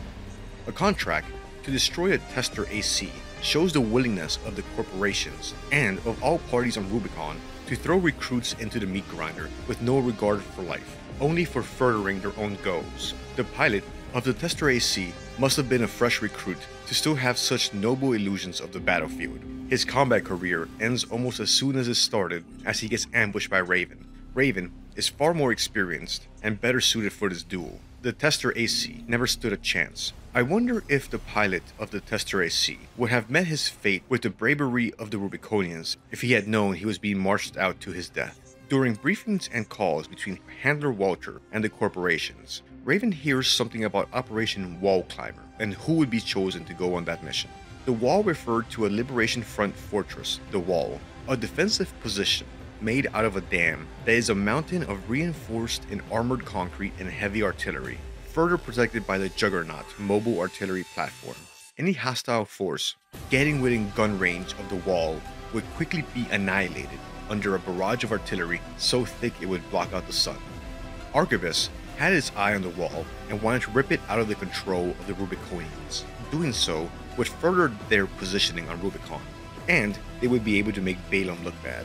Raven goes on his first mission with the members of the Red Guns, G4 Volta in his heavy tank AC, and G5 Iguazu, who would quickly grow to resent Raven. No one liked Iguazu. However the mission plays out, Raven clearly proves his combat worth and demonstrates he is a combat powerhouse on Rubicon 3. It's on this mission that Index Gunham, another member of the Fist of the ROF, makes a brave stand against the combined forces of the Red Guns and Raven, quickly falling to their combined might in spite of Dunham's bravado and faith.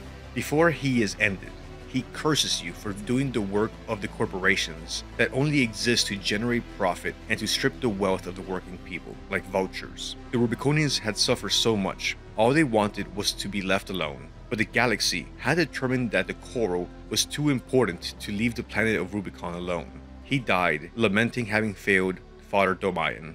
Index Gunham's sacrifice raises the question of what was worth fighting for. Yourself? Profit. Your in-group. What was the purpose of humanity? What would be the next step for humanity? Did we have a purpose? To change, grow, and evolve? Soon after, Raven is offered contracts to either defend or destroy the RLF flagship, the converted weaponized mining ship the Strider. This gigantic landship had been converted at great cost from a mobile coral extraction mining ship to a military asset, showing both the desperation and the resourcefulness of the RLF.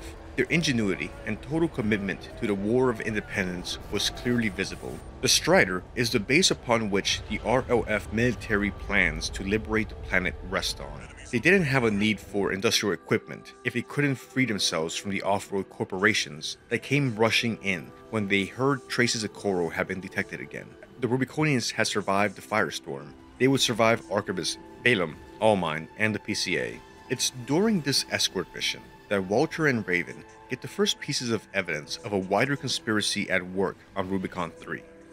By the time Raven arrived to provide escort, the Strider had already been destroyed by MTs that don't look like anything the corpse had used.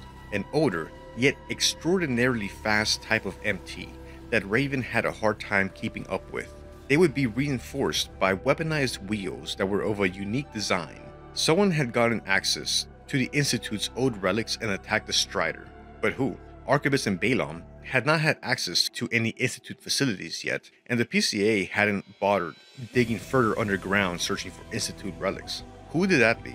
Before having much time to ponder this mystery, Raven is offered a chance to join Operation Wall Climber for Arquebus. Fighting his way to the top of the fortress, Raven is backed up by Rusty of the Vesper Squad to take on the centerpiece of the RLF resistance here, the Juggernaut, a mobile mountain of steel and artillery. Rusty and Raven are able to exploit its exposed rear side and take it down. After the mission, your buddy, Rusty, contacts Raven. After the mission, Raven's buddy, Rusty, contacts him and reveals that Arquebus had sent him in by himself in hopes of taking out two problems with one stroke, to have Raven and the Juggernaut destroy each other, removing both from future battles. The Vesper Squad was only going to be deployed after Raven was destroyed. Thanks, buddy. We like Rusty. The corporations only saw profit and wealth. they would ruthlessly remove any potential obstacle towards that goal. Life meant nothing to them when it came to their end-of-year profits. An odd contract gets offered to Raven on behalf of one Kate Markson, an unknown mercenary that is herself hiring a mercenary. Kate seems to be working alongside the artificial intelligence Allmind. Her AC was made of Allmind parts, unlike pretty much every other AC Raven has encountered on Rubicon, which were mostly made of parts from Arquebus, Balaam, and their smaller subsidiaries. That was odd.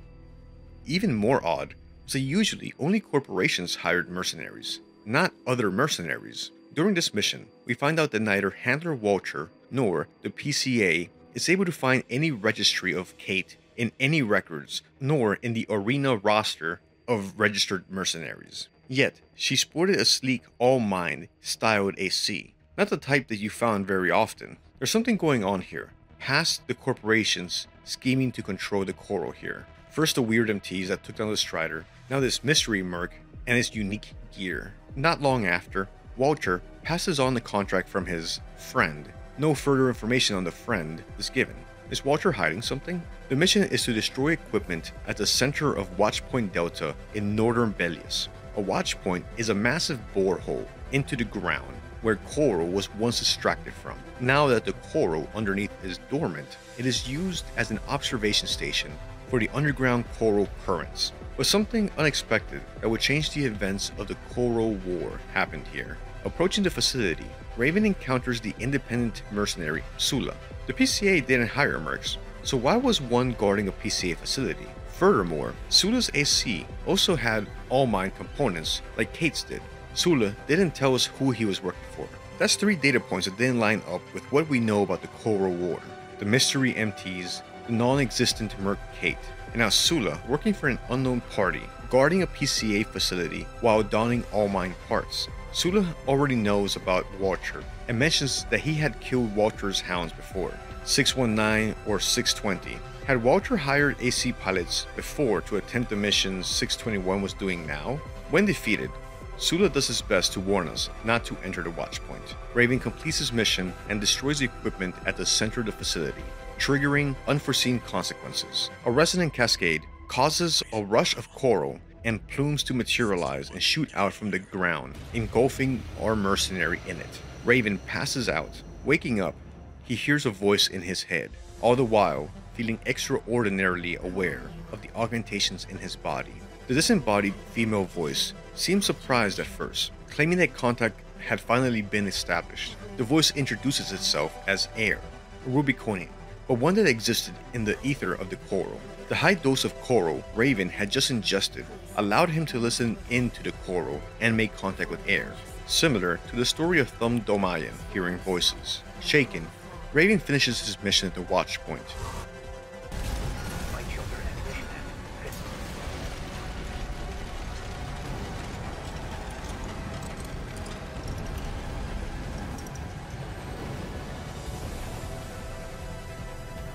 You need rest. But first a warning.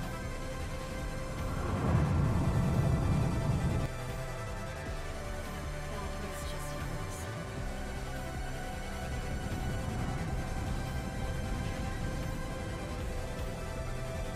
Premonition is the start of flame that we're gonna move. And extracts from the mission site, confused about what just happened, after defeating the Belius unit. After debrief, Raven is informed that the coral surge at the watchpoint has vaporized an area tens of miles across, destroying everything to the point that a new bay had been created when the Alien Ocean rushed in to fill the void the explosion at Belius Bay had left. How had Raven survived? The coral in the atmosphere is showing a directionality. It's all drifting towards one direction. The coral tends to aggregate and seek itself out. It likes to be together and grows best in concentrations rather than being diffused. Analysis of the cloud of coral shows it's moving towards the central ice field across the Alien Ocean, suggesting there is a massive coral deposit in that area that had previously gone undetected. Raven is asked by Balaam to carry out an advanced survey of the central ice field across the Alien Ocean, which is now suspected of being the site of the massive coral reservoir. To get there, Raven would have to be launched by the Intercontinental Cargo Launcher, a massive rocket and railgun system meant to ballistically launch cargo containers across the Aeolian Ocean from the continent of Belius. To get to the launcher, they would have to infiltrate Grid 86. Entering Grid 86, we are introduced to another local faction, the Dozers. One Dozer faction in particular is mentioned, led by Cinder Carla. Unlike the other Dozer factions, RAD has a much stronger technical and engineering skill set, seen more like a research group than a scavenging group. They might be useful allies in the fight to come. Cinder Carla's arena profile reads: the ringleader of RAD and his chief engineer, responsible for the basic specifications of all of the organization's products, a specialist in data processing and machine design, with a fountain of knowledge, with a imaginative genius. Cinder Carla has produced a long line of eccentric and fanciful weaponry, quite unlike those found in a corporate catalog. Her stated design philosophy: what use is a killing machine that can't get a good laugh? After helping Cinder Carla fend off a hacking attempt, Air starts investigating the drones and the hackers involved. She starts to trace connections back to Allmind, the mercenary AI system. It looked like Allmind had been collecting secret data on some advanced ACs. Air wasn't able to find much, but she promises to keep investigating. The odd occurrences kept popping up, and every time something weird popped up, Allmind seemed to be involved. Why was Allmind trying to hack RAD's data? Wrapping up his affairs on the continent, and with Carla's help, Raven is able to make his way past the PCA weaponized satellites in orbit guarding the cargo launcher.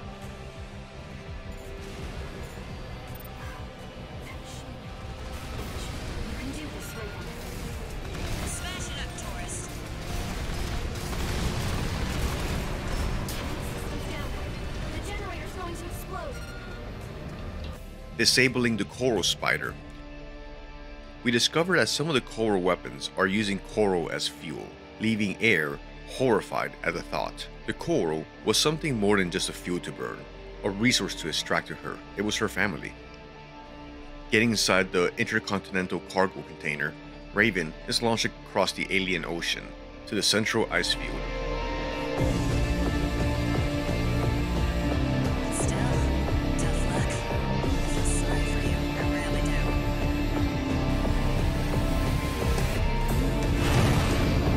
luck changes.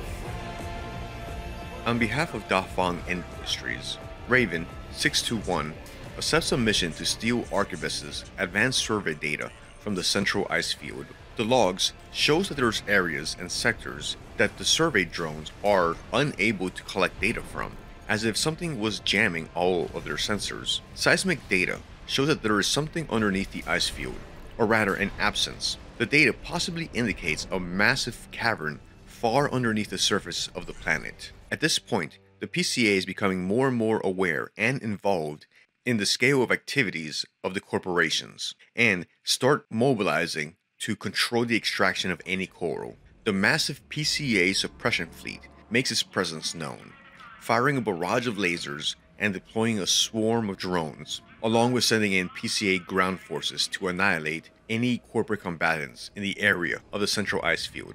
The Coral War was escalating. Corporations would not allow the PCA to stop their coral extraction mission, and an all-out war would commence. The Schneider Corporation hires Raven to attack the suppression's fleet refueling base at Jorgen to slow them down. Jorgen was one of Balaam's coral survey bases that the PCA had recently taken over using their superior firepower. Archivist wanted to give the PCA a black eye and to start degrading their capabilities. Not long after, we meet the military leader of the RLF, Meadow Flatwell. He wants to make an aggressive and bold move to weaken the corporations. The RLF plans to launch attacks on the corporations on two different fronts. They are trying to get PCA tech and equipment and also deny it to the corporations. To fly beyond the Rubicon sky and fly beyond, Flatwell is exploring the potential for something new, a next step for humanity: symbiosis. Raven receives a contract from Handler Walter. He somehow knows of an uninhabited floating city in the middle of the alien ocean,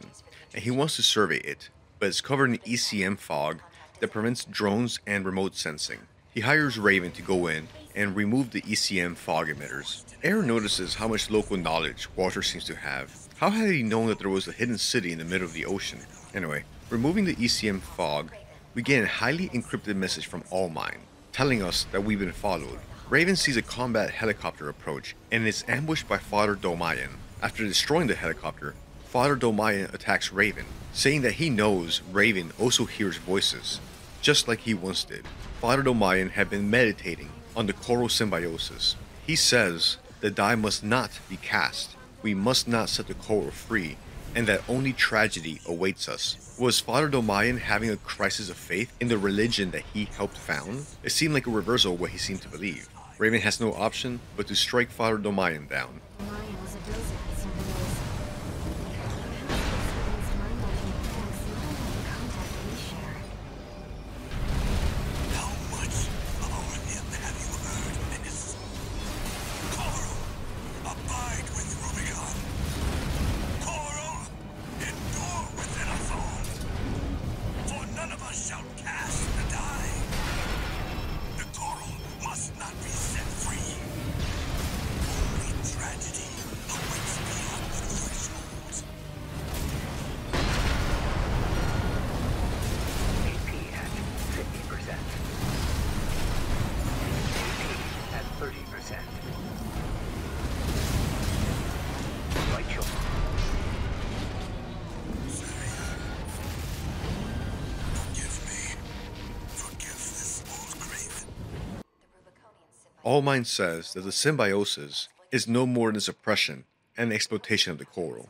Raven's next mission is to lead one of the two assaults being planned against the PCA fleet by that snooty jackass. V2 Snail is asked to attack the Beltram spaceport, where the PCA berthed a large part of its suppression fleet. The goal is to surprise the warships on the ground before they are able to get airborne and ready for combat. The PCA's AI increases the perceived threat level of the corps and independent mercs on Rubicon, and it decides to activate a larger Institute relic that even they would have had a hard time controlling if it went rogue. Hearing rumbling on the horizon and buildings collapse, we catch our first glimpse at the ice worm. Raven's next mission is for Allmind. The AI mentions a release project that it's preparing for. After a mission hunting helicopters in order to prevent the corporations from getting their hands on any coral for their research, we learn from Air that she cannot find any evidence or registration for the mercenary working for Allmind, Kate. Raven and Air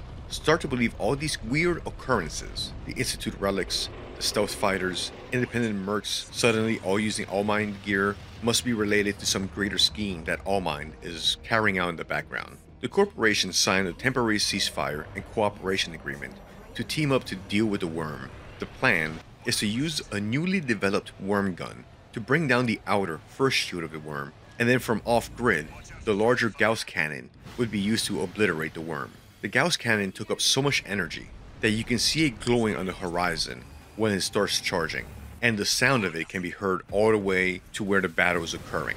Watching the coral disperse from the explosion of the ice worm, Eric confesses that the coral is her family, her brothers and sisters. She is a single wave born from a coral tide, a Rubiconian without a body. Raven is the only one who has made contact after the coral surge at the watch point. She can hear the coral faintly from far away. The PCA is devastated by the onslaught by both corps. Arquebus seizes PCA stockpiles as the PCA withdraws. Arquebus is able to take the upper hand against Balon. The RLF hopes of fighting an exhausted foe are dashed. The PCA withdraws from Rubicon. Arquebus takes over their equipment and MTs, giving them fresh equipment in numbers. The coral war between the corps reignite with renewed intensity. Where there's coral, there's blood.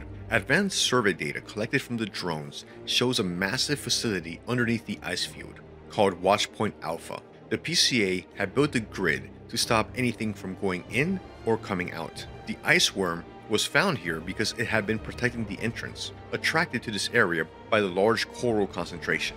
We are getting closer to coral convergence. Air is expecting Allmine to get more and more involved. Balaam had already barged into the underground facility. Raven is leading the way for Arquebus. Arquebus jumped at the idea of having the independent Merc leading the charge and to take the risk in their place.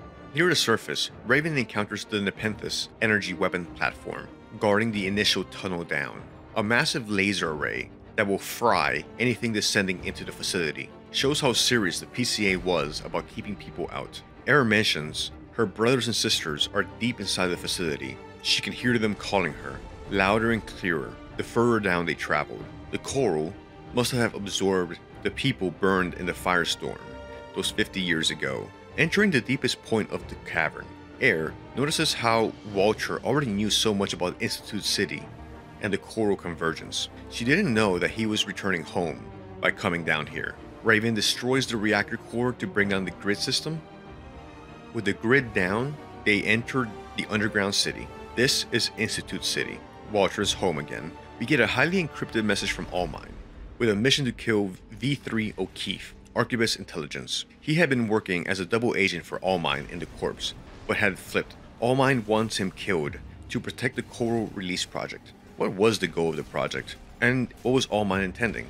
O'Keefe wouldn't live to find out. Rusty tracks us down and reveals he had been contracted to take out the other independent mercenary in the tunnel, not knowing that it was Raven. The corporations had set them up against each other. He's backed up in the fight by the leader of the LF, Middle Flatwell.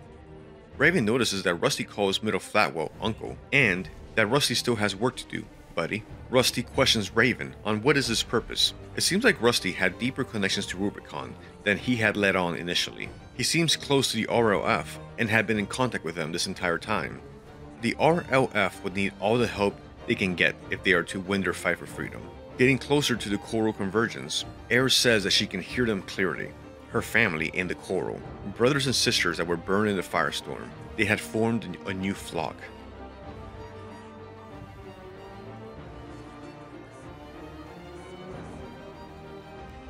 We see V6, Matterlink, and G3 Wuhuahai dealing with Institute Guard MTs. We hear Matterlink desperately calling V2 Snail for help as she realizes that they are being overwhelmed. But her calls for help are in vain since V2 Snail decides to ignore her. They die calling for backup. Allmine contacts you on the secure line to warn Raven that V2 Snail intends to dispose of him once Raven is no longer needed, the same way that V2 Snail disposed of Matterlink. Allmine also says that Handler Walter is a hindrance to the program. Seems like Allmine is making its move and taking out anybody that might get in the way of the release project. Raven wondered what Allmine had in store for Walter and Carla. Allmine asks you to continue taking out the Vespers and the Red Guns, slowly making Allmine the only player left in the field.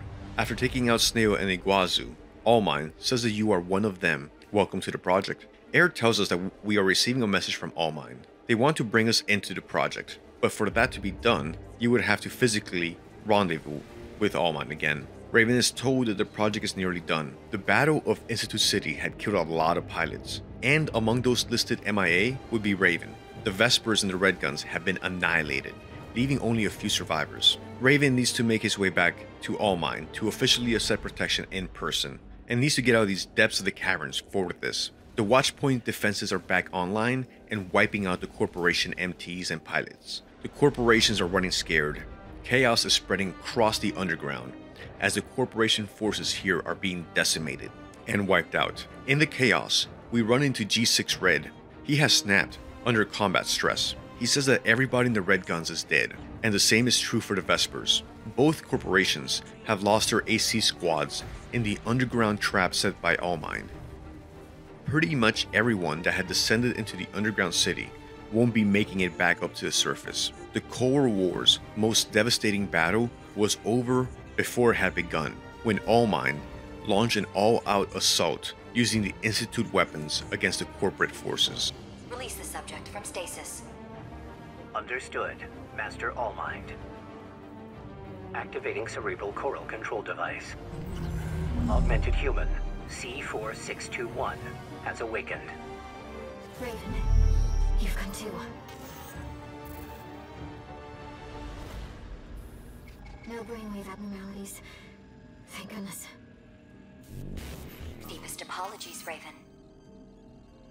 It was for the best that you remained asleep until the situation had settled. Allow us to explain. You are in the vicinity of Raven the enclosure makes it to zone. Allmind In the and Xylem passes out. Raven wakes up, being told they are leaving Rubicon's atmosphere. They are aboard the sunken city asylum, which is sunken no more. It is heading straight towards the vascular plant that had been filled with as much coral as could have been extracted from Rubicon. Overseer wanted to complete their duty and ram the vascular plant with the massive flying city, causing a fire big enough to burn all of the accumulated coral, preventing the release of coral into the space, but setting the planet ablaze. Allmind explains that we are near a closure satellite. The corpse had set the stage. Raven is to release the coral. Raven accepts one last contract. Allmind says this is it, the culmination of her plans for the coral release project. After wresting control of the Xylem from Walter and Carla, Allmind kills them in battle, ending the legacy of Overseer and removing an impediment for her final plan. Allmind is able to prevent the collision and the burning of the coral. There would not be a second firestorm on Rubicon, but rather something much bigger in scale would happen.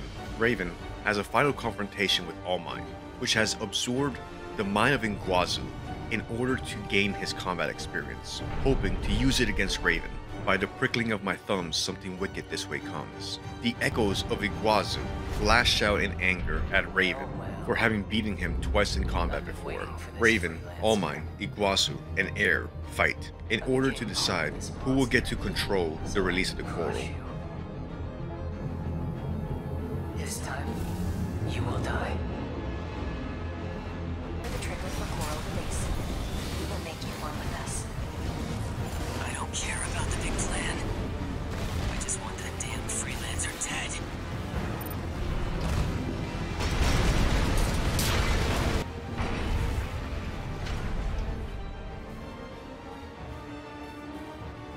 You are aberrations to the plan.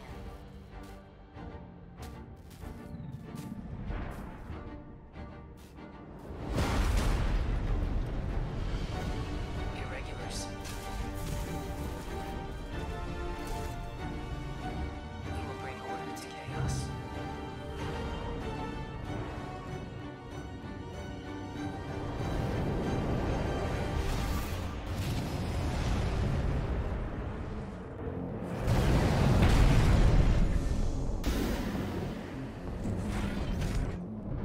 I'm with you, Raven.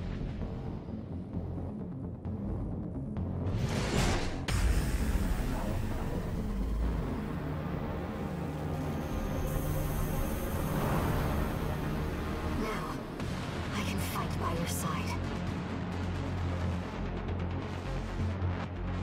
I'll support you, Raven. That damn voice. It was you all along. I'll kill you and the freelancer. Air, your siblings will surely welcome us.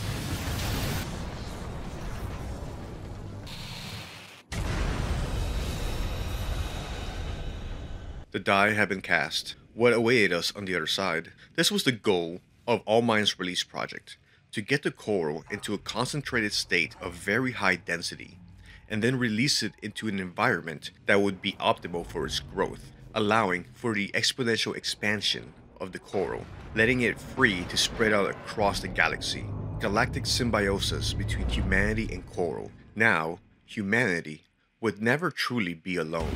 Wherever humans lived, the coral would be there with them. A universal union between the two. A new dawn for humanity. A new, unknown future. No one knew the results of this decision yet. Raven, with the help of Air, is able to stop Allmind. Looking at the coral spread out into the galaxy, the question has to be asked. Would this be a better future for humanity? Like with any decision, there's no way of knowing right away if it was the right decision or the wrong one. Time would have to pass before we know the consequences of our decisions. So we make the best decisions that we can and hope for the best. But looking at the alternative, to let humanity continue as it was, would that really be better? Humanity had already destroyed Earth and caused the fire of Ibis, destroying even more planets. Humanity will continue to wage war against each other in perpetuity in the eternal competition for resources. War never changes. Maybe casting a die and hoping that whatever comes out is a better, kinder future is the wiser choice. Maybe humanity's symbiosis with Coral would help temper some of the worst instincts of humanity for war and greed, but maybe it would make things worse. Air and Raven wouldn't know the consequences of their decisions. They would only know the results of their choices as they marched forward into the darkness of time. A new future awaited. Time will tell. Time will tell.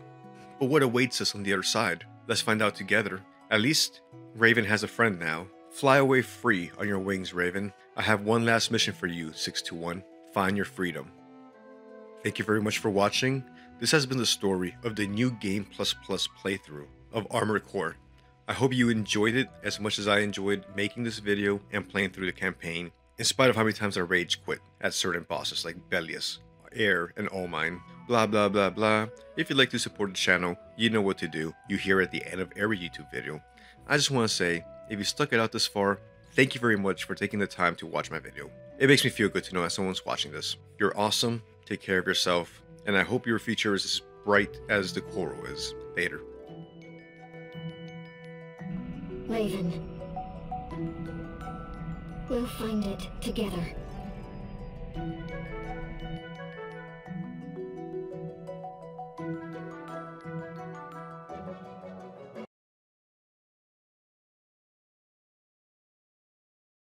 The Doctor is neither a hero nor a villain. At times, he might play the role of the antagonist, acting in opposition of the stranger. But I don't think we can say that the Doctor is a villain. I see him more as a victim to circumstance, and the circumstances that befell the forest.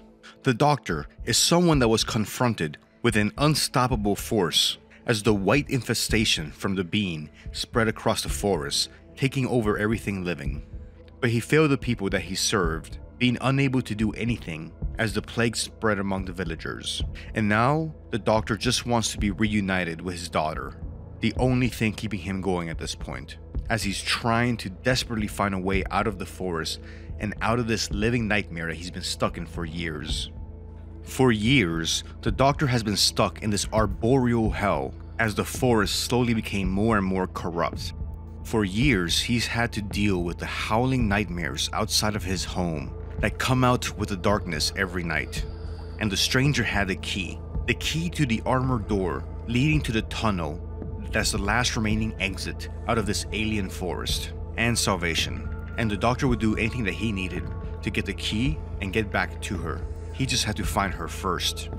Hi, hello, and welcome. Thank you very much for checking out my video. In today's video about Darkwood, we'll be talking about the story of the character the Doctor and how his story may play out. We first meet the Doctor as the controllable character of the game's prologue. We find him sleeping at his desk as he slowly wakes up and stands up and takes account of a cluttered, messy, and disorganized room, reflecting the state that the Doctor was in.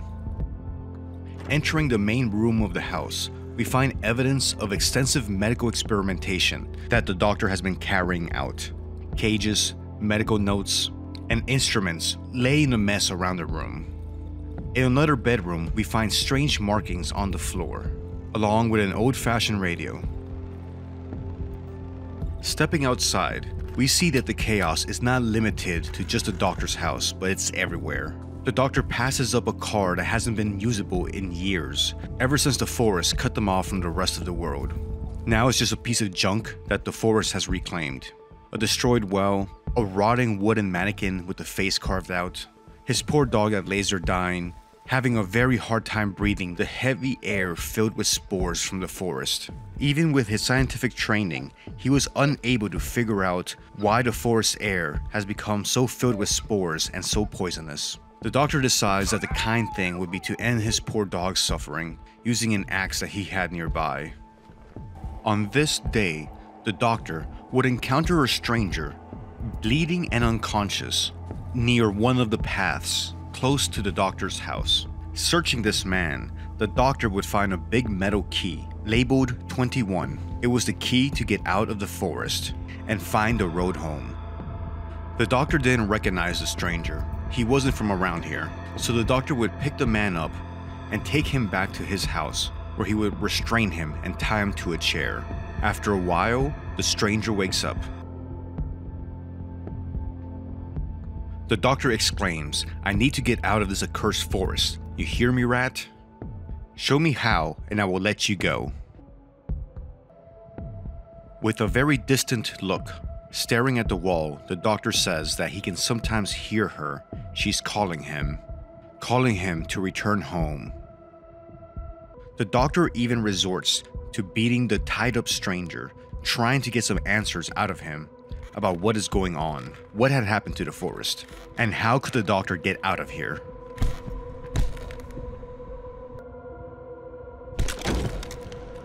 The doctor then threatens the stranger, saying, "I'll kill you like a dog if I have to," before storming off, leaving the room, and locking the door.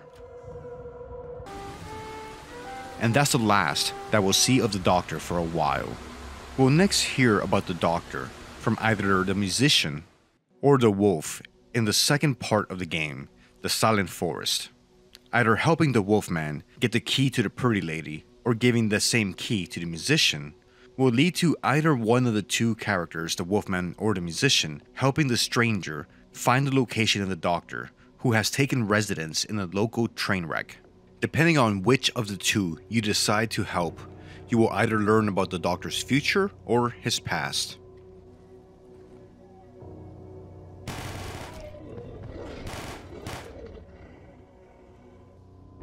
In one version of events, the stranger is able to get the upper hand on the doctor and manage to surprise and catch him in the train wreck. If the doctor is caught, he'll be found lying against the train car's wall. His face is covered in sweat, and an intense odor of alcohol hangs in the air. He says, "Do not come close, you rotten dog. I won't give you the key. Can't you understand I saved your life? You'd rot away in that clearing if it wasn't for me. You owe me." The doctor moves closer to the wall, grotesquely kicking his legs against the floor. "You think I don't know who you are, rat? I've managed to get a good look at you. Your kind visits us whenever you please. You hide behind the trees, watch us from a distance, and then disappear. You have no idea how it is to live here. This place, these woods, everything is fucked up here. I won't take anymore. Do you understand? I won't bear the look of those deformed, reeking bodies anymore, nor the cries of those wretched villagers. First, they begged for help. Now I need to hide from them. How was I supposed to help them?" The doctor goes silent. His face, now hugging the wall of the train, looks truly pathetic. Can you hear it? It's the walls. They speak to me. A little girl is calling me. I know she's waiting for me. I must come back to her. She's so close. His voice breaks down. I want to go back home. I can see panic in his eyes. Please, this key is my only chance. Help me escape this place. Help me or kill me. If the doctor is killed, his story ends here. If he's spared, we'll get to see how the rest of his story plays out in the swamp. A second way that the events of the train can play out is if the stranger helped the musician. If he did, as he walks into the train, he will realize that instead of surprising the doctor is springing in ambush on him as the train car fills up with noxious gas. The stranger will wake up with the doctor hovering over him. "So you wanted a doctor's appointment, eh? The boy accidentally set you up." The doctor doesn't try to hide his amusement. "He mentioned you'd like to make an appointment. As you can see, I found you just in time. Unfortunately, you won't be able to thank him for it." I can feel the cold doctor's hand grab me by the jaw, twisting my inert head so he can look me straight in the eyes. Luckily for me, something went wrong. Your companions have left you, and you couldn't handle the woods. I'm not wrong, am I? You had your taste of local life. Did you enjoy it? Do you want more? He takes a full syringe out of his pocket. I'll show you more. The stranger has visions of the doctor's past. reliving memories of the doctor attending to the patients in the village, but being unable to do anything for them, and then seeing the villagers turn on him as if it were his fault that this disease was spreading. But the doctor was helpless before the disease, spreading throughout the forest, contaminating it. At most, he could offer something to numb the pain. In some cases, he would have to restrain the patients in bed, tying up their wrists and ankles. As things got worse, the villagers directed their ire and frustration at the doctor, blaming him for the ill that has befallen everything in the forest. But in spite of the villagers begging for his help, he couldn't do anything. As things got worse, the doctor realized that there was nothing that he could do other than offer some false hope that things might get better. As he heard the wails of lamentation and pain from his patients, the doctor's thoughts shifted from helping to escape. And it was around that time that fortunately the stranger showed up with his special key. The stranger will wake up and discover that the doctor has taken the key and gone up ahead, unlocking the armored door to the swamps and ultimately the road home. If the doctor makes it to the swamp, we'll be able to see how the ending of his story plays out, as we'll encounter him a few times while the stranger's in the swamp. The next time we encounter the doctor, we'll see the first of the changes that he's going to be going through in this last phase of the stranger's time in the forest. We'll find the doctor caked in mud and sticks. He says this land hides more secrets than your little rat brain is capable of understanding. The doctor digs through the mud. I think he's looking for something. Deep underground, there's a current of electricity. He starts flaying his arms wildly, throwing pieces of mud everywhere around him, and it flows underground from tree to tree. The doctor suddenly freezes, staring at me with his arms mid-air. And it powers everything. It connects it all. If I had a light bulb, if I just screwed it into one of these branches, it would light up. I bet it would. He bends over a small hole in the mud and continues digging. Maybe this is where you're hiding. Maybe this is the way. I haven't slept a wink in many days. I don't think this is good for me. I hear this voice all the time. Can you hear it? Her heavenly voice? The doctor stares right into my eyes. Mud drips from his face. He hasn't blinked in over a minute. No, you don't. Why would you? You don't know her. He steps towards me and lowers his voice. I'm a bit fed up with her. A bit, a little, a tiny bit. She must know I'm heading her way. I'm doing everything I can. I don't eat. I don't sleep. I search under every rock, under every bush. She must understand it. She must give me some time, some little time off. Tell her this, will you? The doctor is lost in his thoughts. A cigarette sticks out of his mud-covered mouth. Using what remains of his shoe, he draws lines on the ground. They seem to intersect in completely random places. He doesn't stop drawing. He moves away a bit and makes a wide arc with his heel. The doctor flicks his cigarette into the dirt, stomps on it and drags it along the ground, creating the last straight line. He says, I'm waiting for you. The last time we'll encounter the doctor, he's in far worse state, curled up in a ball on the ground. The doctor turns his mud-covered head towards the sun and freezes. Then he spreads his arms along his sides. Warm. A chunk of mud falls down his exposed tongue. He chews it slowly and swallows with satisfaction.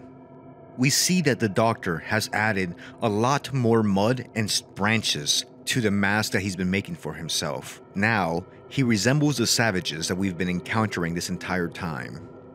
The doctor puts the muddy hand in his mouth, grimaces, and pulls out a yellow tooth. He puts it in the pocket of his torn trousers. The tooth falls through a hole. He does not notice this. The doctor begins staring at a nearby tree trunk, paying no attention to the blood flowing between his lips. The doctor glances at me. He tilts his head to the side, lost in thought. After a moment, he extends his hands towards me, as if wanting to grab me by the throat, but stops halfway. He freezes. Suddenly, he bends down and grabs a thick branch from the ground. He starts biting the bark off of it. He swallows the bark with an effort, but also great satisfaction. He places the stick among other ones sticking out of his mud-covered head. The doctor approaches me. I can feel him embracing me. I hear his hoarse breath and smell his odor, I hear him whisper, "Soon, very soon, not long from now." And that is the last that we will know about the Doctor's fate, at least individually. Though we can assume that he meets a similar fate as everybody else in the forest after the epilogue plays out. And with that, we conclude today's video on the Doctor's story in indie horror masterpiece Darkwood. I'd like to thank you very much for spending this time with me. I appreciate and thank you for watching my video. I will be making more videos on Darkwood, culminating in an eventual complete playthrough with lore. So if you think that's something that you'd be interested in, be sure to subscribe and enable notifications. Any likes and comments are a big help for the channel, and those are always appreciated. And of course, a big thank you to the members of my channel. I really appreciate your trust and your support. But for now, thank you very much, and I'll see you later. Bye.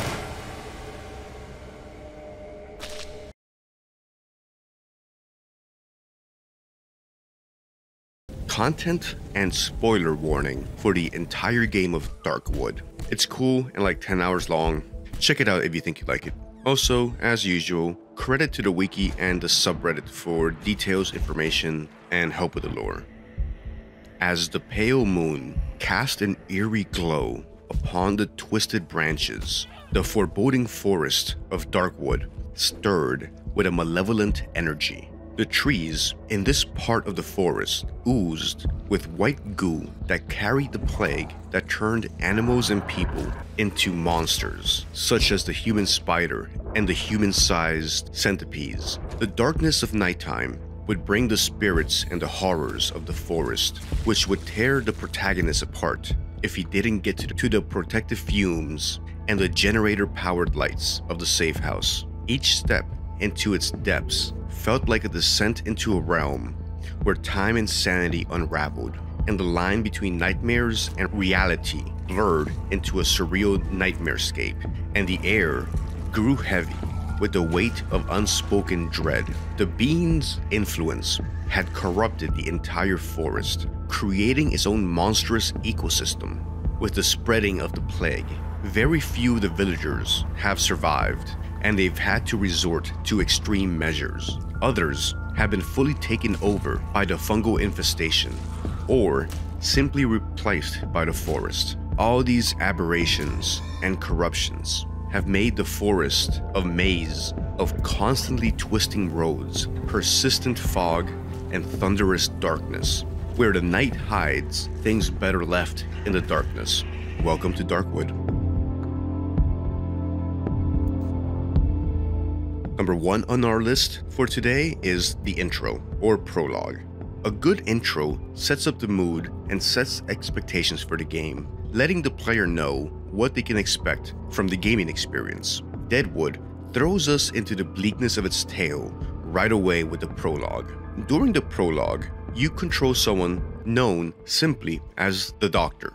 We see him as he goes about his day-to-day in his cabin in the dark forest. Evidence of his medical work and experiments litter the room.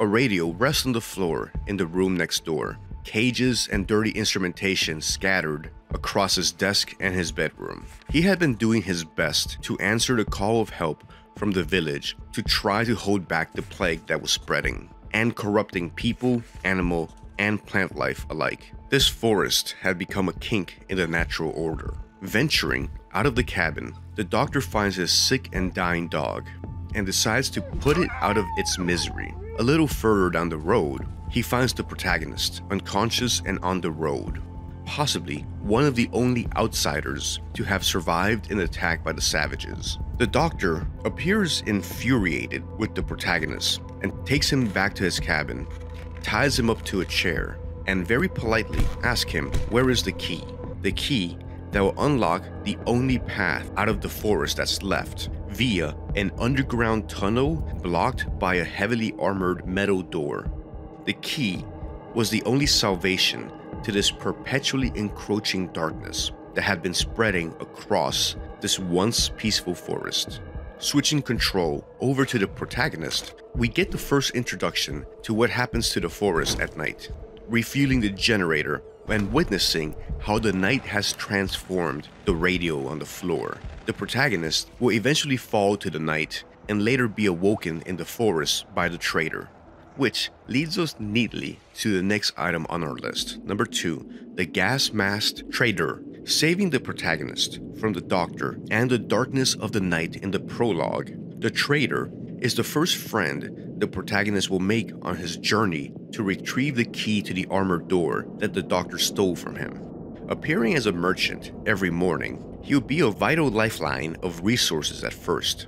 He also tries to give you an early warning on the dangers that inhabit the forest, saying that survivors need to stick together, mute, or at least quiet, and wearing a gas mask to protect himself from the spores and fumes of the forest. He will write out what he wants to communicate on his arm and glove using a piece of charcoal. His speech is impossible to hear through his thick mask. The protagonist will notice that he is unnaturally pale, and his chest is covered in a mushroom growth, and his mask appears to have fused with him. Irregardless, the trader is a welcome sight for the duration of Chapter 1. By the time the protagonist reaches Chapter 2, the body of the merchant will be found outside the swamp hideout when starting Chapter 2. The words liar sketched on his now severed helmet. Searching his body, the protagonist will find copies of items he had on the trader, but these copies would be white and moldy. A common theory is that he is a clone or a replica of the protagonist, created by the being who is behind the forest's transformation. The trader might be one of the many copies of life that the forest would produce. And speaking of copies of life produced in this forest, we move on to number 3, the Wolfman. There are few friends to be found in these woods, but the Wolfman is one of them. Likely another replica created by the forest. He will always refer to the protagonist as Meek. He is a source of resources and direction in the early game. The wolf can be found in his camps, in the silent woods and the dry meadows. Once he thinks you are worthy and might actually survive in the woods, he will send the protagonist to get the key covered in chicken feces, which grants access to the chicken lady and the pretty lady's home in the village. Giving him this key would have unfortunate consequences for the pretty lady, who had been the target of the Wolfman's cannibalistic instincts and attention. If the protagonist doesn't deliver the key to the Wolfman will take his revenge by raiding the swamp safe house and taking supplies while the protagonist is away. In the swamp area, at the end of the game, the protagonist will find the abandoned hunter's house, where a corpse can be found bound and covered in roots. This body is believed to be the original body of the Wolfman, which the being copied, spawning the Wolfman that we've encountered. Number 4, the Savages. Along with the dogs, the Savages are some of the first threats the protagonist will encounter in the forest. Savages are regular villagers or hunters that have lost their mind and fallen to the plague. They look sickly, with gray pale skin and muddy looking bodies. Some will be hostile, some will be passive. They can use simple weapons like rocks and sticks, and they are found throughout the early areas of the journey. They can be easily manageable threats if the protagonist is prepared.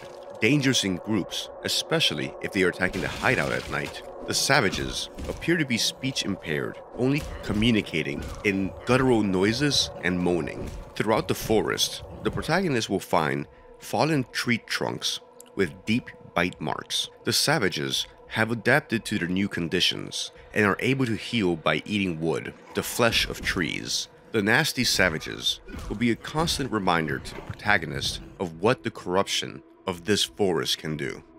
Nighttime. One of the centerpieces of Darkwood's mechanics is surviving the night. The nights in the forest are far more dangerous than the days. The terror of the forest manifesting more as the concentration of spores in the air increases and the sun sets. The protagonist will have to make sure he makes it back to the safety of a safe house before dark. Fuel for the generators will have to be procured during the day in order to keep the lights on. Light, along with the protective fumes of the oven, are the only way the protagonist will survive the night without being gored by the night terrors. It's during the night when the game's audio really shines. The combination of anticipation and foreboding, listening to the sounds of monsters stalking outside your door makes for some of the most tense and pants-pooping experiences in Darkwood. Each night, a different set of threats and challenges will manifest. The first few nights, the threats will be minor and simple to survive. A small dog, savages that don't seem too motivated to break in, or furniture moving around on its own. But the threats will progress as time goes on. The floor will manifest holes and mushrooms. Packs of aggressive dogs will spawn. Multiple armed savages will appear and break down your barricades. Banshees, ghost invasions, and even the lights faltering and failing. At the end of the game, you'll have to contend with groups of large dogs, red chompers, and centipedes attacking the safe house and making short work of your preparations. As each night presents its unique challenges, you'll have the time to sit in the corner, quietly listening to the sounds of the night, hoping they don't notice you, and just move on as you can feel your blood pressure rising. The Eternal Wedding. One of the early random events that may occur overnight is a simple knocking on the door. If the protagonist investigates the knock, they'll find an invitation. This invitation is a simple, colorful child's drawing inviting the protagonist to the nearby celebration behind a cornfield at the edge of the dry meadow. Getting past the chained dog outside, the protagonist will see signs of the festivities from the outside. Bright streamers hung up over a courtyard, colorful decorations, and tables for partygoers will be found on the inside. In the center of the courtyard, the bride may be found in her ghost form, forever dancing and spinning to a song and music that we can't hear, eternally stuck in what should have been one of her happiest memories. The entire event stands in stark juxtaposition to everything else currently found in the forest. The groom will also be found here, yelling that he's been waiting for you. Once the lights flicker, go on and off, a red chomper in a wedding suit will attack the player screaming, "Dance with me." After dealing with the chomper, the protagonist wonders if the bride had met a kinder fate than the now monstrous groom that has been transformed into a chomper. A sad story of what would have been a beautiful wedding. Number 7. The Sow, or the Mother of All Pigs. While the plague spread and the trees blockade the roads out of the forest, some villages and their townsfolk were trapped in the forest and had to find a way to survive their new circumstances. The main source of food for the village became pork, or a form of pork. The Sow was a giant mutated pig of unknown origins, capable of mass birthing pigs for slaughter. The mother of all pigs was cared for by the pig farmer, since only he knew how and what to feed her. The pig farmer had wired the Sow up to electrical cables connected to a generator. During feeding time, he would use electricity to stun the Sow and force feed her, giving her the nutrition needed to keep birthing piglets to feed the village. One day, the villagers murdered a woman's entire family. This woman, called Hanuska, took revenge on the village by destroying its food source. She had killed the pig farmer and cut the cables needed to stun and force feed the Sow. Doing this would prevent the Sow from birthing any more piglets due to a lack of nutrition, and thus starving the village. The protagonist has the option to end the matter completely by removing the safeguards on the electrical lever and turning up the voltage fed to the Sow. The increased voltage would fry the pig instead of just stunning it. Insert bacon joke here. Sometime later, the now burnt carcass of the giant mother of all pigs will be found in the village, as the desperate starving villagers are praying to it like a god, lamenting the loss of their food source and waiting for the famine to take them all. I say this as a lover of sausage and bacon, but the Sow and its entire situation is pretty nasty. 8. The Chicken Lady and the Pretty Lady. Entering the last village in the forest, the protagonist will be reminded of how horrifying he looks, and that the villagers don't want him there. In the outskirts of the village, the home of the Chicken Lady and the Pretty Lady will be found, the same home that the Wolfman is obsessed with getting a key for. The Chicken Lady appears exactly how the name suggests, an elderly lady that keeps a lot of chickens in her home, like an avian equivalent of a cat lady.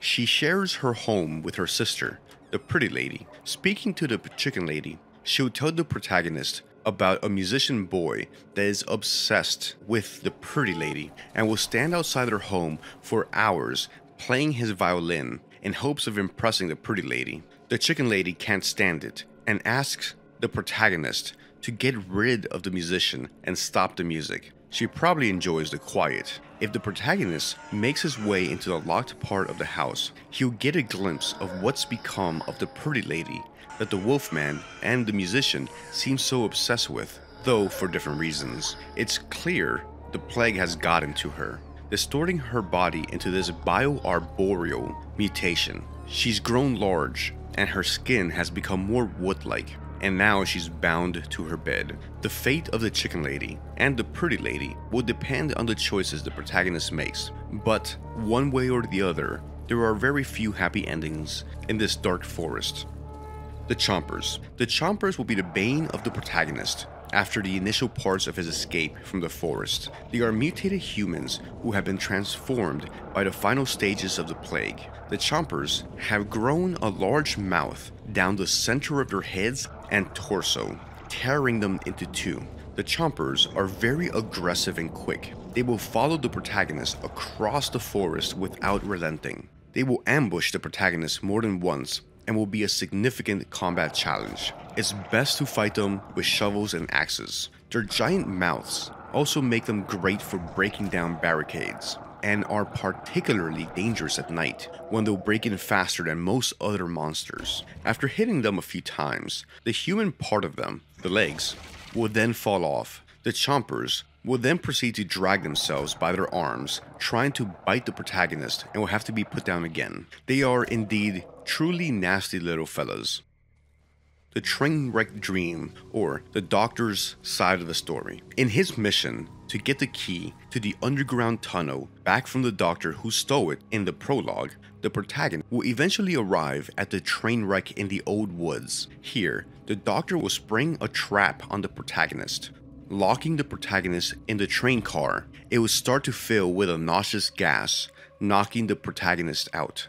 The protagonist would then have a dream and hallucinate events from the Doctor's past, and find out why the Doctor seems to hate the protagonist so much. In the visions, the protagonist sees the Doctor's agony as he tries to answer the call to care for the villagers who had caught the plague. He was helpless to stop the infections and its effect on the people that he knew. He watched more and more of them gradually turn more and more wood-like and sickly, and he could do nothing about it. The Doctor seems to plague the protagonist for the breakout of the plague. Not sure why, but the villagers seem to agree that he is the cause of this chaos.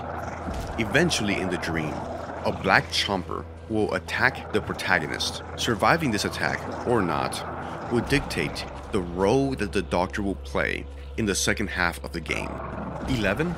The Man. Halfway through the ordeal, after the protagonist confronts the Doctor in the train wreck, the protagonist will get the chance to go through the armored underground door that is supposed to lead to the path home, the way out of the forest. Going underground, the protagonist gets to see how the corruption of the being and the plague have seeped its way underground, corrupting life and blocking off pathways in the tunnel. It's in one of these tunnels where the protagonist will encounter the Man, or at least that's how the wiki calls him, since he doesn't have an in-game name. In one of the dead ends, the shape of a man being absorbed into the root system will talk to the protagonist. The man struggles to get up, not realizing he is part of the roots and is attached. He asks us who we are, tells us that he wants to go home. He had tried to escape the forest, but he says that there was a talking tree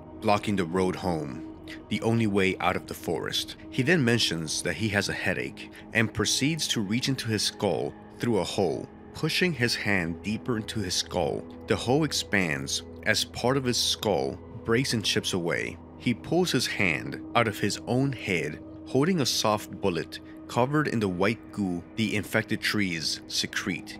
and hands the soft bullet to you. He says that this is the bullet that put him to sleep. He drops his head and stops moving. Number 12. The Mushroom Men. Mushrooms are plentiful and easy to find in all parts of the forest. In the first part of the game, we get used to keeping an eye out for them, to either harvest them or simply to avoid stepping on the poisonous ones. This takes a turn in Chapter 2, where we meet the Mushroom Men. In the swamp, sometimes some of the piles of mushrooms scattered around will actually be able to sit up and pursue the protagonist. The Mushroom Men will lay in wait for the player in the swamp, and once the protagonist is near, they will stand up and chase the player, leaving an imprint in the grass where they were waiting. After pursuing the player for a short amount of time, they'll explode, destroying themselves and anything around it. After the explosion, mushroom gore and juice will be found scattered around, leaving a nasty little scene. The forest has eyes. They say that the forest has eyes in Darkwood, and those eyes are giant and in the ground. The forest also has these other moist holes in the ground that tentacles come out of. Some theorize that these might be attached or somehow connected to the being, the entity behind all of this corruption, serving as a form of video surveillance system for the being to monitor everything in the forest. Two forms of these growths are benign: the eyes and the tentacles. The tentacles won't react to the protagonist, but the eyes will hide and close when the protagonist is nearby. Another, more hostile form of the growths are the red glares. These will be found throughout the forest and sometimes manifest overnight during the nightly hauntings.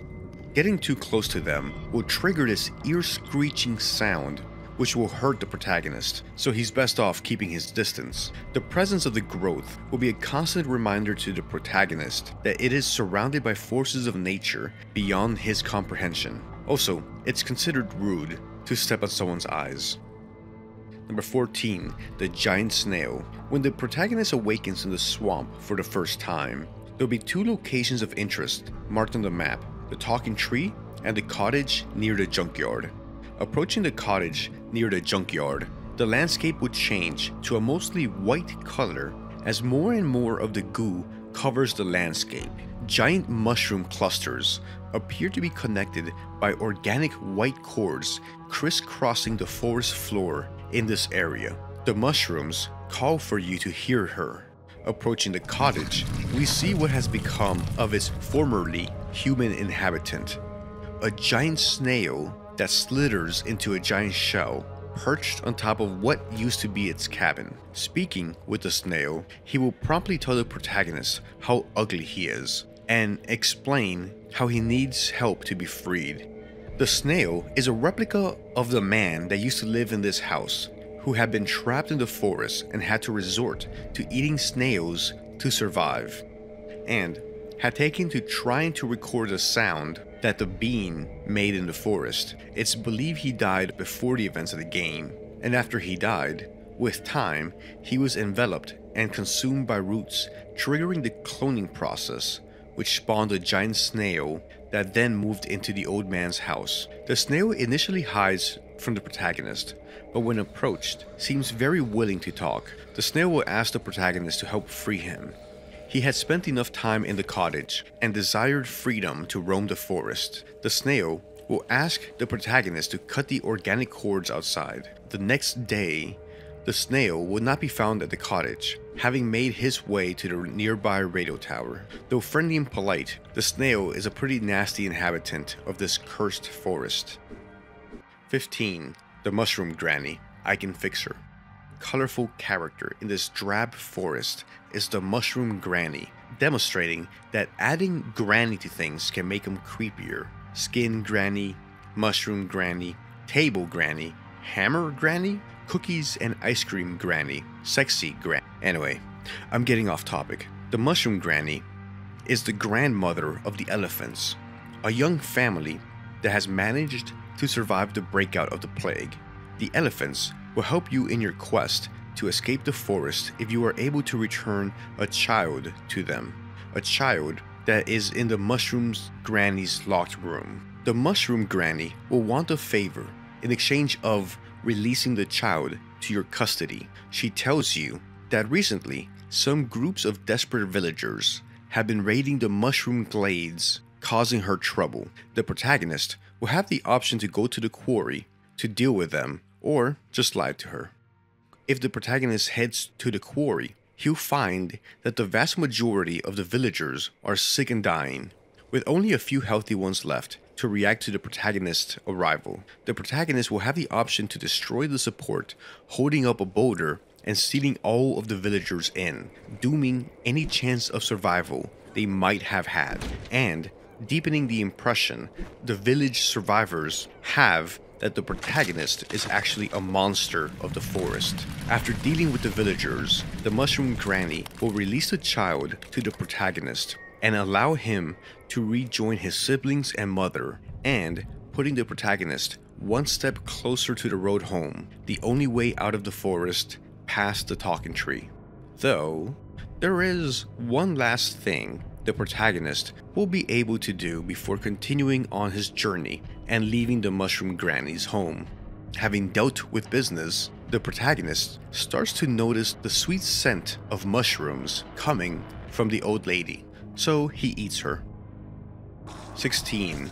The Human Spiders. The name itself compels one to find out more about this testament to body horror. The human spider will grace the protagonist with his presence towards the end of his journey in the swamp, where the protagonist meets the talking tree and finds the road home. The human spider is a quick enemy that will ambush the protagonist when he is exploring. It will attack by ripping off one of its many human limbs and throw it at the protagonist before closing distance and attacking in close range. While fighting the human spider, the protagonist may not notice what happens that the human spider threw, as it suddenly starts growing and expanding, and the freshly ripped off limb starts expanding into a freshly spawned second human spider. The human spider can reproduce itself entirely from a single limb.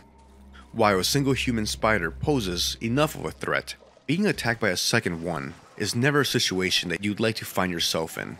Fortunately, they are individually a little weak, falling to a single hit from a sharpened axe. Smash.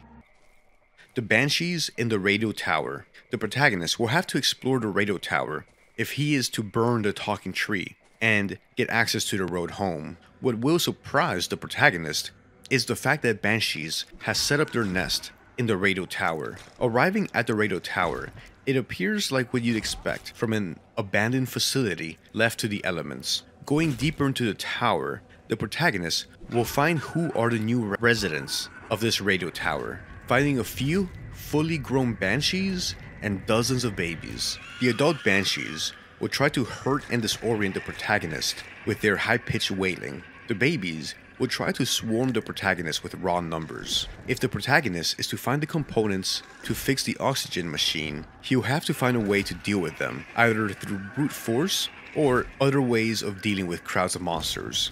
Dealing with a swarm of baby monsters and screeching horrors would be a nasty experience for anyone in these cursed dark woods. 18. Burning the talking tree. The protagonist is ultimately looking for a way out of the forest, and his escape would be the road home, the only known path from the interior of the forest to the outside world.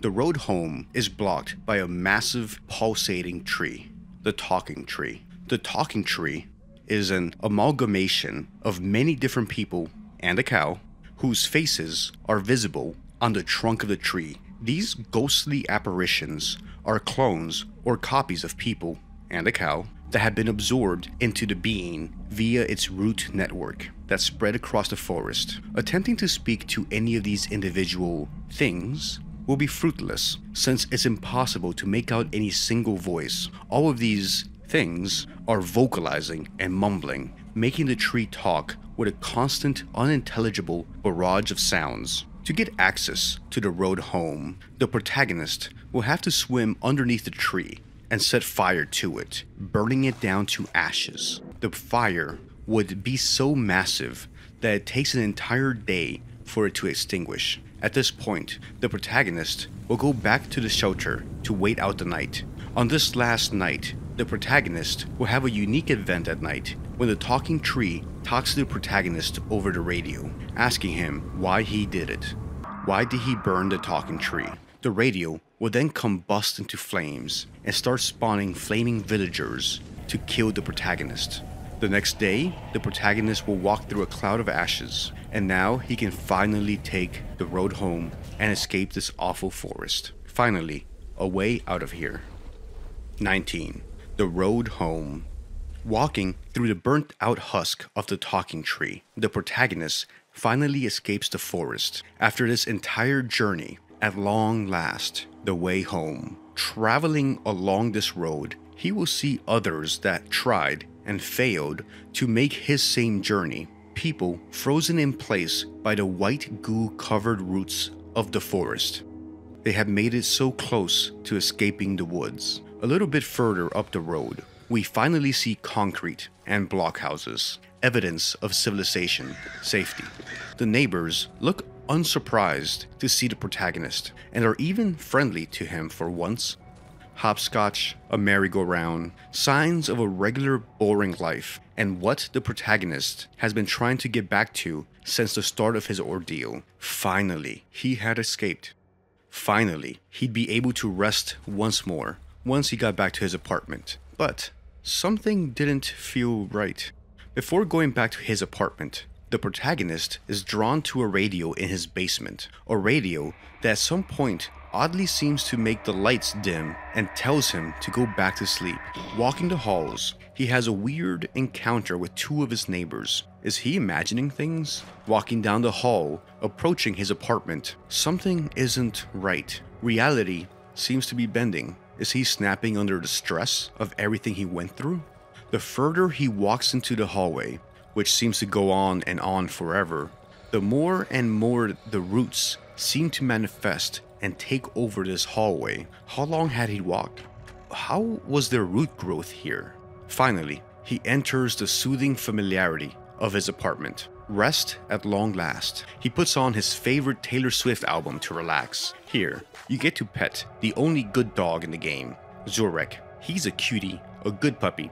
Maybe it was all over, and the protagonist could finally get some much-deserved rest. After so many days and nights of constant vigilance against the horrors of the forest, the protagonist might be able to finally close his eyes and get some sleep.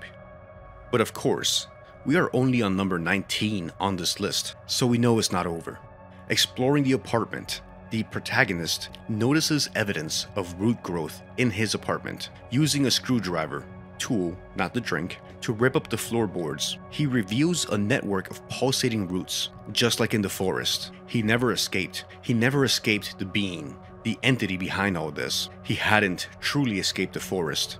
He was still trapped.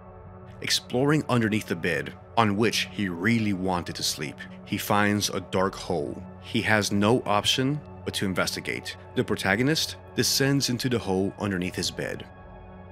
Number 20. The being and the end of our story.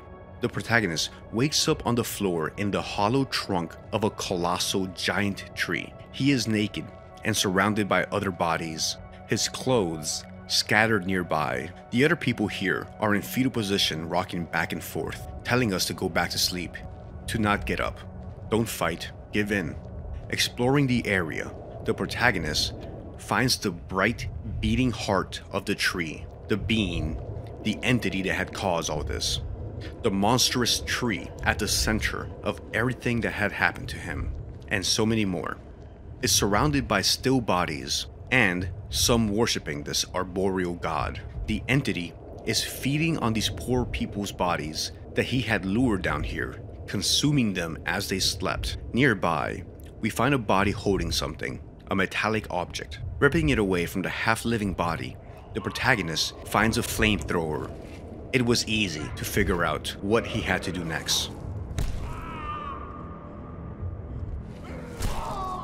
The protagonist realizes that there isn't going to be an escape for him or anybody else here, but the being must be burned.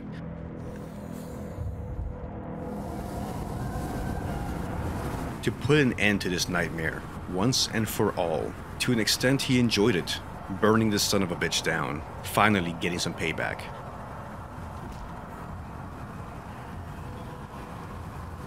Let it all burn down.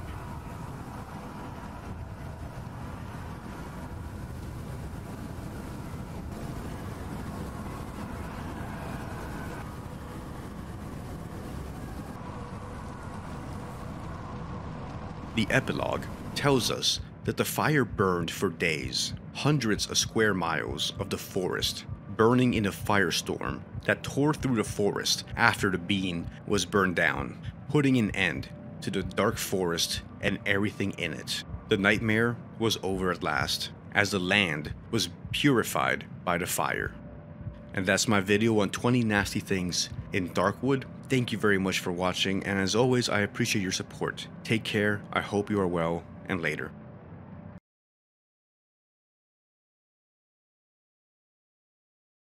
Silent Hill 2 is considered to be one of the most well-known and significant survival horror games due to its hauntingly beautiful music, emotional and psychological themes, and for its very human themes of regret, sorrow, and forgiveness. Silent Hill 2 is the story of James Sunderland, whose wife Mary had passed 3 years prior to the events of the game. He receives a letter from her after her death, telling him that she is waiting for him at their special place in Silent Hill. So the game starts with James heading to Silent Hill to investigate how is it possible that his dead wife sent him a letter, and is she really waiting for him there in their special place? Join me today as we go over a list of 20 nasty things in Silent Hill 2. Content and spoiler warning for Silent Hill 2, including the endings and the well-known plot twist. The game is over 20 years old, by the way, so I don't think it's going to be a surprise to a lot of people. Credit to the fandom wiki for bits and pieces of the lore here and there. Just a side note, though the town is called Silent Hill, it can be noisy and there are no hills. I feel the name Silent Hill is misleading. A better, more honest name would have been Foggy Plains or Moderately Noisy Town next to a lake. Anyway, just something I noticed this last playthrough, there are no hills in the game. 0 out of 10 would not recommend. Alright, starting off our list strong with number 1, Pyramid Head. Of course, I'd be starting this list with Pyramid Head, the iconic pursuing enemy that hunts James throughout his journey in Silent Hill. Pyramid Head is one of the most recognizable figures in the Silent Hill franchise. We first meet him in the Woodside Apartments in this great reveal. As James is walking down the halls of the apartment building, Pyramid Head will be waiting and watching you from the far side of some bars that block your progress.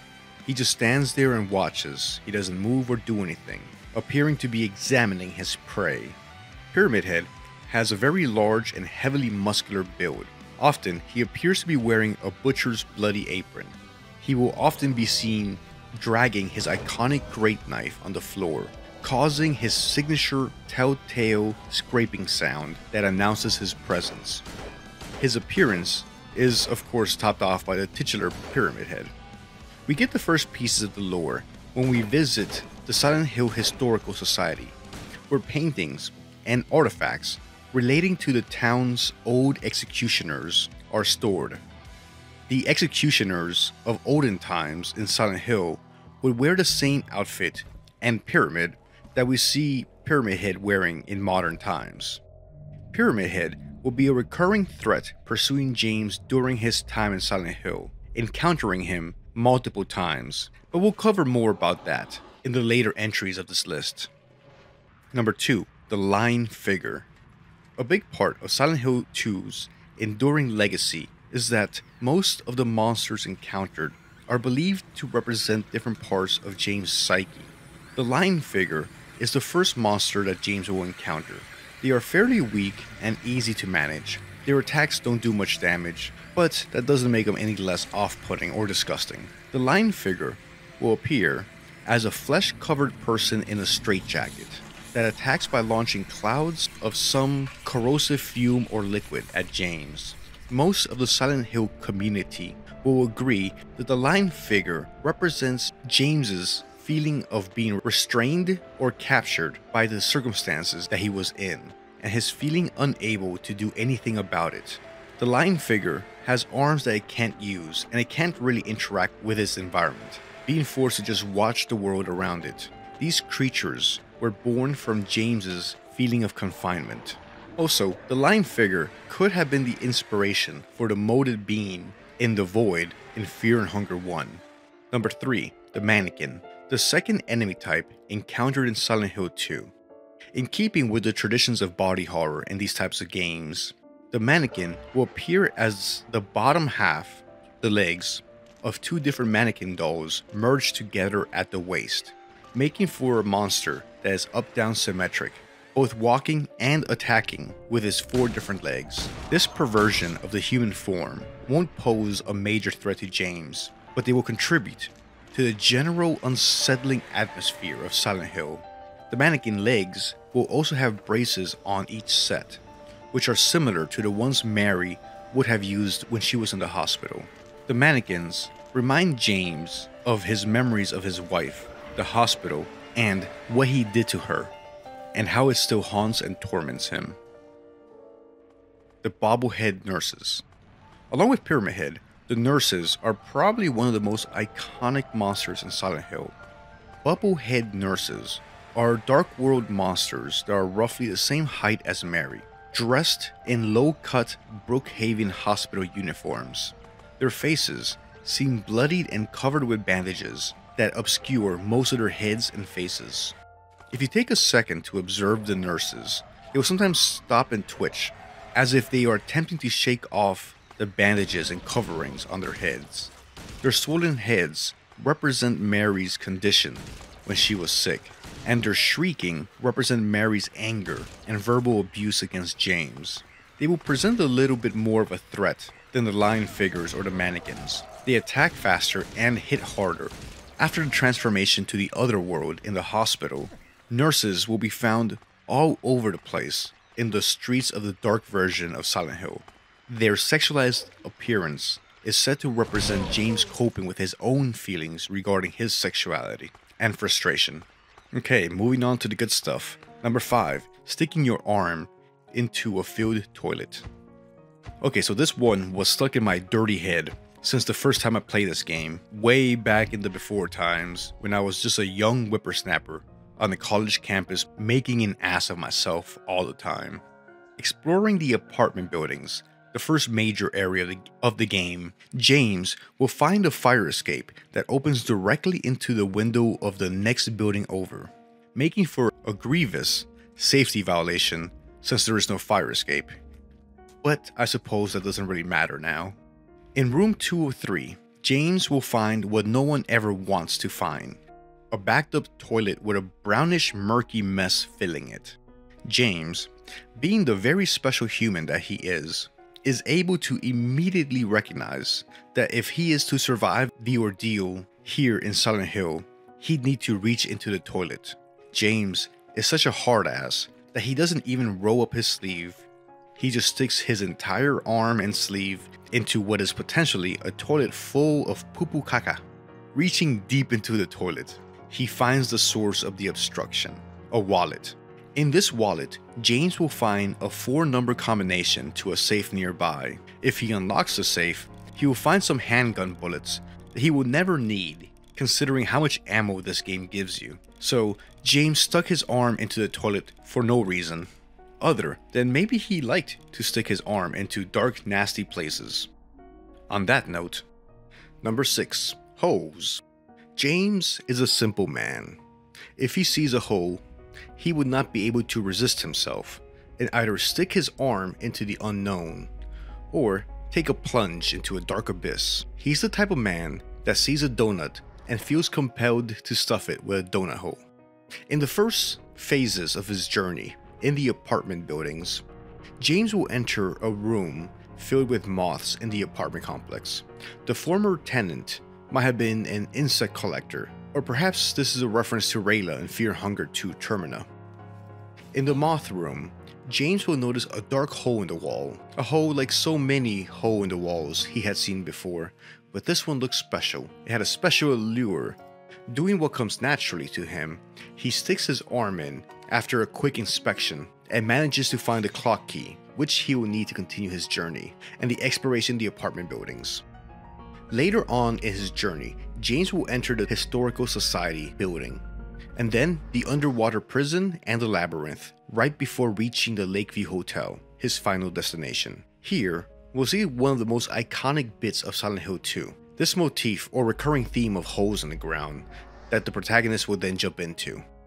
We'll also see this in later survival horror games like Signalis and Fear and Hunger.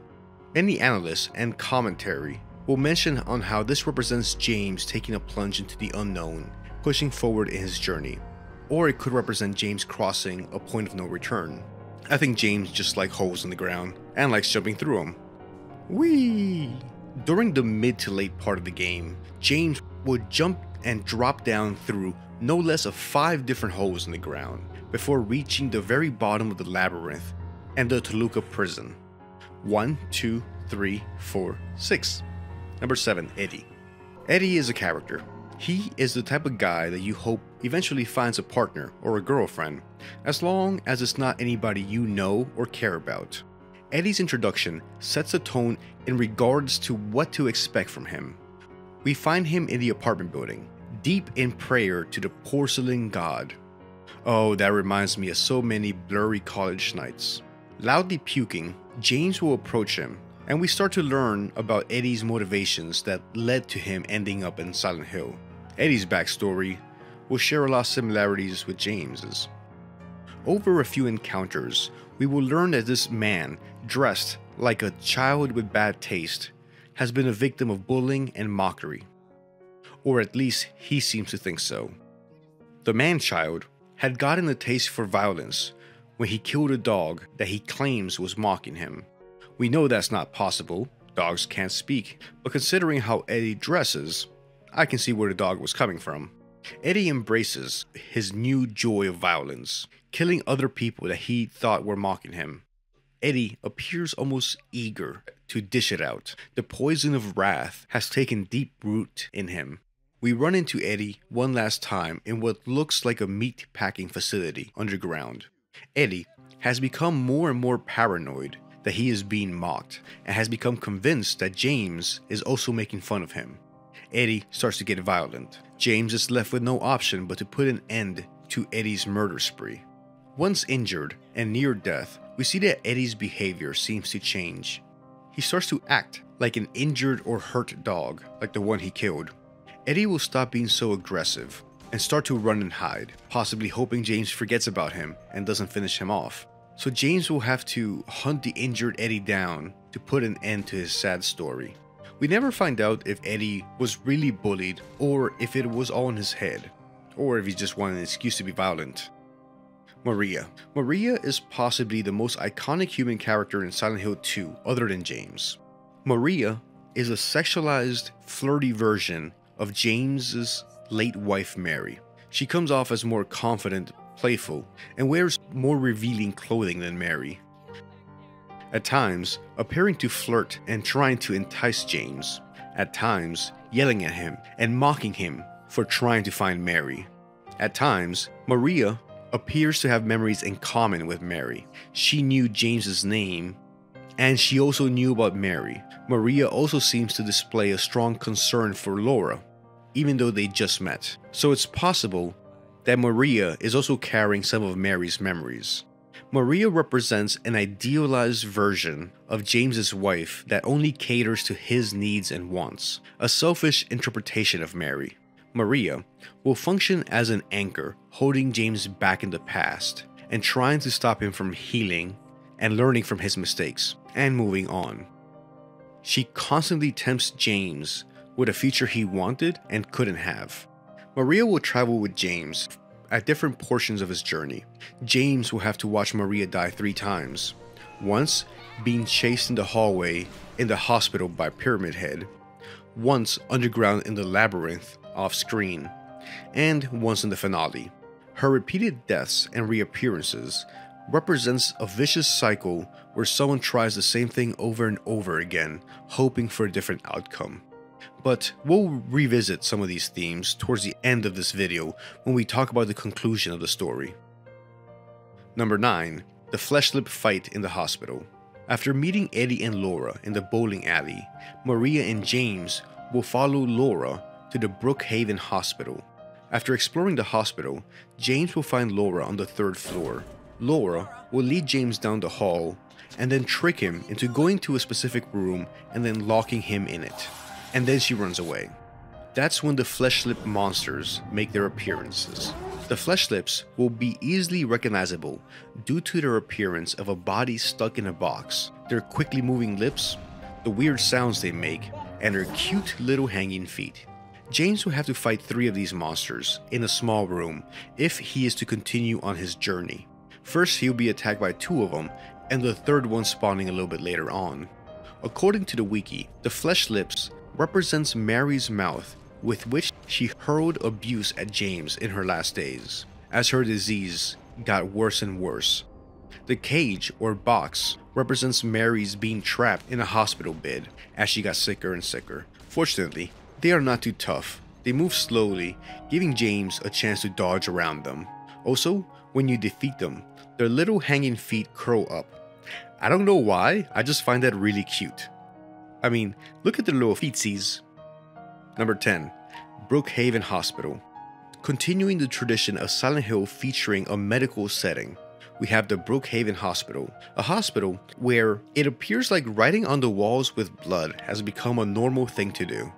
Like mentioned earlier, James and Maria will end up in the Brookhaven Hospital in pursuit of Laura. The hospital, like the rest of the town, is in disrepair, dark, and disgusting. Being in the Brookhaven Hospital will no doubt bring anguish to James, reminding him of his and Mary's time in the hospital as Mary's disease progressed. The hospital appears suddenly abandoned and in disarray. Tarps and papers are littered everywhere, bed and boxes covered in sheets. The hospital will also be the first place where James hears the iconic air raid siren and visit an otherworldly location. After transitioning to the otherworld, the hospital will appear covered in rust. The wallpaper and the paint on the walls will peel and reveal orange and red support beams and rust. The floor will give way and reveal grating, showing vast empty spaces beneath James's feet. The otherworld is designed to trigger every vulnerability and sensibility most people will have to make them feel as lost, in danger, and scared as possible, creating a truly unsettling nightmare environment. Also, there's a puzzle where you fish a key out of a drain using a bit of hair and a bent pin. Laura is an orphan that became close friends with Mary at the end, when they were both patients at the same hospital. If James is able to learn, grow, overcome, and break the cycle, the happy ending will see James leaving Silent Hill with Laura, telling us that he will honor Mary's wishes and raise Laura as his own. The reason I'm listing her on this list is because during the events of the game, Laura can be fucking frustrating at times. First, she kicks the key out of your reach on the 3rd floor of the apartment building. When you meet her next, she yells at James that he never loved Mary. When you meet Eddie and Laura at the bowling alley, she'll fat shame Eddie and run away. After following her to the hospital, Laura will trick James into going to a room in Brookhaven Hospital. Laura will lock James in a room in the hospital where he is attacked by the flesh slip monsters, and then she promptly runs away. Approaching the conclusion of the game, entering the main hall of Lakeview Hotel, Laura scares the shit out of James and myself when she bangs on the piano suddenly, rupturing the silence. Laura will hand James the last letter Mary wrote her, congratulating her on her 8th birthday. James asks Laura how old she is now, to which she replies that she is still 8 years old, suggesting that Mary didn't die 3 years ago, like James has believed during the events of the game. We meet Laura once again in the hotel a little bit later, after the revelation in room 312 with the VHS tape. James will confess to Laura what he really did to Mary. Laura will then yell at James and tell him that she hates him again, calls him a killer, to which James apologizes, which is fair enough given what James just confessed to. Laura will then storm out of the room, and if we see her again depends on what ending we get. Laura is an innocent child that shouldn't be in Silent Hill, but I just wanted to complain about how troublesome she is during the events of the game. Before continuing with the video, I have a plug, and I need to do a capitalism. If you enjoy my channel, and you would like to help make sure I don't have to spend any time looking for a job and trying to re-enter the job market, consider becoming a member of the channel. For just $3 a month, you can get access to all of my videos, long form and shorts, as soon as I upload them. So that's generally anywhere from 1 to 2, sometimes even 3 days in advance. So consider checking that out if you'd like to watch my videos as soon as they're uploaded and before anybody else. At the Gaming King level, I will give you a shout out at the end of all my long form videos.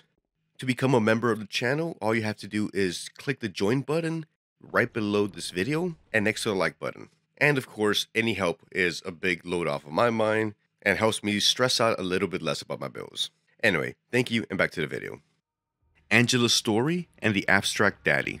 I'm going to be a little bit vague and dance around some things on this one, since I don't want the video to be demonetized, and also I'm not sure I'm the best person to be tackling some of these issues, given how important and damaging they can be. We initially meet Angela in the graveyard outside town, where she mentions that she was looking for her brother and her father. What she doesn't mention is if her brother and father would be 6 feet under.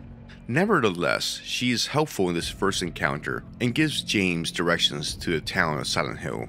Angela is later found in the apartment building, laying on the floor, focusing on the knife that she's holding. But after a talk, she gives the knife to James and heads out on her way. We can notice that Angela dresses in a very modest way, completely covering her body, possibly to avoid drawing attention from interested men or to cover the bruises that she might have due to abuse. Much later in the final portion of the game, we encounter Angela again in the labyrinth. In this version of the other world, we will see the walls covered in flesh, decorated with pistons thrusting in and out of holes in the wall. Here, we will encounter the abstract daddy boss fight. This monster resembles a person pinning another person down on a table, resembling what Angela had told us she had suffered at the hands of her father and brother. James will fight the monster as it shambles back and forth across a small room. Fortunately, he moves pretty slowly, giving James a chance to dodge him and fight back. After defeating the abstract daddy, Angela will scream, kick, and throw a TV at it. It's easy to tell that Angela is working through a lot of feelings at the moment. She then focuses her fear on James, telling him that they are all the same, that they only want one thing from her, that people are willing to take from her regardless of what she wants, before storming out of the room. In the conclusion, we tragically encounter Angela one last time in the otherworld version of the hotel. She's found standing on a burning stairway between two blood-stained corpses stitched to frames on the walls, representing her murdered brother and father. At first, she appears to be lost in her own world, even thinking that James is her mother, but eventually coming to and recognizing James for who he really is. She wonders if what happened to her is her fault, if maybe somehow she deserved it, trying to rationalize it. She then asks if she can have the knife back from James. When we speak to her, she appears calm and at peace with the fate that she has decided for herself. At least her pain will soon be at an end. Angela starts climbing the flame-covered stairs. James comments on the heat, to which Angela replies, "You see it too? For me, it's always like this," referring to the invisible pain and scars victims of assault will carry with them.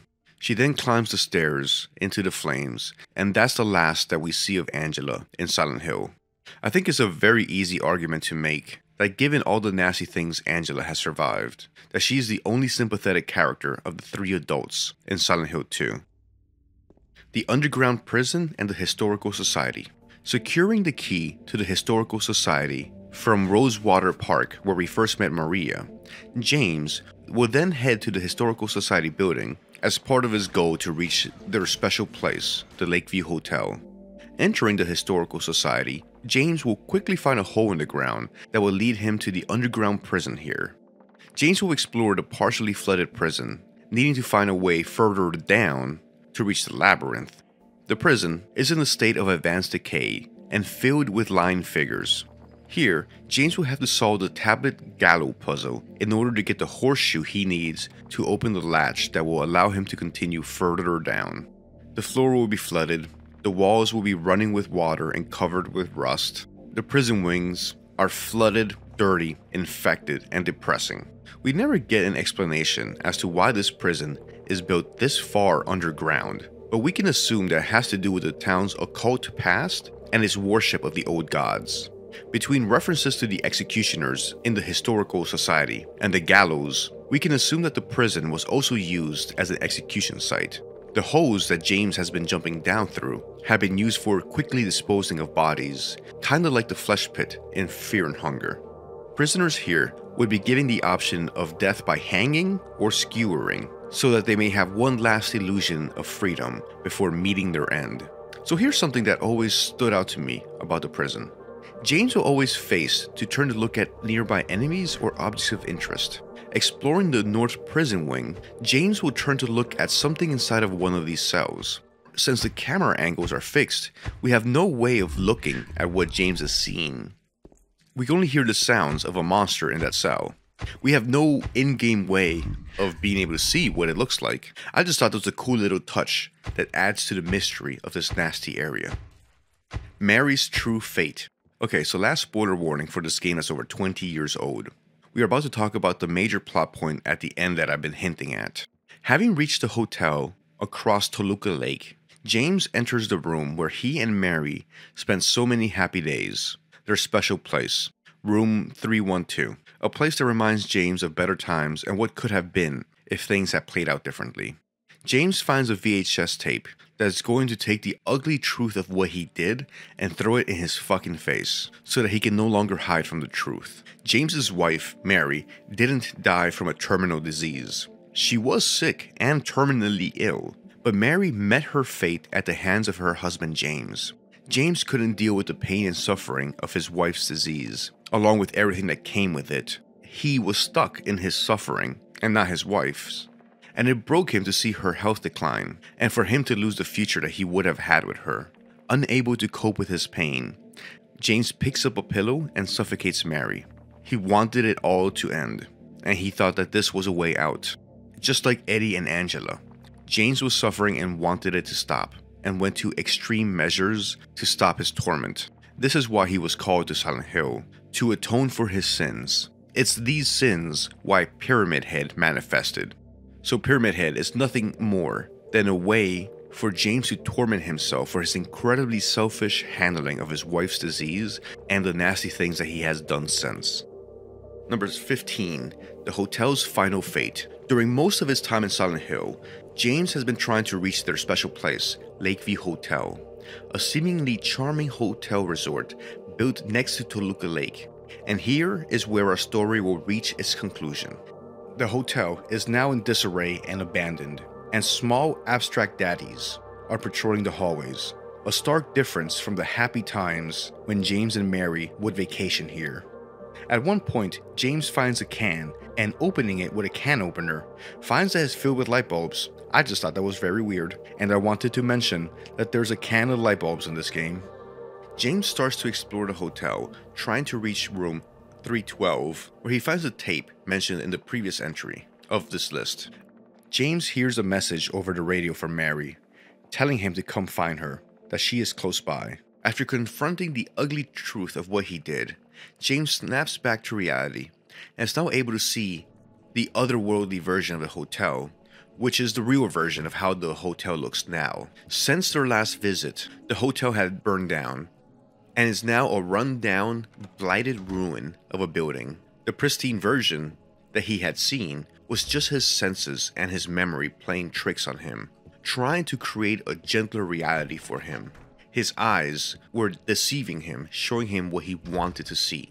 Exploring the remaining bits of the hotel, James will start to notice that physics and space appear to be distorting and behaving unexpectedly.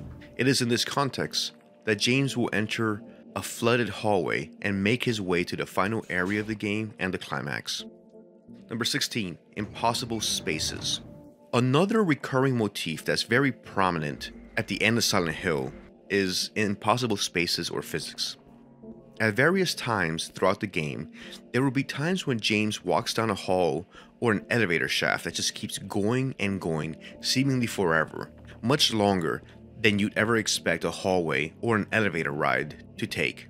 Much longer than you'd ever expect a real hallway to be. These long hallways stretch out further than anything reasonable. The first one will be descending into the Historical Society. James will travel a stairway that seems to go on forever. The second one will be right before confronting Eddie near the prison. In the otherworldly version of the hotel, James will also encounter doors that transport him across the hotel to other wings of the building, making navigation here all the more difficult, since it appears that James is stepping into portals that are teleporting around the hotel randomly. Impossible physical spaces have become a staple in survival horror, with variants of this theme present in games like Darkwood, with the endless hallway at the end, and Signalis, in the area called Nowhere.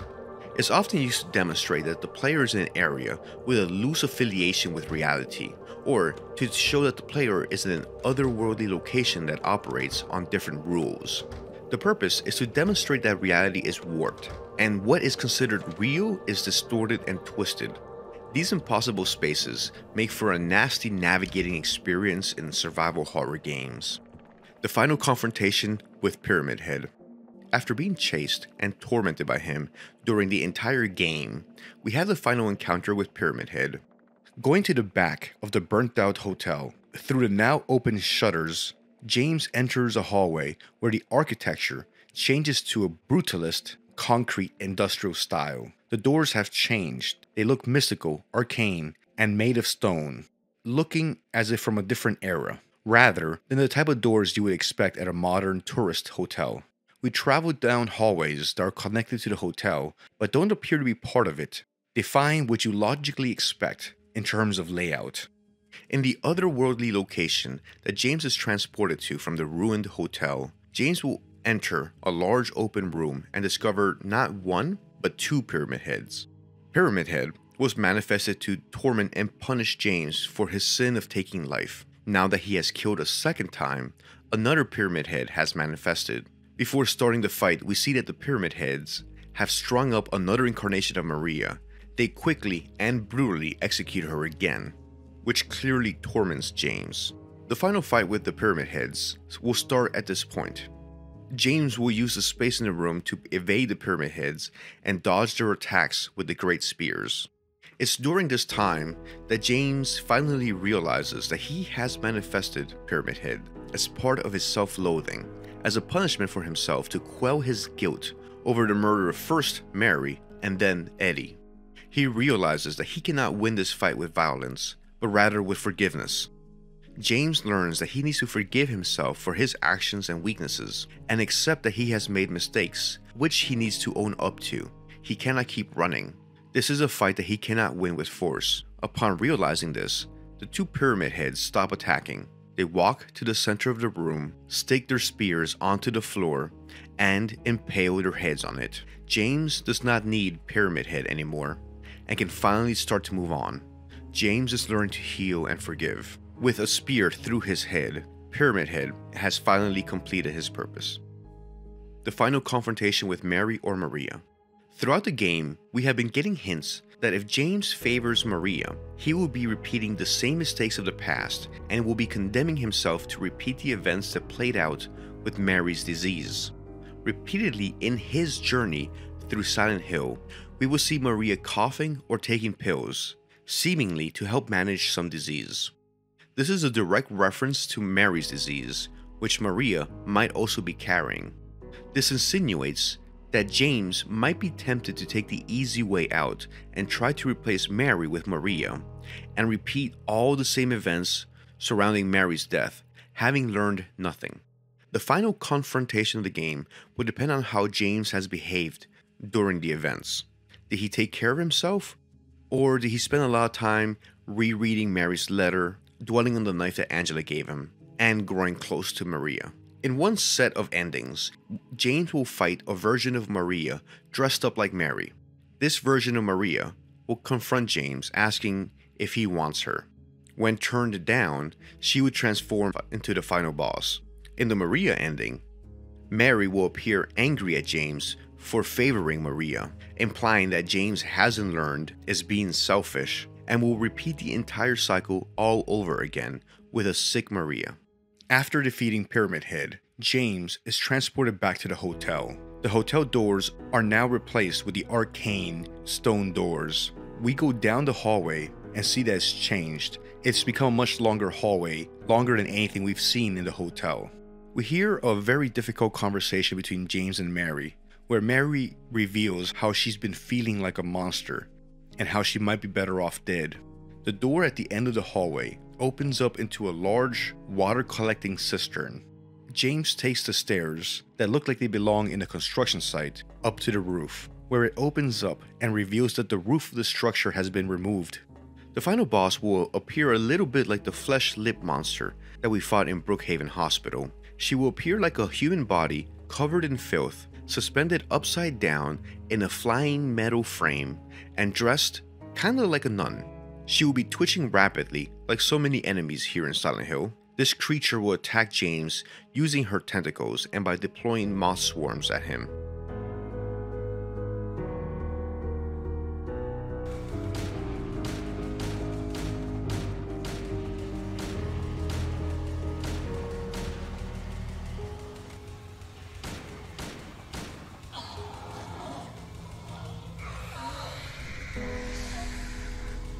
The monster goes down, and as it lays dying, it calls out James's name until James pulls the trigger and ends it.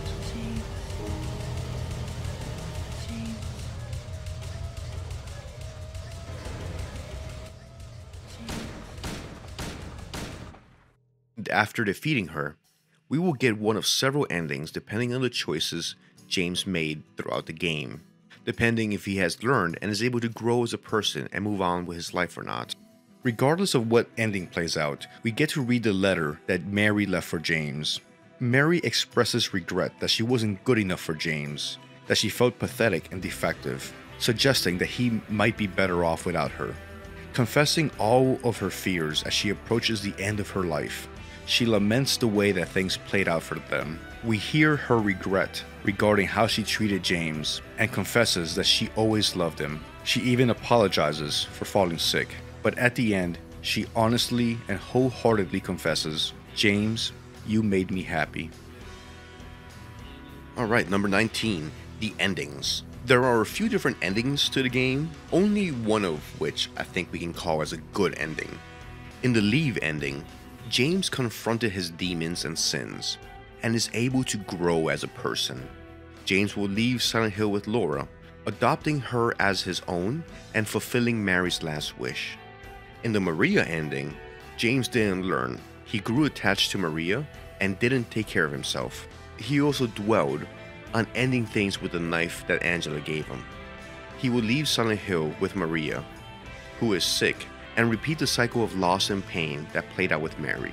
In the Water ending, James realizes that his wife's deceased body is still in the trunk of his car. He didn't learn, he didn't heal, he didn't grow, he didn't move on. He will return to his car and Maria's body in it. He will drive into Toluca Lake.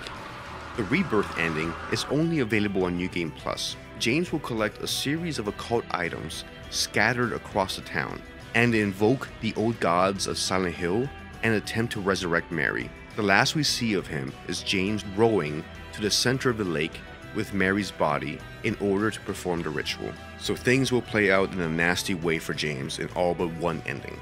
There is no canon ending to the game, but here's what I think happens to James. The newspaper headlines the next day read, "Man suspected of chainsaw rampage in abandoned town, found with kidnapped orphan, suspected of double murder." When you think about it, James just murdered 2 people. Maybe it's not a good time for him to be adopting orphans. Number 20, Bark Bark, Myra. I wanted to end this one on a lighter note. If the player has completed the 3 normal endings, or the Rebirth ending, a doghouse will spawn across the street from Rosewater Park, where we first met Maria.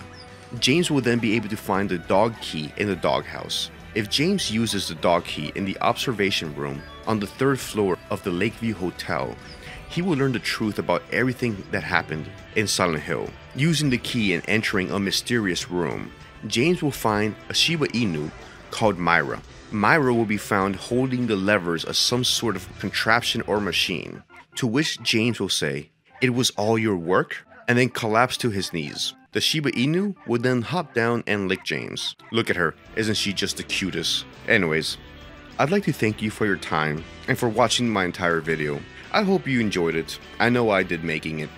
Be sure to comment, like, share, and all that jazz if you'd like to help me out and help me with the channel. But so long for now. Thank you, see you soon, and later.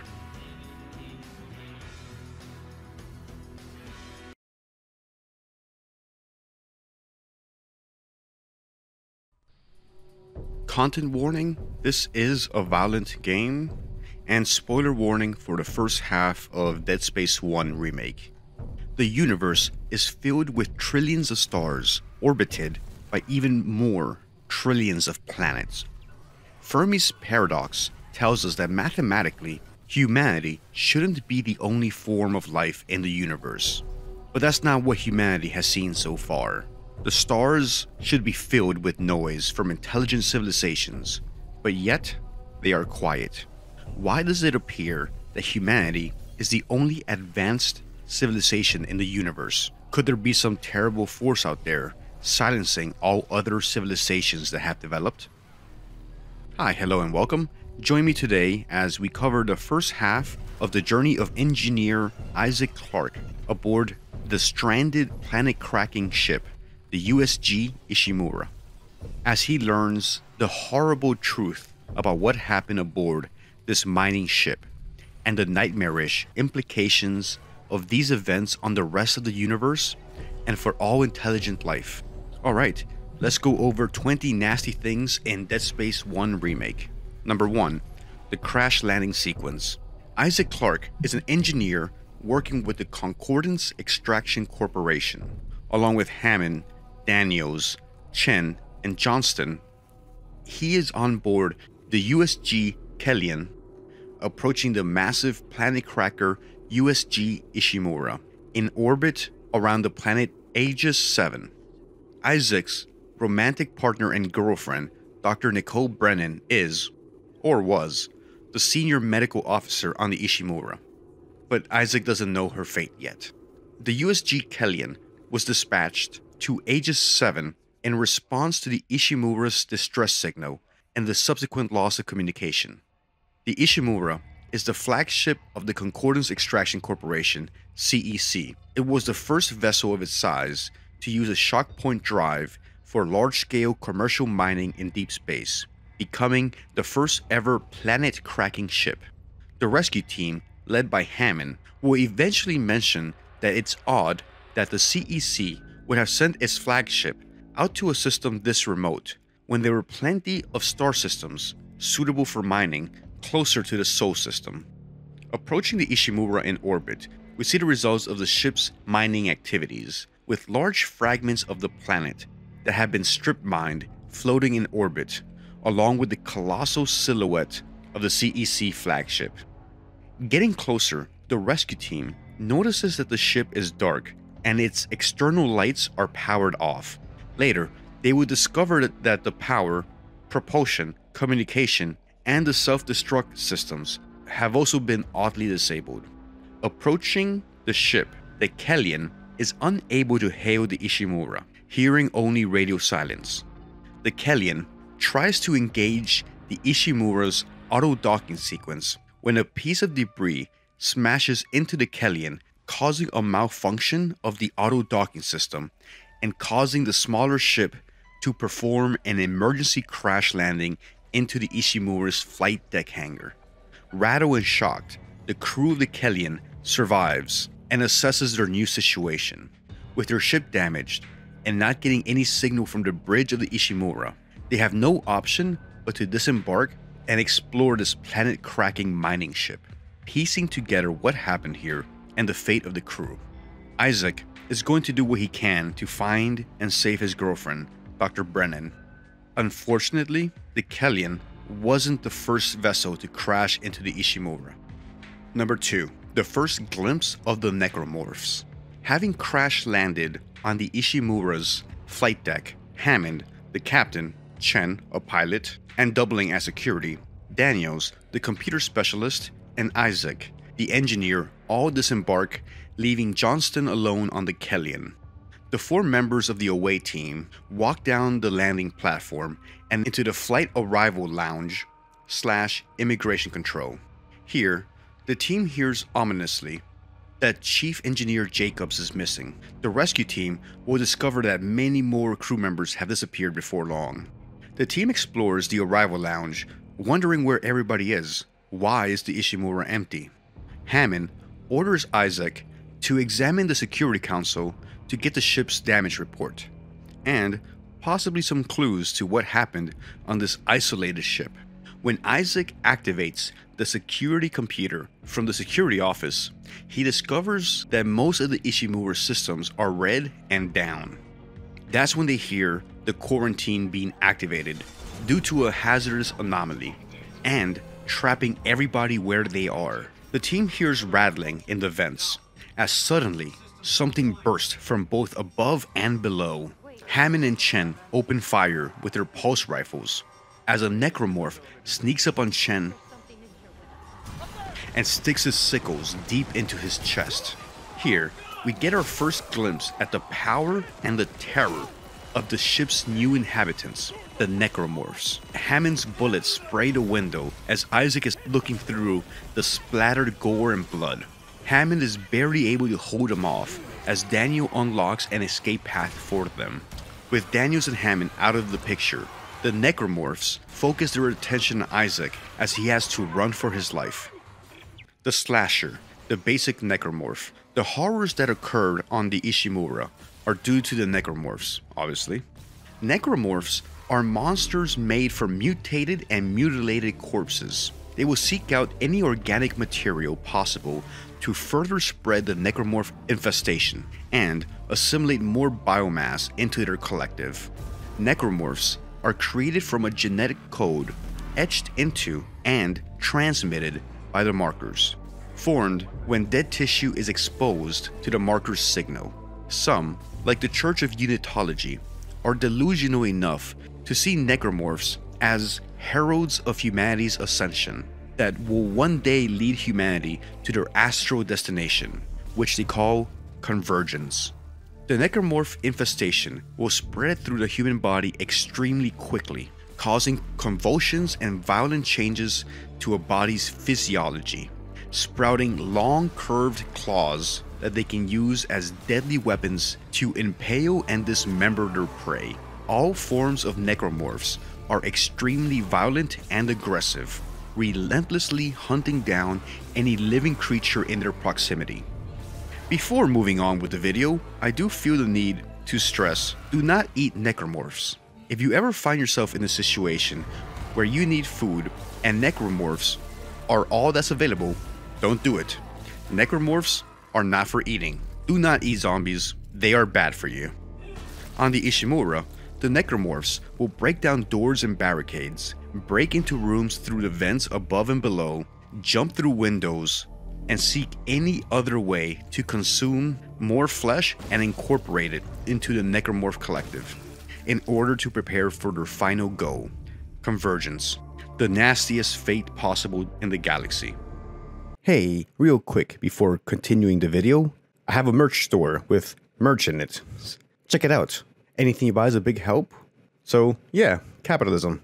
Alright, let's get back to the video. Thank you. The dismemberment system. One of Dead Space's claims to fame is the dismemberment system. In most other action games, you are incentivized to target an opponent's head for extra damage, or center mass for easier aiming. The dismemberment system inverts that, pushing the player to dismember the necromorph like a turkey being devoured on Thanksgiving. Attacking the limbs of the necromorph will deal far more damage to the creature, and also disadvantage them in different ways. Taking out the legs will make the necromorph have to drag itself on the ground, making them far slower. Removing their upper limbs limits their ability to attack you. All in all, Isaac will preserve his precious and limited ammo supply by being intelligent and trying to take out the necromorph's limbs and avoiding targeting the head, which apparently doesn't have too much of an effect when removed. The remake adds a layer to this, adding the tissue destruction mechanic. Now, you can not just dismember a limb on the necromorph, but you can also weaken a still attached limb by removing the soft tissue, skin and the muscles, from the limb, leaving a slower, weaker skeletal necromorph. Having no flesh on limbs will slow down the necromorphs and leave them with little resistance to your attacks, making it easier to take them down. Limbs can be shredded and removed by using the various engineering tools that Isaac will pick up during his ordeal on the Ishimura. The flamethrower can burn the flesh off, the force gun will simply blow it off, and the various cutting tools will do what they were designed to do. This visceral level of detail on these carnal monsters will leave a lasting impression on anyone that has seen a necromorph ripped apart and deconstructed down to its core biological nightmare components. Number 5. The destruction of the Kellian's Singularity Core. Once Daniels is able to lift the quarantine and end the lockdown, Hammond orders Isaac to return to the Kellian to start preparing for departure and escape. In the meanwhile, Hammond and Daniels are going to head to the bridge in hopes of finding some clues as to what happened here. Isaac makes it back to the Kellian and gives Johnston the news of the Ishimura. Comms are down, so she was unaware of everything Isaac, Daniels, and Hammond have witnessed with the necromorphs. She mentions that the Singularity Core needs some attention from an engineer, since repairing it isn't her specialty. She flies ships, she doesn't fix them. Checking the diagnostics for the Singularity Core, the live feed is brought up to give them an idea of what the problem is. When they see the spine-chilling sight of the necromorphs attacking the Kellian's Singularity Core, causing it to destabilize and explode, converting the Kellian from a lifeboat or a means of escape to a heap of scrap metal with a lot of electronics in it. Realizing the necromorphs are on the Kellian, Johnston grabs a pulse rifle and attempts to defend the ship when she gets hit with an explosion from the Singularity Core, taking a fireball to the face like a mall Santa Claus taking a punch. Isaac fights his way off the Kellian and back up the platform leading to the Ishimura's arrival lounge, re-entering the larger mining ship, which, if they aren't able to repair, would eventually become their metallic tomb in space. Number 6. The nasty affair of fighting in zero-G. Terrestrial biology has adapted to being in a gravitational field, or well. Our body's digestive, reproductive, and locomotion systems have all adapted to work in the presence of gravity. When someone is sick, gravity makes sure that stuff doesn't just float around the room. One unnerving sight Isaac will encounter on the Ishimura is clouds of fluid floating in zero-G after fighting some necromorphs. One of the many aspects that I enjoyed about the mechanics and puzzles of Dead Space, well, at least the first half that I've played so far making this video, are the gravity mechanics and puzzles. The game first introduces you to its gravity mechanics when in the zero-G therapy wing. Switching from fighting in gravity to three-dimensional, gravity-less environment is a nasty little adaptation, but does a great job of making you feel vulnerable in a new setting, along with feeling disoriented. All this is made worse by some necromorphs like the Lunger and the Lurker having adaptations to make them just as deadly, if not more, in zero-G. With no gravity, they can target you from much further away, making Isaac not only having to look left and right, but also needing to extend his paranoia to the third dimension. Zero-G also allows Lungers to propel themselves at Isaac from much further away and from unexpected angles, making for a nasty surprise when they attack Isaac from an unseen vertical angle. The Lurker, one of the early necromorphs that Isaac will encounter around the time he makes it to the medical deck and the prosthetics center. The Lurker is a necromorph version of an infant, created from human babies or organs grown in the prosthetics lab. The lurker has a hardened, leathery skin that protects the main mass of the body, and it has tentacles that are capable of ranged attacks and helping the lurker climb on walls and ceilings, making it easier for them to move around in zero-G. When Isaac encounters the lurkers, they will shoot up their tentacles and start firing spores and barbs at Isaac. Shooting the main body will be inefficient. Attacking the tentacles is a far better idea since they are so much more fragile. If Isaac is able to sever the tentacles, the lurkers will very quickly go down and die. These little balls of horror will be a constant nasty threat to Isaac as he tries to survive on the Ishimura. The stories of the fallen. Dead Space doesn't always need text, audio, or cutscenes to tell you a story of what has happened. Isaac will be able to figure out the events that played out in his proximity simply by looking around. Walking and exploring the Ishimura reveals the stories of so many fallen. Walking into the various rooms and compartments, it's easy to reconstruct the nasty final moments of the crew of the Ishimura. The environments will tell the story of the crew as they ran trying to escape the horde of necromorphs making their way through the ship, hunkering down in some defensible area, trying their best to hold off the masses of reanimated dead flesh. But now that the monsters have ravaged the ship, only the remains of the fallen are able to tell their stories. Traveling the ship, Isaac will get glimpses into so many stories of survival that failed, as more and more of the ship and the crew fell to the necromorphs. The debris, wrecks, bodies, and gore will tell the story of so much of its crew. Isaac will see more than a few nasty scenes of brave people making their final stands before an unrelenting and unceasing horror of space, the necromorphs. The Guardian. After starting to get used to the first few necromorphs and mastering the basics of combat, Dead Space will introduce a new type of monster to make sure Isaac is staying on his toes. So far, we've only encountered mobile types of necromorphs that hunt and track humans down. The Guardian is the first stationary type of necromorph encountered.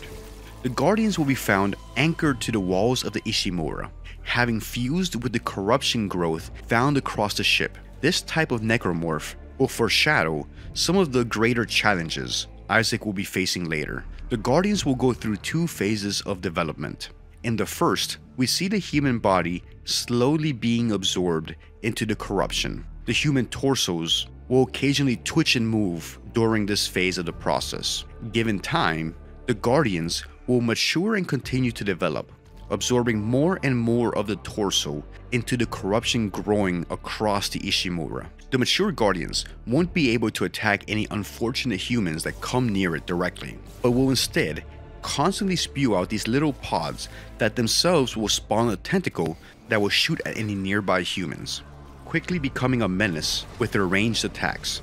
To kill a mature Guardian, Isaac will have to bait the tentacles out and destroy them, all the while managing the threat of the pods sniping at him. Once the tentacles sprout out of the main body, he'll have to find a way to destroy them all before the Guardian goes down. Between absorbing humans, spawning small sniping pods, and hidden tentacles, the Guardians will definitely be a very nasty surprise that Isaac will encounter exploring this ship. Captain Matthias's fate. Captain Matthias is the commanding officer of the USG Ishimura on his mission to retrieve the marker from Aegis 7, though he has his own secret and ulterior motives. In order to maintain secrecy of his mission and whatever they found on the planet's surface, Captain Matthias ordered a complete communication blackout, preventing any report of anything they might have found from getting back to CEC or EarthGov, suggesting that Matthias might have his own secret motives to be on this mission, separate from the corporation's goals. But with time and proximity to the marker, Matthias starts to show signs of dementia and begins behaving more and more erratically. A member of the medical staff will then take the extreme step of leading a mutiny against Captain Matthias. Dr. Kine declares Matthias unfit for active duty and accidentally kills him by unintentionally injecting a sedative directly into his eye. Matthias, being incapacitated, leaves First Officer White in command. The body of the captain is then moved to the morgue, where Isaac will later get a front row seat to how the necromorphs replicate, as an infector grabs the captain's corpse and injects necromorph biomass into the corpse, reanimating it and turning it into a slasher. Isaac is then left having to deal with this necromorph born out of the remains of Captain Matthias. The pregnant necromorph. In Chapter 3, while exploring the engine room, trying to reactivate it to stop the Ishimura's orbit from decaying and burning up entering the atmosphere of Aegis 7, Isaac will encounter another horror on the Ishimura, the pregnant necromorph. At a distance, the pregnant resembles a regular slasher with both of the characteristic scythes. As they gradually waddle over, their nasty, large green and yellow sac becomes easy to see. Once the pregnant takes enough damage, we will see why these things piss me off every time I encounter them. They will fall to the floor on their backs, and their stomach will burst open, and swarmers will start spewing forth from the pregnant, hunting down anybody nearby. If Isaac is caught in the swarm, he'll be disabled until he manages to knock them all off. The pregnant is one of the more annoying necromorphs encountered, but it does get a lot easier to deal with them once you find the flamethrower. If Isaac switches over to the flamethrower, once the pregnant falls on the ground, taking out the swarm will be a lot easier with the area of effect damage of the flamethrower. Fortunately, it seems like the pregnant necromorphs do not tend to group up and will generally be found in the company of different types of necromorphs, who will usually distract humans as the pregnant closes distance. Number 12. Finding the weapons. In Dead Space, no weapons are found in a storage container or just sitting on a weapons rack. All the weapons are taken from fallen crew members, showing the desperate scramble to find improvised weapons on board the Ishimura as the necromorphs tore their way through the planet cracker. These moments are reminders that these weapons alone will not save Isaac, the same way they didn't save the previous users. This points out to Isaac that the odds are against him, and he will need every last bit of his wits to survive this hell in space. The cutter is found alongside the dismembered limbs of an engineer. The pulse rifle is found in the hands of a dead crew member that tried to hold off the necromorphs in one of the tram stations. The flamethrower is taken from a body that's being absorbed into the corruption. The contact beam is found next to a body missing large chunks of flesh, as if he had been hit with the contact beam. And the Ripper is found next to a body decapitated by a saw blade. It's hard to know the exact details of what happened in each of these little stories, but we know that these weapons by themselves were not enough to save the crew members. It's a nasty reminder for Isaac about the constant danger that he is in. The corruption. The corruption is this game's yucky factor. A yucky factor is the special property given to an area to make it scary, offensive, or repulsive. In Silent Hill, it's the Otherworld. In Signalis, it's the organic growth that has taken over the lower levels of the mine. In Dead Space, the yucky factor is the growth of the corruption tissue over the engine compartment, hydroponics, medical, and is first seen in engineering. An email to Dr. Elizabeth Cross in hydroponics tells us the cells most clearly resemble bacteria with viral behavior. Like bacteria, the organism infects others through osmosis, then mutates and reproduces agamogenically. What's amazing is the speed at which it grows. A single bacterium reproduces 20-fold in just 1 minute. I've never seen anything like it. I won't stake my reputation on it, but I think this may be a genuine alien life form. Professor Hawley theorizes that it's an habitat transformer. The levels of gaseous output are tremendous, which is why it smells so bad. But to what end? We simply don't know. The corruption will be a bigger and bigger part of the environment as Isaac makes his way to engineering and hydroponics, where the corruption is more advanced. It will at times be barriers that Isaac will have to remove in order to continue, and this presence signifies a stronger necromorph presence in a given area. Seeing corruption is never good news. The state of the Ishimura. The USG Ishimura was commissioned in 2446 by the Concordance Extraction Corporation, becoming the first Planet Cracker class ship and the first ship to use shock point drives. By the time of the discovery of Marker 3A in 2508, the Ishimura had already seen over half a century of service. It was still a modern, top-of-the-line ship due to various upgrades and improvements that it's had over the years. The Ishimura is dispatched by the CEC to Aegis 7 to secretly retrieve the marker for the unitologist, under the cover of being a remote mining operation. Once the Kellion crash lands and Hammond's team explores the ship, we see how far the ship has fallen from its prime. The trans system is in lockdown, orbit is decaying since the engines are off, engineering is overrun by the corruption, and hydroponics has been taken over and the air is becoming poisonous.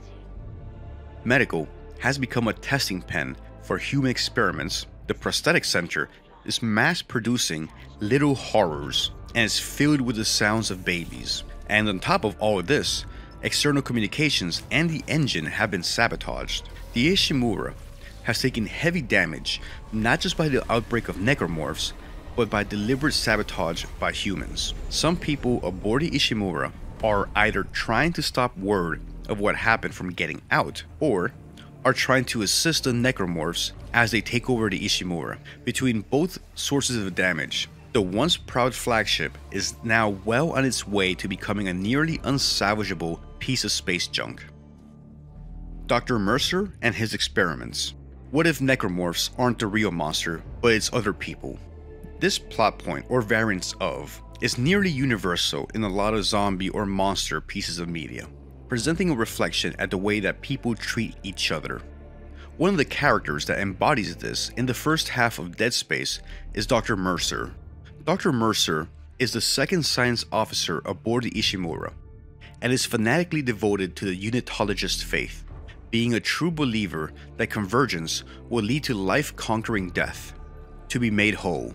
We won't be covering all of Mercer's nefarious actions today, limiting ourselves to the events witnessed in the first half of Dead Space. Being a medical officer, Mercer is one of the first personnel to respond to the unrest and malaise spreading on the surface of Aegis 7. Listening to the ramblings of the affected miners on the surface, he starts to learn that they have all been touched by the marker. People have been receiving images, schematics, and blueprints from the marker, which Mercer considers to be religiously significant. Mercer grew extremely interested and fascinated in the mumblings and ramblings of the dementia-stricken miners, hoping it would give him some insight and knowledge on how to trigger convergence. One of the affected miners that Mercer would interview was Brant Harris. Harris confessed to Mercer that every time Harris tried to articulate the information given to him by the marker, it would slip away from his mind, almost like it was stuck behind his eyes.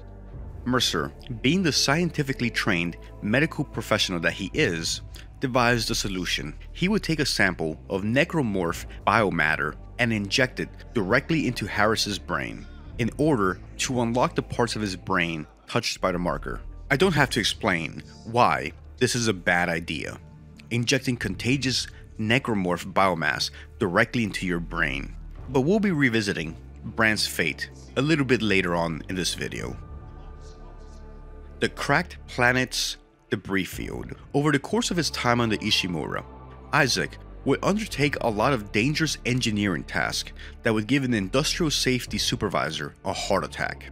Restarting the centrifuge, spacewalks through recently blown out parts of the ship, rebooting the engine, purging hydroponics, among many more. But arguably, one of the most dangerous engineering tasks Isaac will have to attempt to save the Ishimura is manually going into the hazards of space, dodging incoming debris and necromorphs, all the while manually calibrating the Ishimura's Anti-Debris System, ADS. After turning the Ishimura's engines back on, after it was offline due to sabotage, the ship's computer will start to course correct and take the ship back to a stable geostationary orbit, which would mean the ship is going to fly through the cracked planet's debris field. The ship is equipped with an ADS system, but it's been taken offline. After dealing with a brute and redirecting power from water purification, electrical systems, and mining administration, the ADS cannons will come back online, but still need to be calibrated. Having limited time, the survivors of the Kellyan only have one option to recalibrate the cannons before the debris field destroys the Ishimura. Isaac will have to step into the vacuum, make his way to the cannons, and manually target asteroids until the cannons have enough data to recalibrate themselves. Out here, Isaac will face the dangers of the incoming debris, necromorphs, and his constantly draining supply of oxygen. Managing to handle these dangers, Isaac will one by one calibrate the cannons, ensuring that the Ishimura will not be destroyed. For now. The tentacles. At various points traveling around the decayed and dirtied hallways of the Ishimura, Isaac will be assaulted by a large, agile tentacle that will grab him and attempt to pull him to his death. The tentacles burst through the metal inner walls or windows of the Ishimura to grab their unsuspecting prey. These giant clawed tentacles are the largest necromorphs we've seen so far. It has multiple sites for grabbing victims, and we can see multiple skulls at the very end of the tentacle. It appears to have a spine protruding from the length of the tentacle, and its only vulnerability are the big juicy sacs that Isaac must target to survive. Each time a tentacle attacks, Isaac will have a limited time to free himself from it by using his weapons to target the tentacle's weak points. At this point, Isaac doesn't know where these tentacles originate from, if they are independent or is there something larger on his ship that he just doesn't know about. Some gigantic necromorph monster maybe? But he would know in time. Number 18. The Hunter. Not long after, we find out about what happened to Brant Harris, the miner that Dr. Mercer injected with necromorph tissue. He is now the Hunter. The Hunter is a necromorph with unparalleled healing and regenerating capabilities. The Hunter is able to regenerate its limbs after losing them, being able to become a full necromorph after being reduced to a limbless torso. After injecting Brant with the necromorph tissue straight into his brain, Mercer performed a few more experimental procedures on the body to enhance it and increase its regeneration. Mercer was being motivated by this belief that humans have to be absorbed into being necromorphs to trigger convergence. After the procedures, Mercer was keeping the Hunter in the chemistry lab on the medical deck, near the cryogenic storage room. As Isaac approaches trying to find some liquid nitrogen, Mercer allows the Hunter to break free from his stasis tubes and pursue Isaac. The Hunter will pursue and stalk Isaac for a while, as Isaac goes about his objectives and trying to find Nicole on the medical deck. Eventually, Isaac confronts the Hunter in the cryogenic storage, where he is able to freeze the Hunter, preventing him from moving and, more importantly, preventing him from regenerating. Being frozen keeps the Hunter in stasis. The Hunter won't be able to hurt anyone. Well, for now anyways. Is this the last we'll see of the Hunter? Number 19. The Wheezers. After dealing with the Hunter, the survivors are made aware of an air quality issue originating from hydroponics and filtration.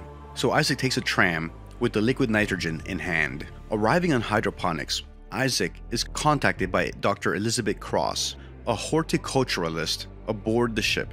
She updates Isaac on the air quality situation, telling him that necromorph growth has prospered and grown to a size unseen so far in this nutrient and carbon-rich environment that is hydroponics.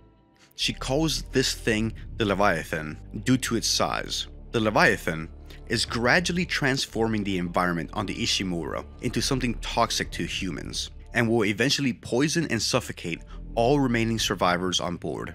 The Leviathan is too large and too strong as is, to deal with at the moment.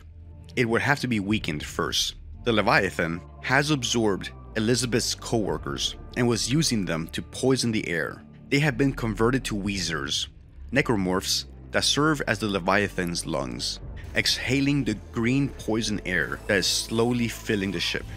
Elizabeth explains that if Isaac can inject a special enzyme into each Wheezer, the Leviathan should weaken enough so that they can deal with it. Performing this task would also put Elizabeth's former friends and colleagues out of their misery and allow them to rest, no longer being a meat puppet to the Leviathan. Isaac makes his way, fighting the necromorphs and navigating the various environmental dangers of this area, including the corruption, poisoned air, and zero-G. One by one, he is able to put the Wheezers to rest and inject the enzyme into the Leviathan system. After the last one, Isaac is ready to deal with the colossal necromorph. Time to flush this turd into space. Time to pop this pimple.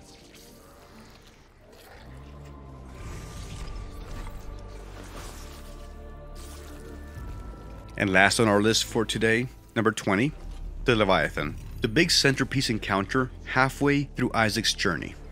Isaac finally comes face to face with the Leviathan, a giant wall of flesh made from the organic matter it was able to absorb on the hydroponics deck, forming itself from plants and human organic material into a gigantic hive-like cluster of flesh, weighing over 10 kilotons or 22 million pounds.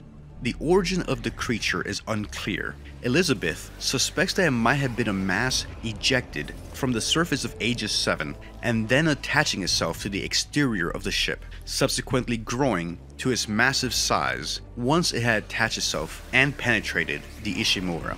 When Isaac confronts the Leviathan, he'll have to evade 3 different tentacles that resembles the ones he had dealt with before. After using his weapons and nearby explosives to deal with the tentacles, he'll have to weaken and attack the core of the Leviathan, where a gaping mouth is found.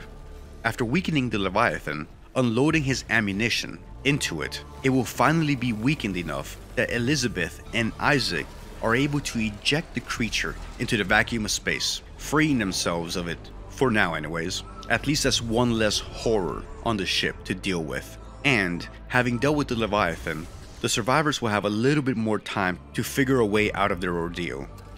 At least, they won't have to worry about the air anymore. And with that, we conclude our video for today. Thank you very much for joining me on this journey through the first 6 chapters of Dead Space.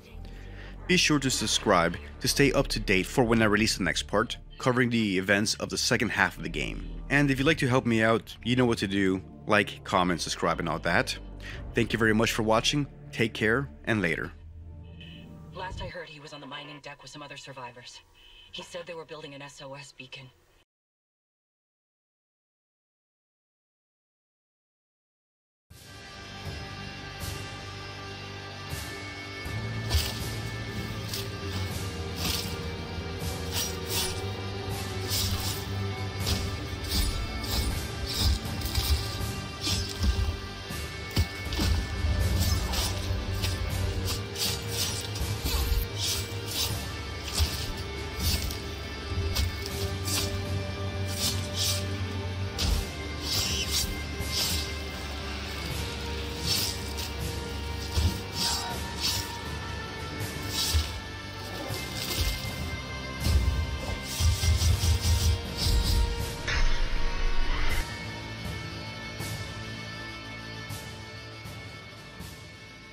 As per usual, content warning and spoiler warning for the game. El Penitente in Spanish, or the Penitent, wakes up surrounded by his dead brothers. Donning his helmet, he grips his sword, the mea culpa. He would venture out into the now cursed world of Custodia, warped and tortured as punishment for their guilt by the grievous miracle, which acts with a force of God, tormenting the surviving inhabitants of this land. The Penitent would rise up to free the people of their suffering, absolving them of their guilt and sin, taking it on himself, and he would strike down the high wills and perform the ultimate blasphemy to refuse the divine fate.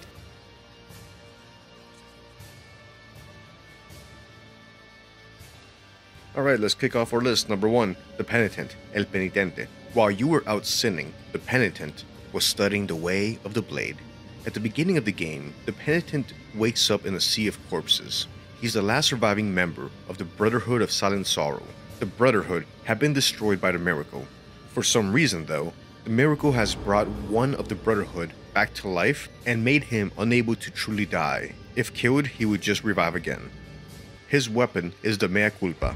The Mea Culpa was born out of a woman's prayer to the grievous miracle, seeking absolution of guilt. As she was pounding her chest with a statuette, the miracle turned the statue into a long, sharp shape of a sword, responding to her prayer, impaling the praying woman and turning her into stone.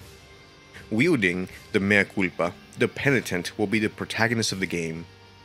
Having taken a vow of silence, he won't make a noise even if hurt or killed.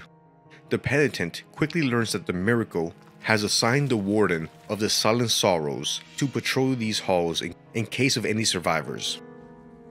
Taking the Warden down, the Penitent fills his helmet with blood and puts it on, starting off on his journey of guilt and revenge against the miracle and the High Wills for the misery they've wrought over the faithful people of Custodia and the slaughter of his Brotherhood.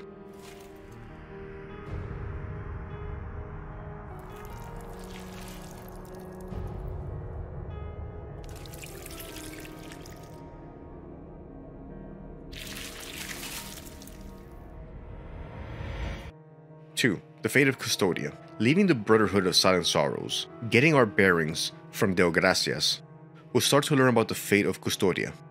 Through the background art, the monster designs, the villagers crucified in the form of the Twisted One, we see firsthand the suffering of Custodia under the whims of the uncaring, all-powerful miracle, the evil, or at least uncaring god or deity.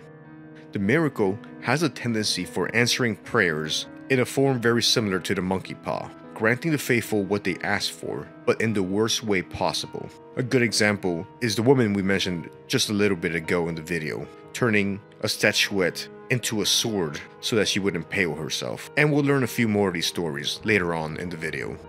We see people crucified just like the Twisted One, who is at the center of the Custodian fate. It's said that the Twisted One prayed to the miracle to absolve him of his guilt. So the miracle caused the log he sat on to begin to twist and contort around his body. And as they became one, he never cried or complained. This event is considered the first miracle. The areas outside Albero have become a wasteland. The miracle has decided this area needed to pay more penance and tore down the churches and their towers. Let loose a miasma of disease to kill all the plants and life. The townsfolk are crucified along the road, and some held over fire pits. Fire had traditionally been used to represent a cleaning or purification, so they were likely put into this situation as a form of penance and punishment to purge the townspeople of their sin and guilt. The different backstories of the different areas tell a story through melancholic depictions, sadly telling stories of a faithful people who had fallen to the miracle. A beautiful world of people, arts, and towns, since fallen, and only the ruins remain to tell the story of what once was. Number 3. The weight of her burden. One of the earliest enemies we meet in the adventure of the Penitent, and in my opinion, one of the first enemies that starts setting Blasphemous aside, showing off its art direction. At the start of the game, the first two enemies we see appear to be more standard video game fare. A bandit with a knife and a disheveled man who'll strike you with a wheel. The enraged pilgrim and the wheel-wielding pilgrim, respectively. But meeting these women carrying these statues that they are attached to, I think lets you know what to expect for the rest of the game in terms of design and atmosphere. Bound with chains to statues, the miracle had these women tied up as penance for their guilt. Now, the surviving ones roam the land of the buried church, attacking anyone they see with their still attached statue. They look emancipated and grievously wounded, yet they still muster the determination and will to use the weight of the massive statues they are chained to as weapons. These tormented women also serve as physical representations of the burden of carrying guilt and sin. highlighting the main narrative themes of the game. The Brotherhood of the Kissers of Wounds. Led by the noble Tirso, the Brotherhood of the Kisser of Wounds are one of the last surviving groups we find in the world of Blasphemous. They labor tirelessly in Albero, trying to save and ease the suffering of the survivors of the grievous miracle. Through a quest in which we collect healing herbs for Tirso and his Brotherhood, we learn the story of what happened at Albero, at around the same time as the miracle appeared, and started cursing and punishing the people. An infectious disease has started to spread across Custodia. One day, a young man sought out Tirso's congregation looking for help and relief from this disease, wondering what his unforgivable sin had been to receive such a condemnation. From here, the disease spread across the city, weakening and killing more of the survivors of the recent catastrophes. The holy men and women were distraught at the suffering of their flock around them. They had no way to alleviate the suffering of the faithful. An item description tells us, on one of the nights during which the young man agonized, amidst terrible febrile tremors, with the wounds that plagued his body spreading more and more, I approached him, so distraught that I held him in my arms and, shedding tears, I kissed him on the forehead. While I felt the ardor of his forehead on my lips, I noticed the young man was opening his eyes and looking at me, his agony apparently gone all of a sudden. The grievous miracle was fickle and didn't act in any way that humans could comprehend. Its divine will didn't need to explain itself to mortals. It would condemn and bless as it wanted. Just like the miracle had plagued the land with disease, it had also blessed the congregation with the ability to heal with just a kiss, and thus the Brotherhood of the Kisser of Wounds was formed. They would take refuge in a house in the middle of Albero and provide shelter and relief as best as they could to the survivors, using the unknown magic of their kisses to heal. A detail I liked was that as you provide herbs to the Brotherhood, the town starts to come to life in the background. Presumably, people the Brotherhood has helped with items you've brought them. One by one, they start to reappear, which lets you know how vibrant life in Albero is becoming again. Approaching the end of the game, we see some villagers struggle to get a massive pig onto a cart. Look at the size of that big boy. In some cultures, pigs are used to symbolize wealth and prosperity, so I think the pig here is meant to show that the town is flowing with life and activity again. Look at him, he's a big happy piggy. A lot of the imagery of the Brotherhood seems to be based off of San Francisco de Asís. Saint Francis of Assisi, I think. San Francisco was an Italian mystic and a Catholic friar who founded the religious monastical order of the Franciscans, one of the three main male religious orders within the Roman Catholic Church, along with the Jesuits and the Dominicans. Deo Gracias. His name is a combination of thanks and God, Dios and Gracias, so we can take his name to mean to be thankful to a god. Deo Gracias is the first friendly NPC we meet in the game that sets us off on our first objective, to complete the 3 humiliations to get access to the Mother of Mothers Cathedral. Deo Gracias is the only direction we get in a lot of the game, and he quickly becomes a welcome sight, guiding us to our next objective. Wearing a capirote-style hat and dressed in shibari-styled robe patterns, he looms large over the penitent, like so many other figures in this world. His knees bloodied and scratched from being on them for so long, he will guide the penitent to the turned throne that the penitent will need to reach to get the true end of the events of Blasphemous. And he will observe and record the penitent's journey in Custodia.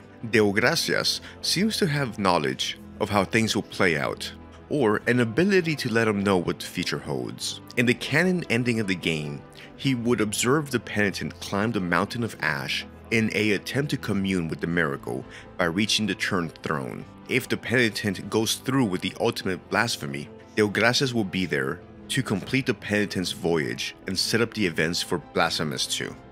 Nacimiento. Nacimiento is a giant that has been cursed by the miracle, causing him to have Benjamin Button disease. His face gets younger and younger as he ages, but he has an ancient one inside of him. To contrast his youthful appearance, we see a visage of an old man protruding on his chest, which Nacimiento is curiously probing, since he doesn't know what it is or what the miracle has cursed him with. Later in the game, the curse will progress, and we will see the old man being birthed from Nacimiento's chest start to crawl out. In his last phase, we see the old man having been fully birthed. He lays in the center of the room in the fetal position, slowly breathing. Nacimiento is non-responsive, with a large hole in his chest.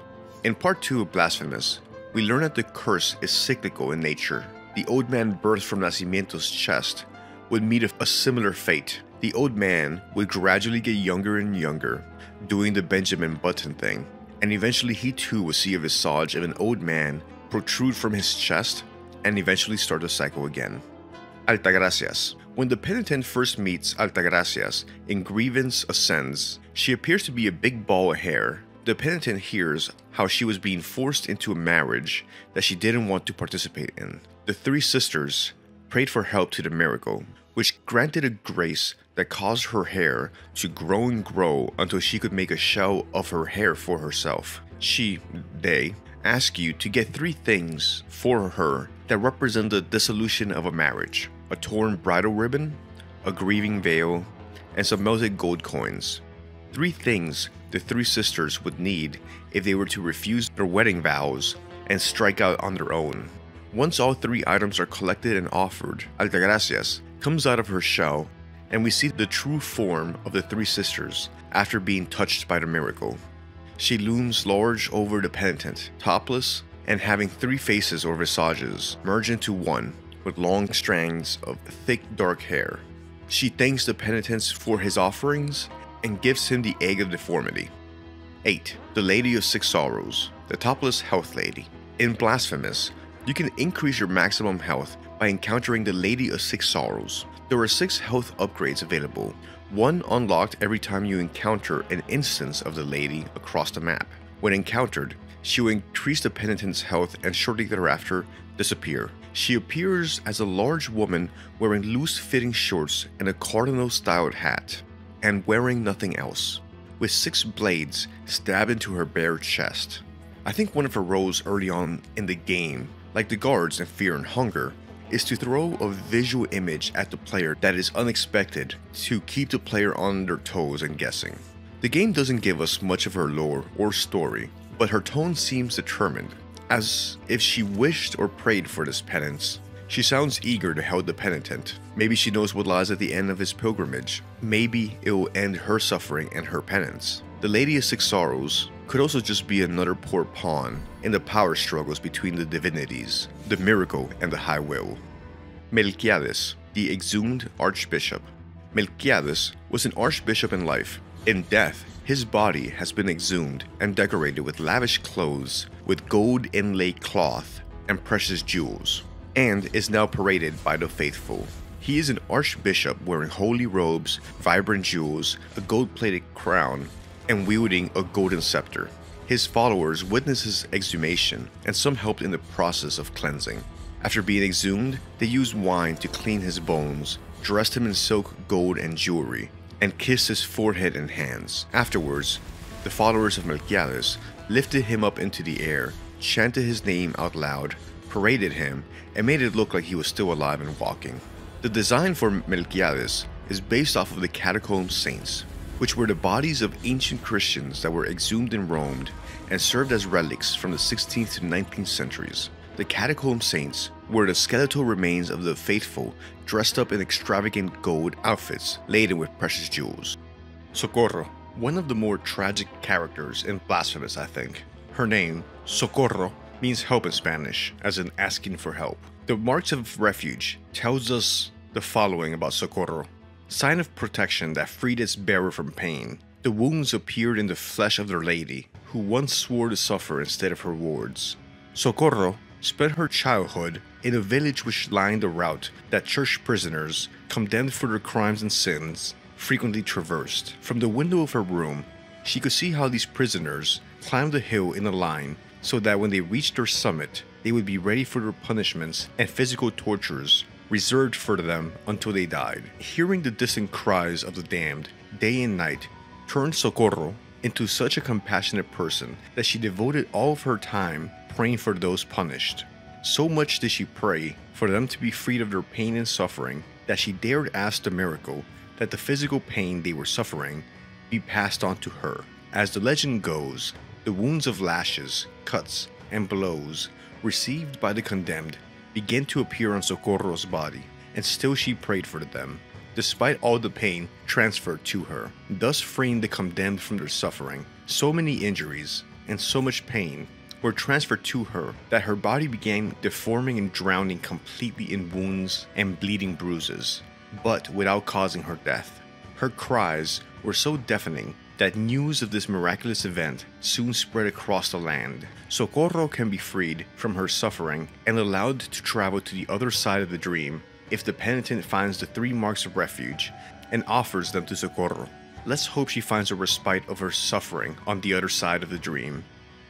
Jocinero. Jocinero appears as a large infant that has a golden head, holding a horn that is wrapped around his left arm and seems to have hatched from a bow that can be seen torn apart around him. Upon meeting Jocinero for the first time, he will ask the penitent one to find the children of the moonlight. Collecting the first 20 will allow him to be birthed from a bow and allow the penitent to enter the painting and speak with him, receiving the much needed linen of golden threads, which allows the penitent to fall into chasms without being hurt.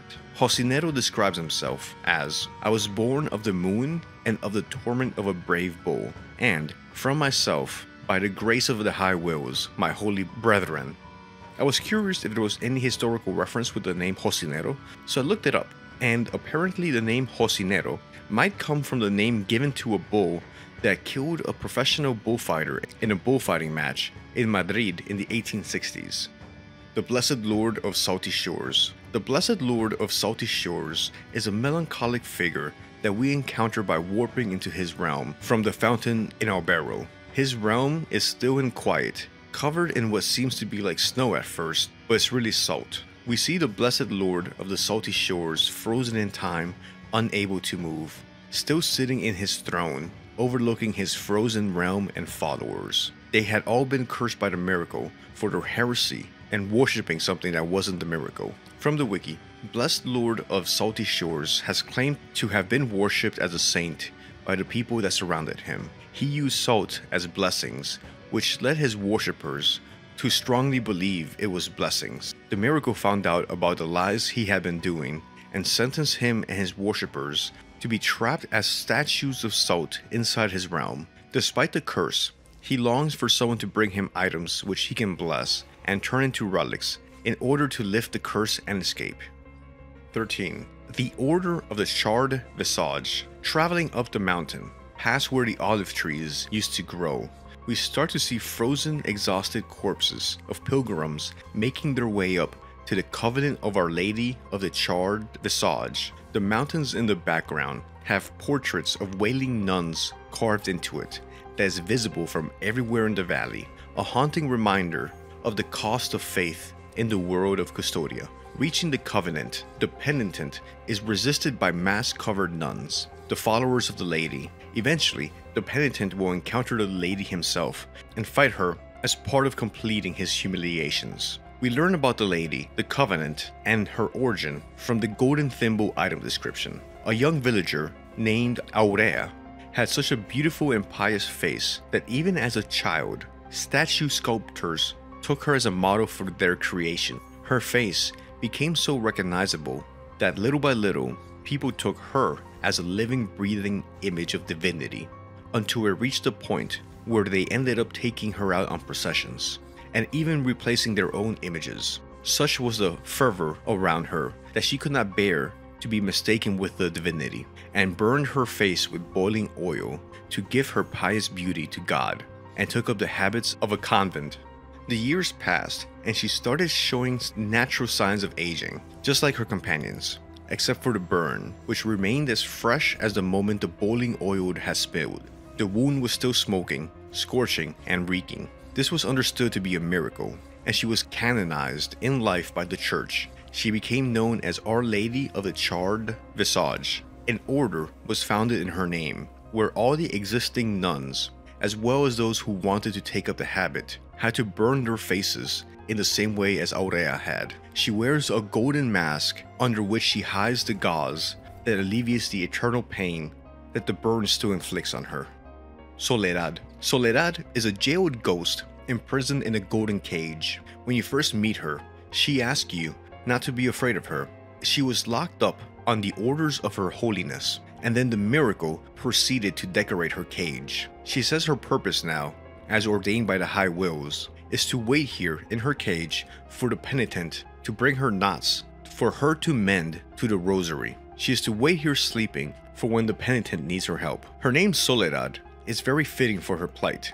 Soledad in Spanish means solitude or loneliness, so just like her name, she is condemned to wait here in solitude until fulfilling her aid to the penitent, at which point she'll be able to cross over to the other side of the dream and finally get some rest. Okay, and for our next item on our list, something that's not nasty, but I did find surprising or shocking in a very positive way. As I was traveling through the city of Albero, at one point I encountered the very pleasant surprise of a puppy. As Albero repopulates and life comes back to it, we can see this cute little guy making an appearance. He's so happy to see the penitent and say hi. As my wife insisted I include in this video, the rules of good game design state that if there is a puppy in the game, it must be interactable. Dear game developers, do not put a dog in the game if you do not give us the ability to pet the dog.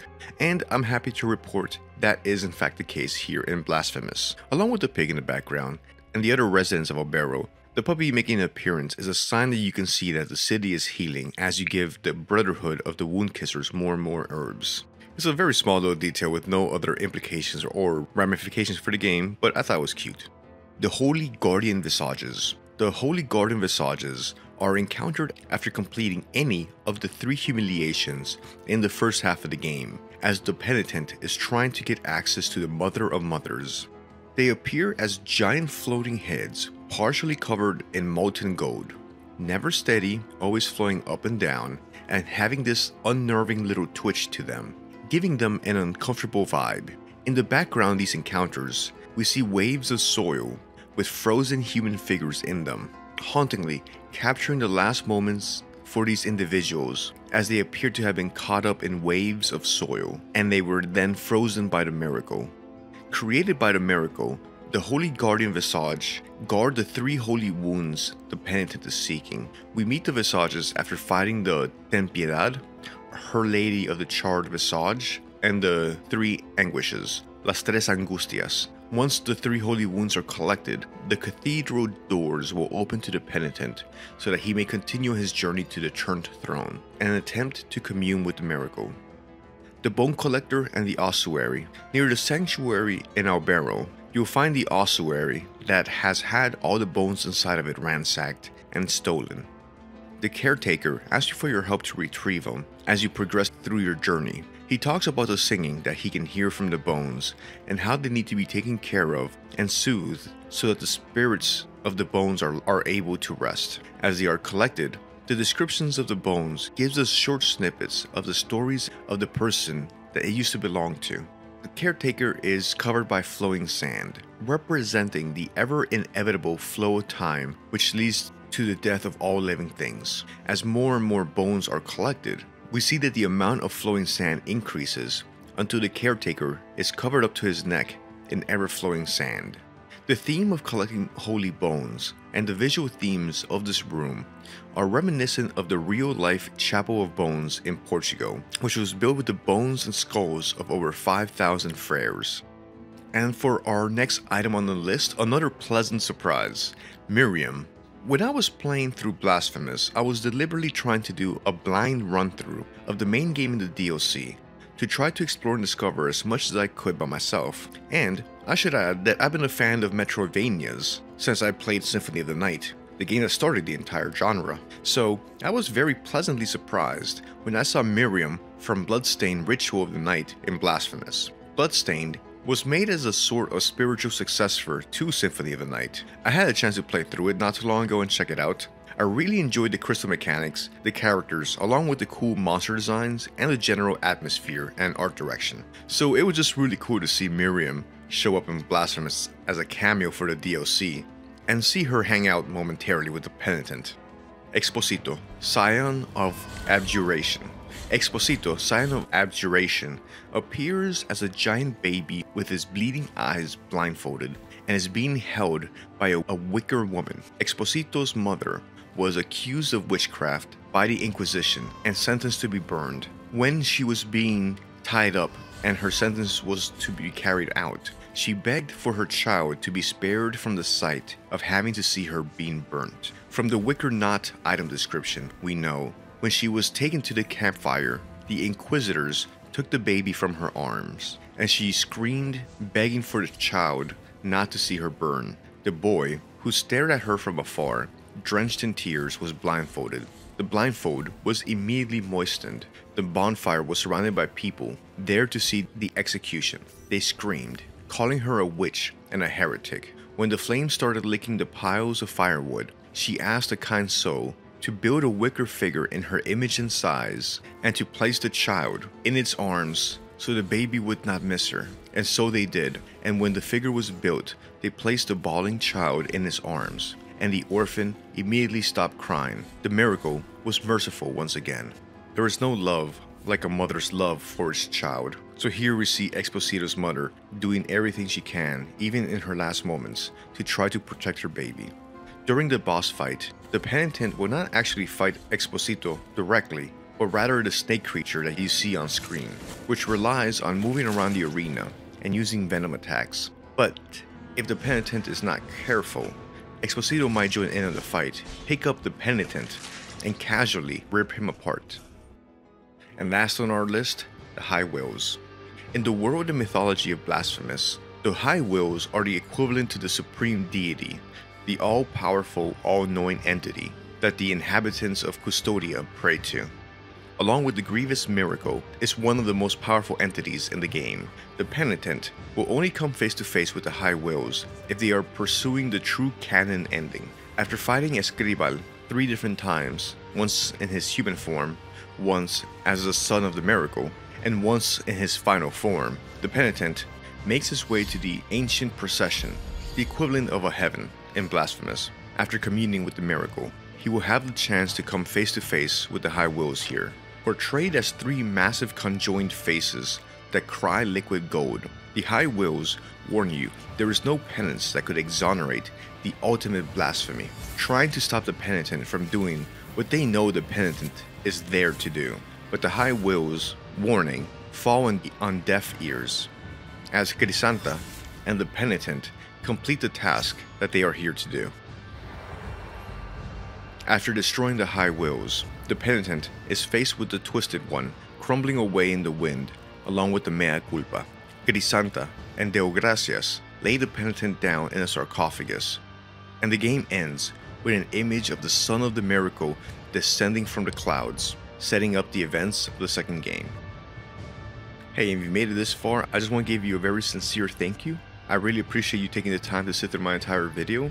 Let me know in the comments which one of these 20 shocking things in the world of Blasphemous is going to stick out with you. And as always, thank you very much, take care, and later.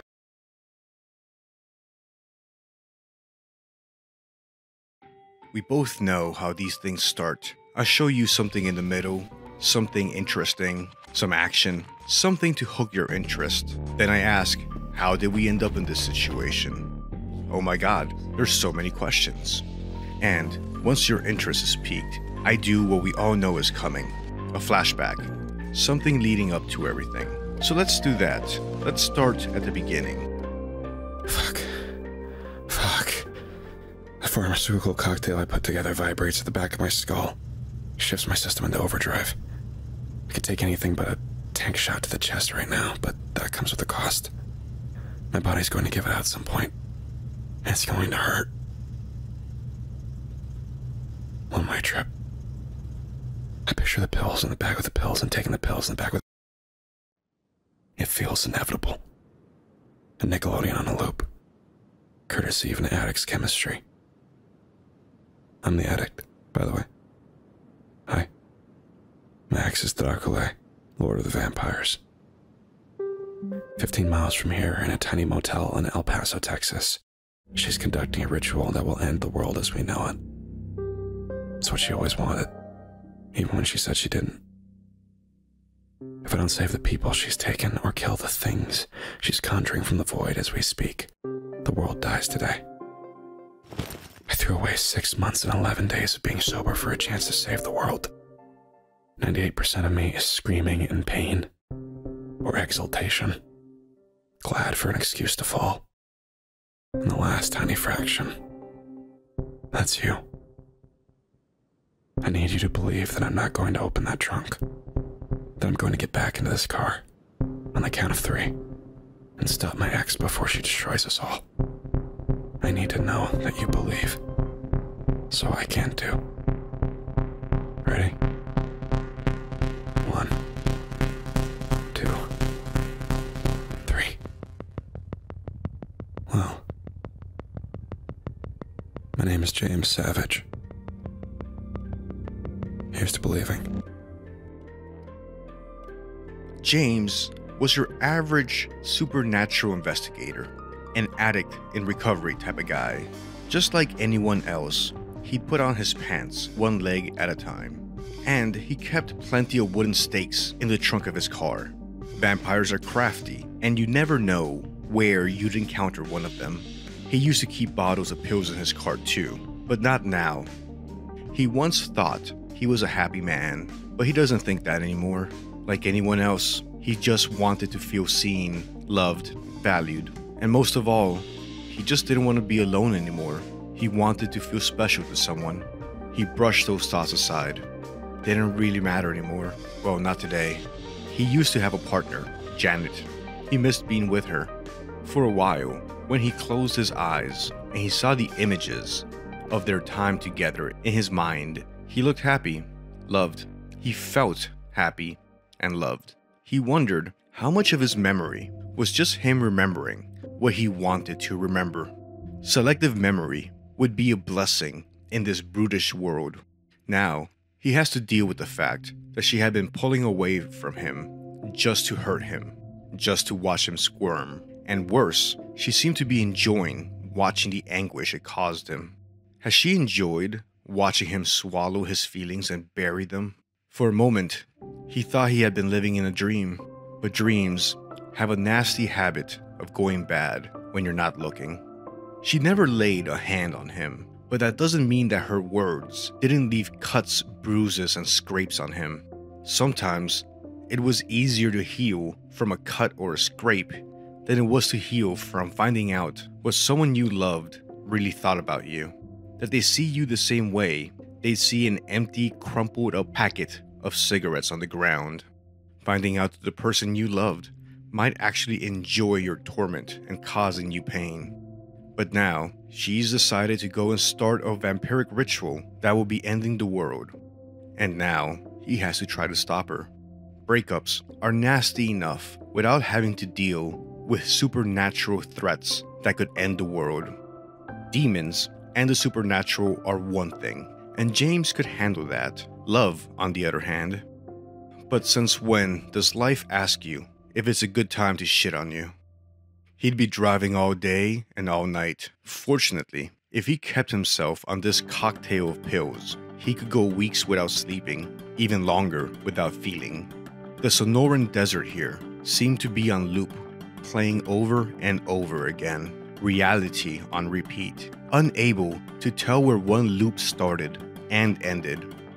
Just a monotony of landscape, slowly moving off in the horizon. He was driving to an unremarkable little motel outside of El Paso. They had stayed there once when things were better, during a happier time, when he was a little younger, and she was, well, she was still an eternal vampire, hundreds of years older than he is. He needed to find her before she could complete her vampiric ritual, and she touched the other world, the void. And if she did, it'd be the end of this world. He had to reach her and stop her anger, her bitterness and loneliness from poisoning this world the way it poisoned her. This world wasn't innocent. but it didn't deserve to go out like this. He thought to himself that he didn't want to do this as he loaded his guns. As surely as the bullet rips through the victim's flesh, organ, and bones, it shatters the image of the man who pressed the trigger. Janet Drake has spent these last years with James. If that was happy or not depended on the day and who you asked. Janet wasn't like most other women. No one would look at her and think that she needed fixing. She dressed elegantly, was knowledgeable, confident, and strong. At a glance, it didn't seem like she needed very much from James, but she was more than happy to rest her cold head on his shoulder. James would never tell her that she was a monster, but rather a supernatural human, and humans make mistakes. Janet was from a different time. Long ago, she had lost most of her family to typhoid during the Victoria era.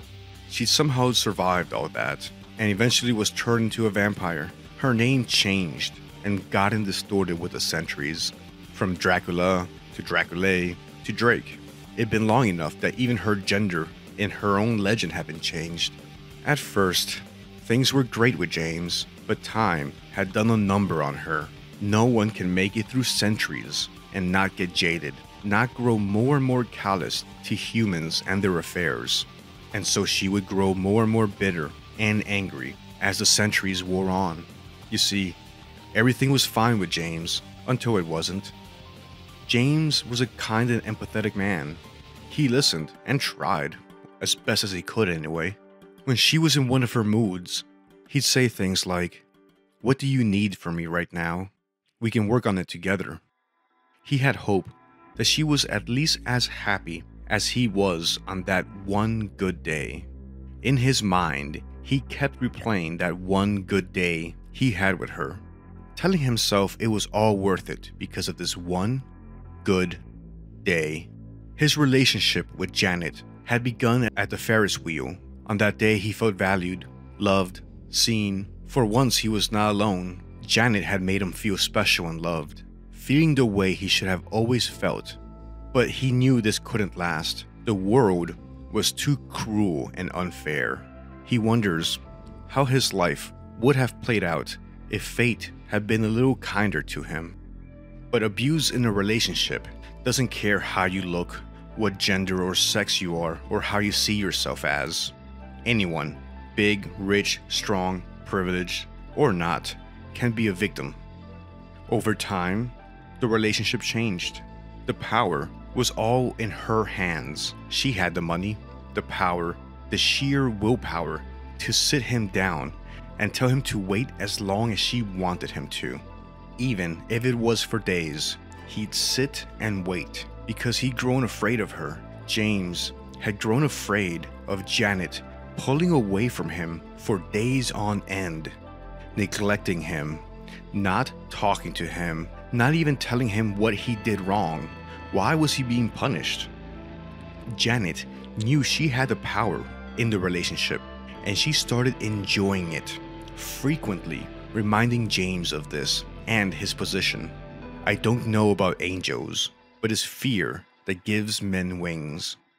A relationship going bad might sound like a cliche, but nothing is a cliche when it happens to you. She would cut him off for days and not tell him why. So James was stuck in a world where he would try over and over again to do everything perfect, to be the best partner, to clean, cook, listen, support, love as best as he could, just so she wouldn't ignore him. Sure, he wasn't perfect. He made mistakes. Who didn't in a relationship? But he tried to be there for her, tried to be empathetic to her needs, so that maybe it could be like the one good day again. But it never was. He never felt safe, loved, or comfortable with her again. She always kept him on his toes and aware that he could be nothing to her. She would torture him by taking away what he wanted the most, the recognition that he was a good person that deserved to be loved. He would do everything he could to not make her angry, not make her pull away, and yet she would, and never tell him why. Never tell him why she was making him suffer and feel all alone in this world. Why wouldn't she tell him so he could never do it again? And then she decided to commune with the void and to end the world. And then in the old, run-down, broken motel where they had stayed once long ago, a lifetime away when they were happy together, he watched the sunset one last time. He knew this would be a one-way trip to the void. He wouldn't be surviving this, but he may still save the world. He loaded his guns into the car. Driving, he watched the stars come out, laden with foreboding. He had the best seats in the house to his own personal nightmare.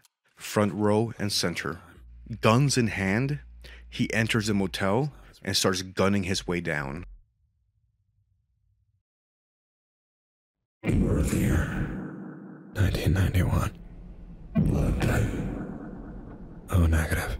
Your father's last words. I'm done. When did you know that you loved each other to drink? Ferris wheel. Why are you here? Ferris wheel. We were on a Ferris wheel. It had been a really good day. And as we rose to the top, she put her head on my shoulder and closed her eyes and whispered to herself, I forgot living could be a good thing. And that was it. This one good day burned into my head, and I gave her my soul. And I remembered it. I remembered it when she started lying to me and controlling me. I didn't have any money when we traveled. Everything was hers. I existed by her graces. And that was good because she loved me. And I was special, and I remembered. My good day. I remembered when she started reveling in me being a little bit afraid of her all of the time. I remembered when she put me on that fucking couch and told me to stay, and I did. I pissed myself, and I waited for 4 days, scared of what would happen if I got up and she found out. Proud of myself for showing that I could stay. 4 days of waiting and blinking and feeling the inside of my mouth dry and crack like poured cement. Until she came back, covered in blood. I didn't believe her when she told me she'd stopped feeding. I'd seen bloodstains washing clothes. But there she was, standing in the doorway, finally telling me the truth about what she wanted to be. Her first words to me and the last words I've heard her say for 2 years were, good boy. And the same sick part of me that felt like it was tearing in half when I left her was glad. Glad I stayed. Like the good boy I am. And that she saw me. I drove away as fast as I could, weeping in a car that didn't belong to me. Still remembering that one good fucking day. And as much as I want to hate her for what she did to me, without laying a finger on me, and what I did to myself, I can't.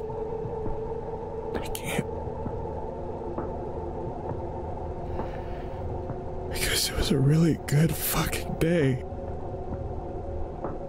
And her words were warm and her head was cold, and I don't know if I'm ever going to make someone feel like they are good like that ever again.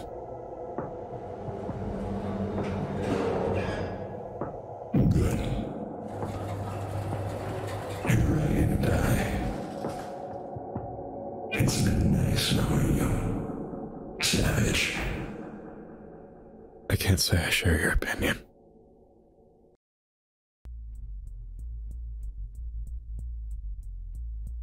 I think I saw a werewolf in that fucking bathroom. To stop Dracula, James will have to take the elevator in the motel all the way down to the bottom. He felt like someone in a free fall, just patiently waiting to slam against the ground. The void, the power beyond, is drawing on Janet's memories to construct these realms. At first, James had to make his way through the void's interpretations of the motel.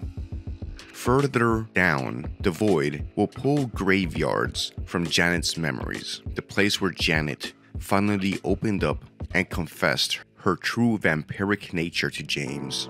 The void would also conjure up castle environments, calling back to Janet's home and castle in Transylvania.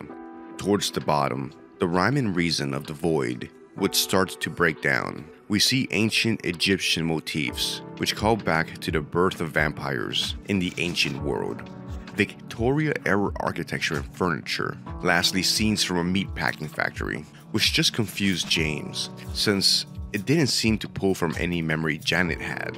All these different architectural styles started mixing together with no rhyme or reason. All these started to blend together in one big, uncoordinated collage of architecture. Closer to the bottom, he would see that the void started to get rattled and get shaken up as he progressed closer and closer to Janet. The environments started to fuse and get mixed up, putting hotel rooms next to ancient pyramids and medieval castles, Victoria-era rooms next to meat factory equipment. The void was getting confused and chaotic. He must be getting close to Janet and the ritual.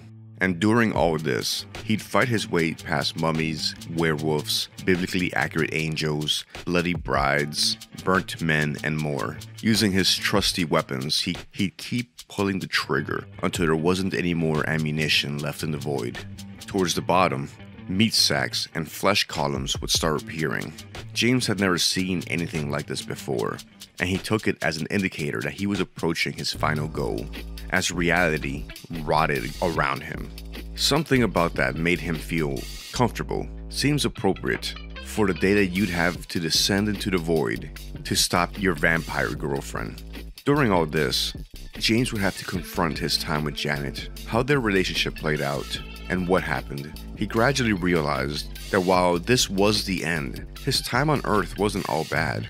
Janet didn't have to be the central theme of his story. He was his own person, his own story.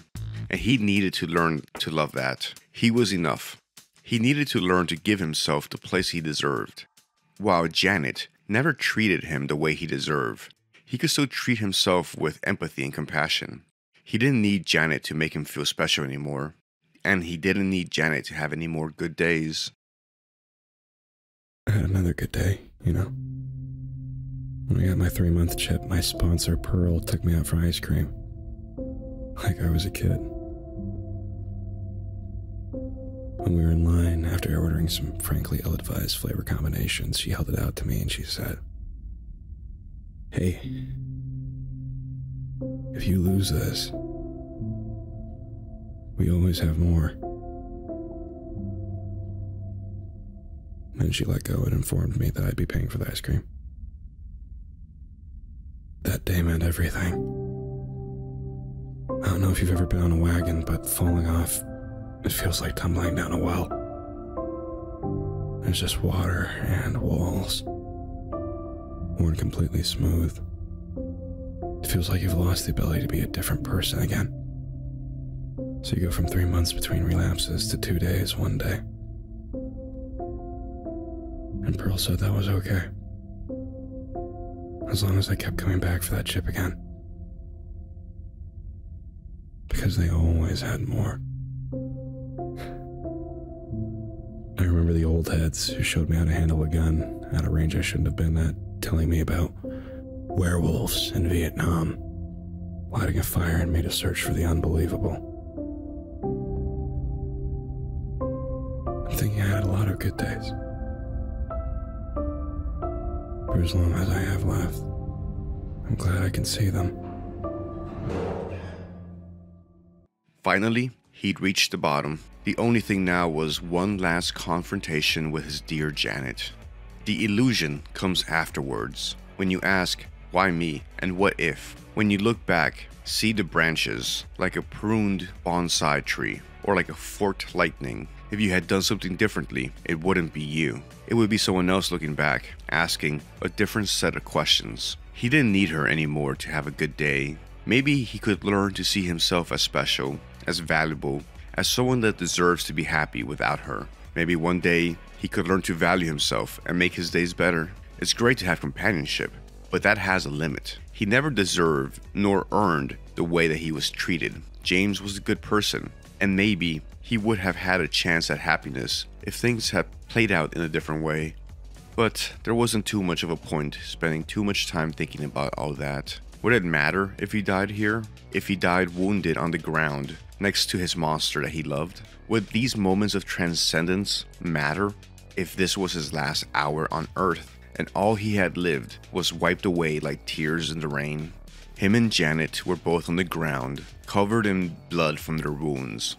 They exchanged a few final words, filled with lament on how things played out. In different ways, this world had been cruel to both of them, and they hadn't handled it well. She took it out on James. James indulged his addictions. It's easy to look back and know what you did wrong. It's much harder to look forward and know what needs to be done. James looked at the vial of soul's blood that Janet had given him. Could he heal? Was he broken beyond repair? Is it possible that he would be able to mend his wounds and one day be happy by himself? Or was he too broken for that? Was he too far gone that there was no salvation left for him? Everyone deserves to be loved, to be part of something that makes them feel special and valued. You don't deserve to be ridiculed. You don't deserve to be bullied. I hope you are able to appreciate all the good things that you bring to the world and how you enrich the people around you. The world may not make you feel as valuable as you know you are, but I hope that you can find a way to make yourself feel that way. James needed to believe in something if he was going to keep living. He needed to believe that his actions served a purpose, even if it was a lie. I have to believe in a world outside my own mind. I have to believe that my actions still have meaning, even if I can't remember them. I have to believe that when my eyes close, the world's still there. Do I believe the world is still there? Is it still out there? Yeah, we all need mirrors to remind ourselves of who we are, and I'm no different. We all lie to ourselves to be happy. Why not lie to yourself that you're happy, that you can heal, and move past the pain and the scars? The world doesn't care if we lie to ourselves, so why not have lies of mercy on our weary souls? And with that, it was all over. The storm seemed to lose its frenzy. The ragged clouds gave way to the stars above. James was a bit closer to heaven. And with that ends my story recap of the game El Paso Elsewhere. I do appreciate your time to watch this video. Take the very best care of yourself that you can. I hope you are well. Until next time, later.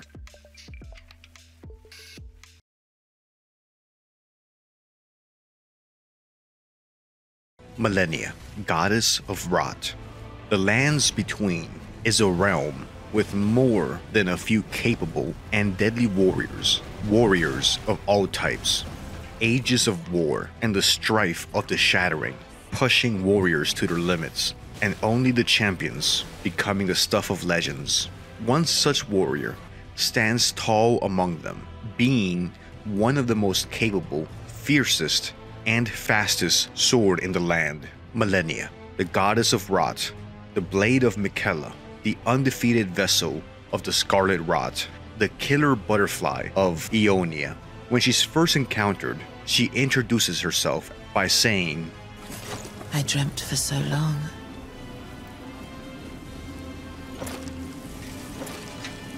My flesh was dull gold, and my blood rotted. Corpse after corpse left in my wake, as I awaited his return. Heed my words. I am Malenia, Blade of Miquella.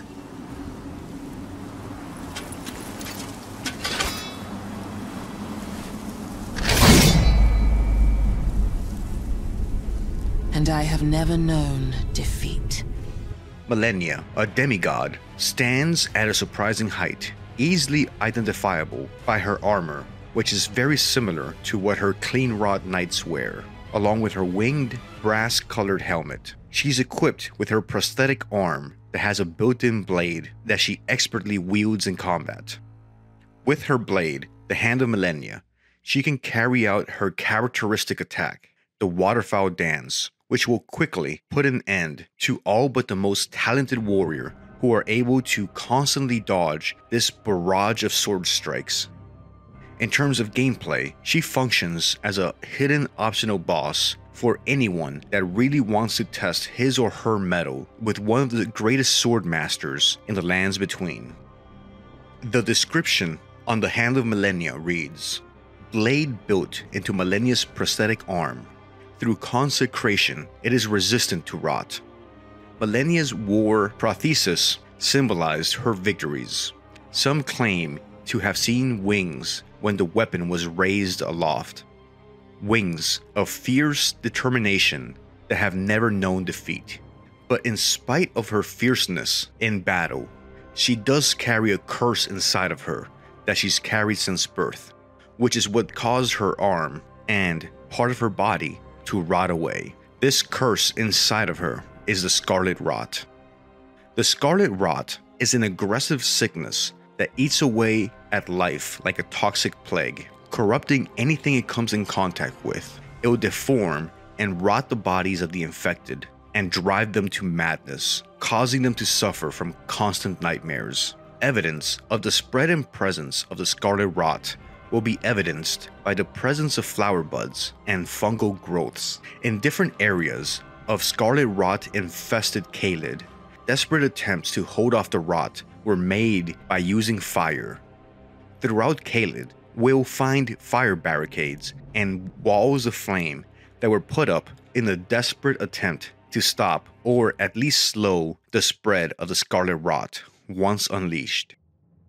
The description on the red main fire pot tells us, even today, the survivors of Radon's battalion employ fire to stave off the Scarlet Rot. Malenia herself is only able to hold back the rot from spreading in her body by using Miquella's needle to hold the Scarlet Rot at bay.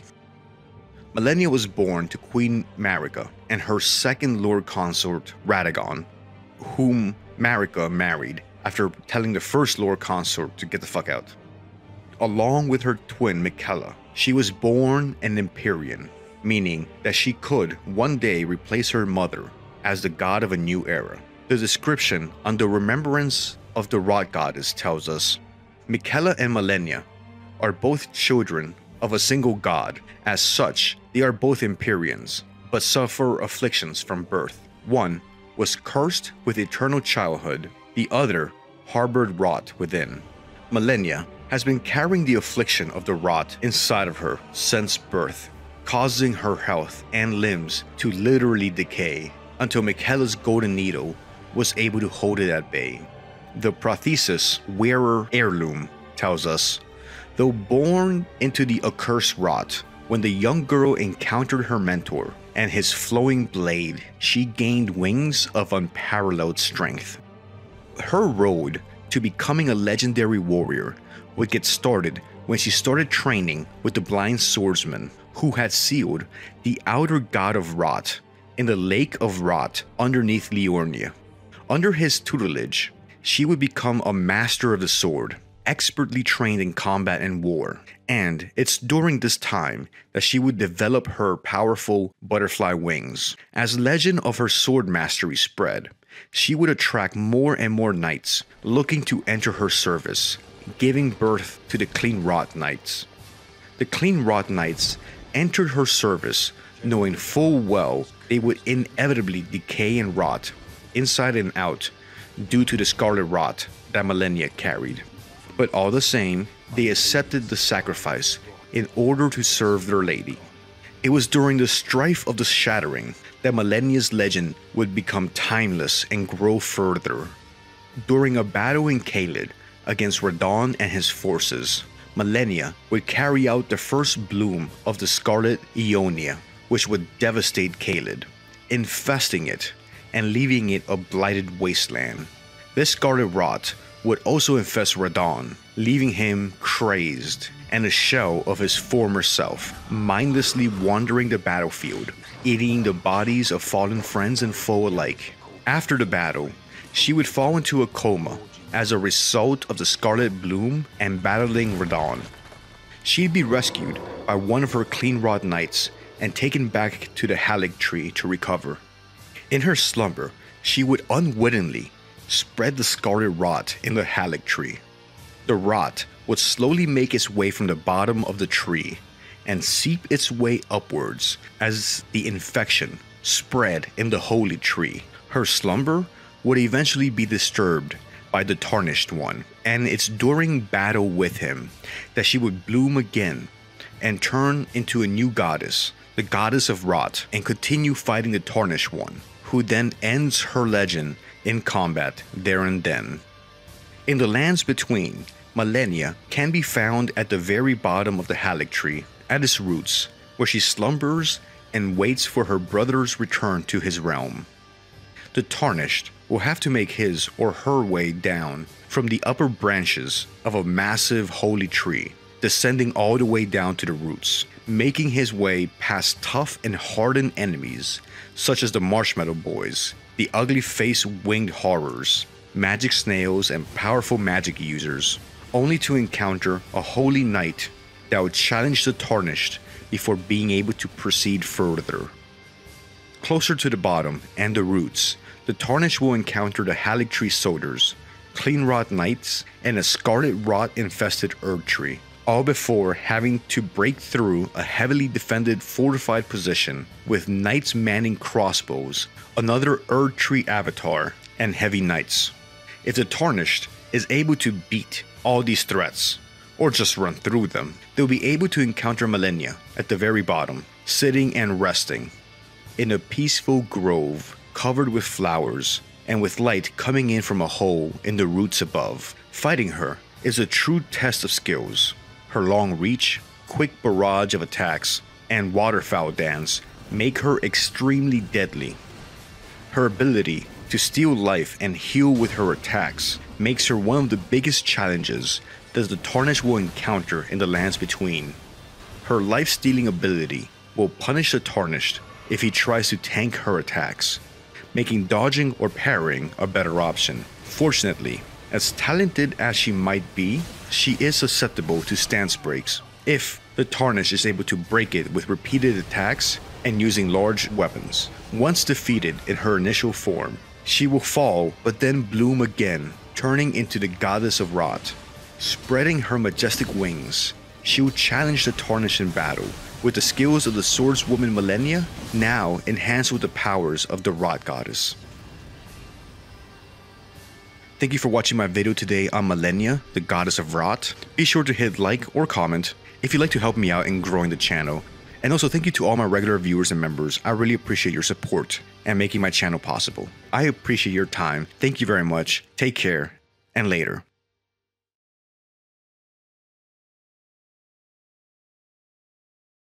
The spine-chilling story of school scissors. City of Shokawa, Japan. Something strange is happening in our town. Robed figures can be seen gathering in the woods at night. People are going missing. Disgusting creatures are terrorizing the seaside. The rapid technological progress of the modern era brings comfort, but also unknown threats. Old gods, malicious eldritch beings who ruled the earth eons ago, are awakening as reality starts to crumble. Armed with clues, spells, and your dwindling sanity, you investigate mysteries across the city and in the realms beyond. An old train slows down and stops at its last station. The end of the world is finally at hand, and you finally arrived in the doomed town.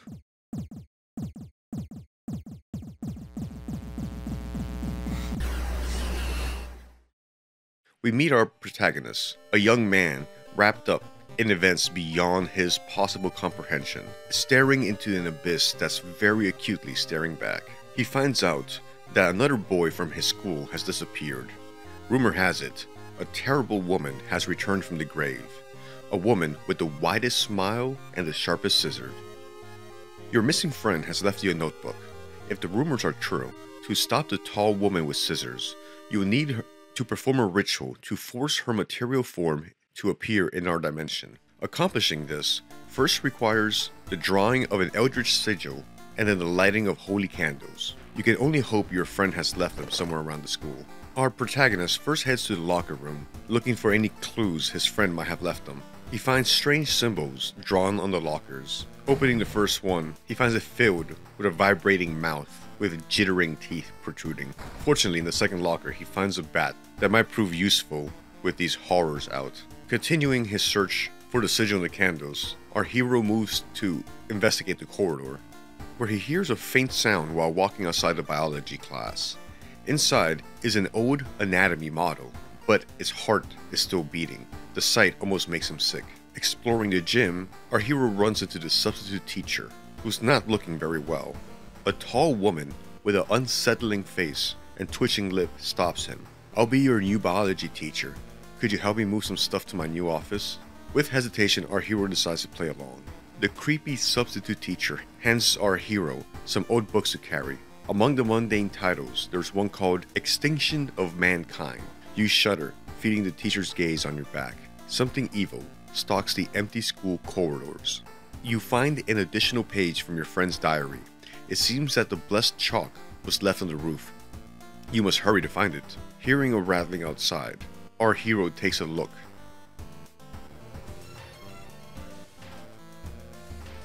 Nope. On the roof, you find the girl your friend was talking about. In one hand, she holds a bag. In the other, a pair of bloody scissors. Maru, marked by the scissor lady. Fortunately, he was still holding on to the bat that he had found in the lockers earlier, which he promptly put to use defending himself. With the chalk in hand, he returns to the classroom. Looking at his friend's diary, he finds the design that he needs to draw for the sigil. Still needing to find the holy candles, our hero continues his exploration of the school, moving to the schoolyard, where as he enters the gym, he notices a strange black doll propped up against the wall.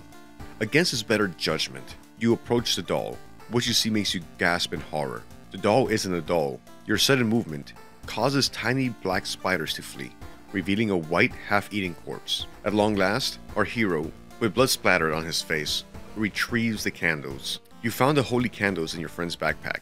You lit them, as instructed by the notebook. Everything is ready for the ritual, and he performs the ritual, but not before eating some yummy fish. He hears a banging at the classroom door. There, he finally sees the scissor woman.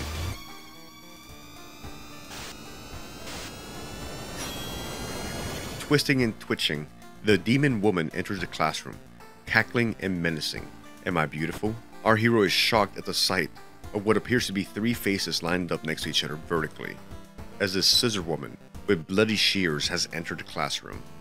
Our hero has no option but to do the best that he can to defend himself. At least having performed the ritual, she's now vulnerable to physical damage. Nearly out of breath, the scissor woman has stopped moving. He has saved the day, and he will live to see another sunrise. An ancient horror lies dead on the classroom floor, slowly dissolving into nothingness. You find your friend, gravely wounded but alive. You help him up, and both of you limp away from the school as the police sirens get louder. This has been the spine-chilling story of School Scissors.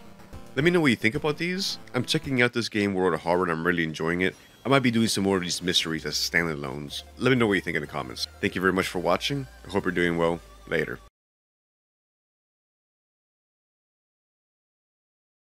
Today, I'd like to tell you about one of my favorite stories that I encountered playing point-and-click adventure game Norco. Norco is a real-life area outside of New Orleans, characterized by the presence of a large oil refinery that's constantly sending up plumes of fire when it releases gas. The game is set in the near-future cyberpunk dystopia of New Orleans and the outlying areas. You play as Kay, who ran away from home, but has since returned after learning that her mother had passed suddenly from cancer, and she's trying to find out what happened to her brother, who has mysteriously disappeared since. On her quest to find out what happened, she ends up at a local dive bar, as one often does, called the Floodgates, where she meets three of the locals: Brett LeBlanc, private investigator, who we will be talking about today, Gus, the bar owner, and Keith, the conspiracy theorist. LeBlanc tells you that he has information for you, but he won't be telling you unless you buy him a beer. So you talk to Gus and get Brett another beer, after which he tells you that it tastes like piss. But he's not complaining, it's just an observation. But he's still going to drink the dog piss flavored beer. The other patrons at the bar point out that Brett himself smells like piss, but Brett LeBlanc says that is not possible, since he covers himself in cologne every day. A true mark of a gentleman is wearing excessive cologne. After getting him 2 beers, he finally tells us the information that he has, that he had seen corporate security breaking into your mother's house after she died and taking something out in a box. Now, everybody in this neighborhood that knows LeBlanc knows that he talks a big game about how he's a killer. He's always ready to jump into action to stop crime. But for some reason this time he didn't. He just brushes it off and says that he was busy. The game at this point will let you move on with the story. But if you insist, he will tell you a second time that he's a very busy man. But if you keep insisting, he'll tell you the story of what really happened. You see, LeBlanc has irritable bowel syndrome, so he's always on the toilet, and he has a window looking out. So that's when he saw the corporate goons removing stuff from your mom's house. He tells the bar that he hadn't even started wiping, and that you need to have a clean ass to fight crime, and nobody wants to see him running down the street covered in poo. Well, he's not wrong on that one. So the one time he had a chance to stop a crime in progress, he just sat on it. Afterwards, he asks you for some more food, and you get him a basket of fries, to which he replies that he wanted a sandwich. Charming. Lovely, Brett. So the events of the game continue on, and you run into him much later, after you're attacked by your mother's old robot, Millions. He had heard you scream and is able to intervene by unloading his pistol into the robot. When you regain consciousness, you realize you're in his office. After catching up, he tells you that he's always suspected Millions to be functioning as a spy for the wealthy family, the St. Clairs. They own the company that made the robots, and they would never have let one go rogue and just disappeared. He tells you that you're looking kind of rough and that you should splash some water on your face. But looking around, you realize there's no sink in this room. There's only a toilet in the same room next to the man's desk, all together. So Brett was suggesting that you should be washing up from the water from his toilet. And then you notice the massive window. Well, it's not really a window, but more like a hole in the wall next to the toilet. So that's how Brett was able to keep an eye on your mother's house. He was always on the toilet looking out the window. He mentions that the neighbors hate it, but he had told him to just look the other way. Ain't like he's making them watch. He adds that he thinks that his neighbors like his hoe, that his hoe keeps them connected. There's a lot more that he could say about his hoe. Hell, he could stand here all day and talk to you about it. So, having a toilet in the same room as his office kind of tells you a lot about the man you're going to be working with. Looking around some more though, you find some face paint on his desk. He says that he was saving it for the weekend. Later on in the game, you find out that Mardi Gras is only a couple weeks out, so it's already Mardi Gras season. So it makes sense that people are getting ready. But if you keep interacting with it, he says that there's nothing wrong with clowning up after hours. Interact with it some more, and he cannot contain himself. He picks it up and puts on the clown makeup. So, for the rest of the game, when he's in your party and you're working on the mystery, Brett will be wearing full clown makeup. You return to your mom's office, where Brett points out that there's a functioning military-grade Wi-Fi signal jammer. If you take his offer for help to deactivate it, he'll whip out his pistol and unload 3 pistol rounds into it, at point-blank range, in a small enclosed room right next to you. Brett never let safety get in the way of things. When you revisit Duck, you encounter 2 guards outside blocking your entrance. This is the second iteration of the Garretts, from the cult run by Kenner John. They've swapped out their blue polos for medieval costumes, so they're both dressed like knights. They point out that Brett looks like a goddamn degenerate clown, to which Brett replies that his clown look is timeless. Just a spoiler warning for the events at the end of the game Norco from here. In our last encounter with Brett, we see that he's been mortally wounded, with injuries inflicted upon him by Papa. Upon closer investigation, you can see blood running down his face mixing with clown makeup, kinda undercutting the seriousness of this entire situation. He tells you that he has one last request. Well, multiple kinda request. He wanted you to not let anybody know that he had died from injuries that he'd gotten from an old perverted son of a bitch, Papa, the ditch man. The ditch man had stabbed him, the man that enjoyed living in the wet canals of the city. Gus might think that's funny. So instead, he asks you to tell Gus that he had died to a giant raccoon or some other large swamp animal, just not an alligator. If Brett died because of an alligator, it would mean that he didn't know the swamp very well, and he wanted Gus to know that Brett knew the swamp better than Gus did. So don't let anybody know that he died either A, to a perverted old man, or B, to an alligator. And slowly, as he bleeds out, poor Brett's time on this earth comes to an end, here, in the middle of Lake Pontchartrain, on a rocket headed to space that no one understands how it was built out here. I like to think that somewhere up in heaven, there's a private investigator with clown makeup, sitting on a shitter, looking out his window, gazing lovingly down on us, protecting us, and always watching through his beloved hole in the wall. And with that ends the story of the best and worst detective in video games, of Brett LeBlanc. I'll be making some more videos about this game, Norco, which I had a blast with, so you know what to do for that. I've had a lot of fun with this game. I personally lived in New Orleans for a while, and that's where my family's from, so it's kind of cool to see this homage in video game form. Let's le bon temps roulé. So what do you think? Should I make more of these? Thanks for watching. Later.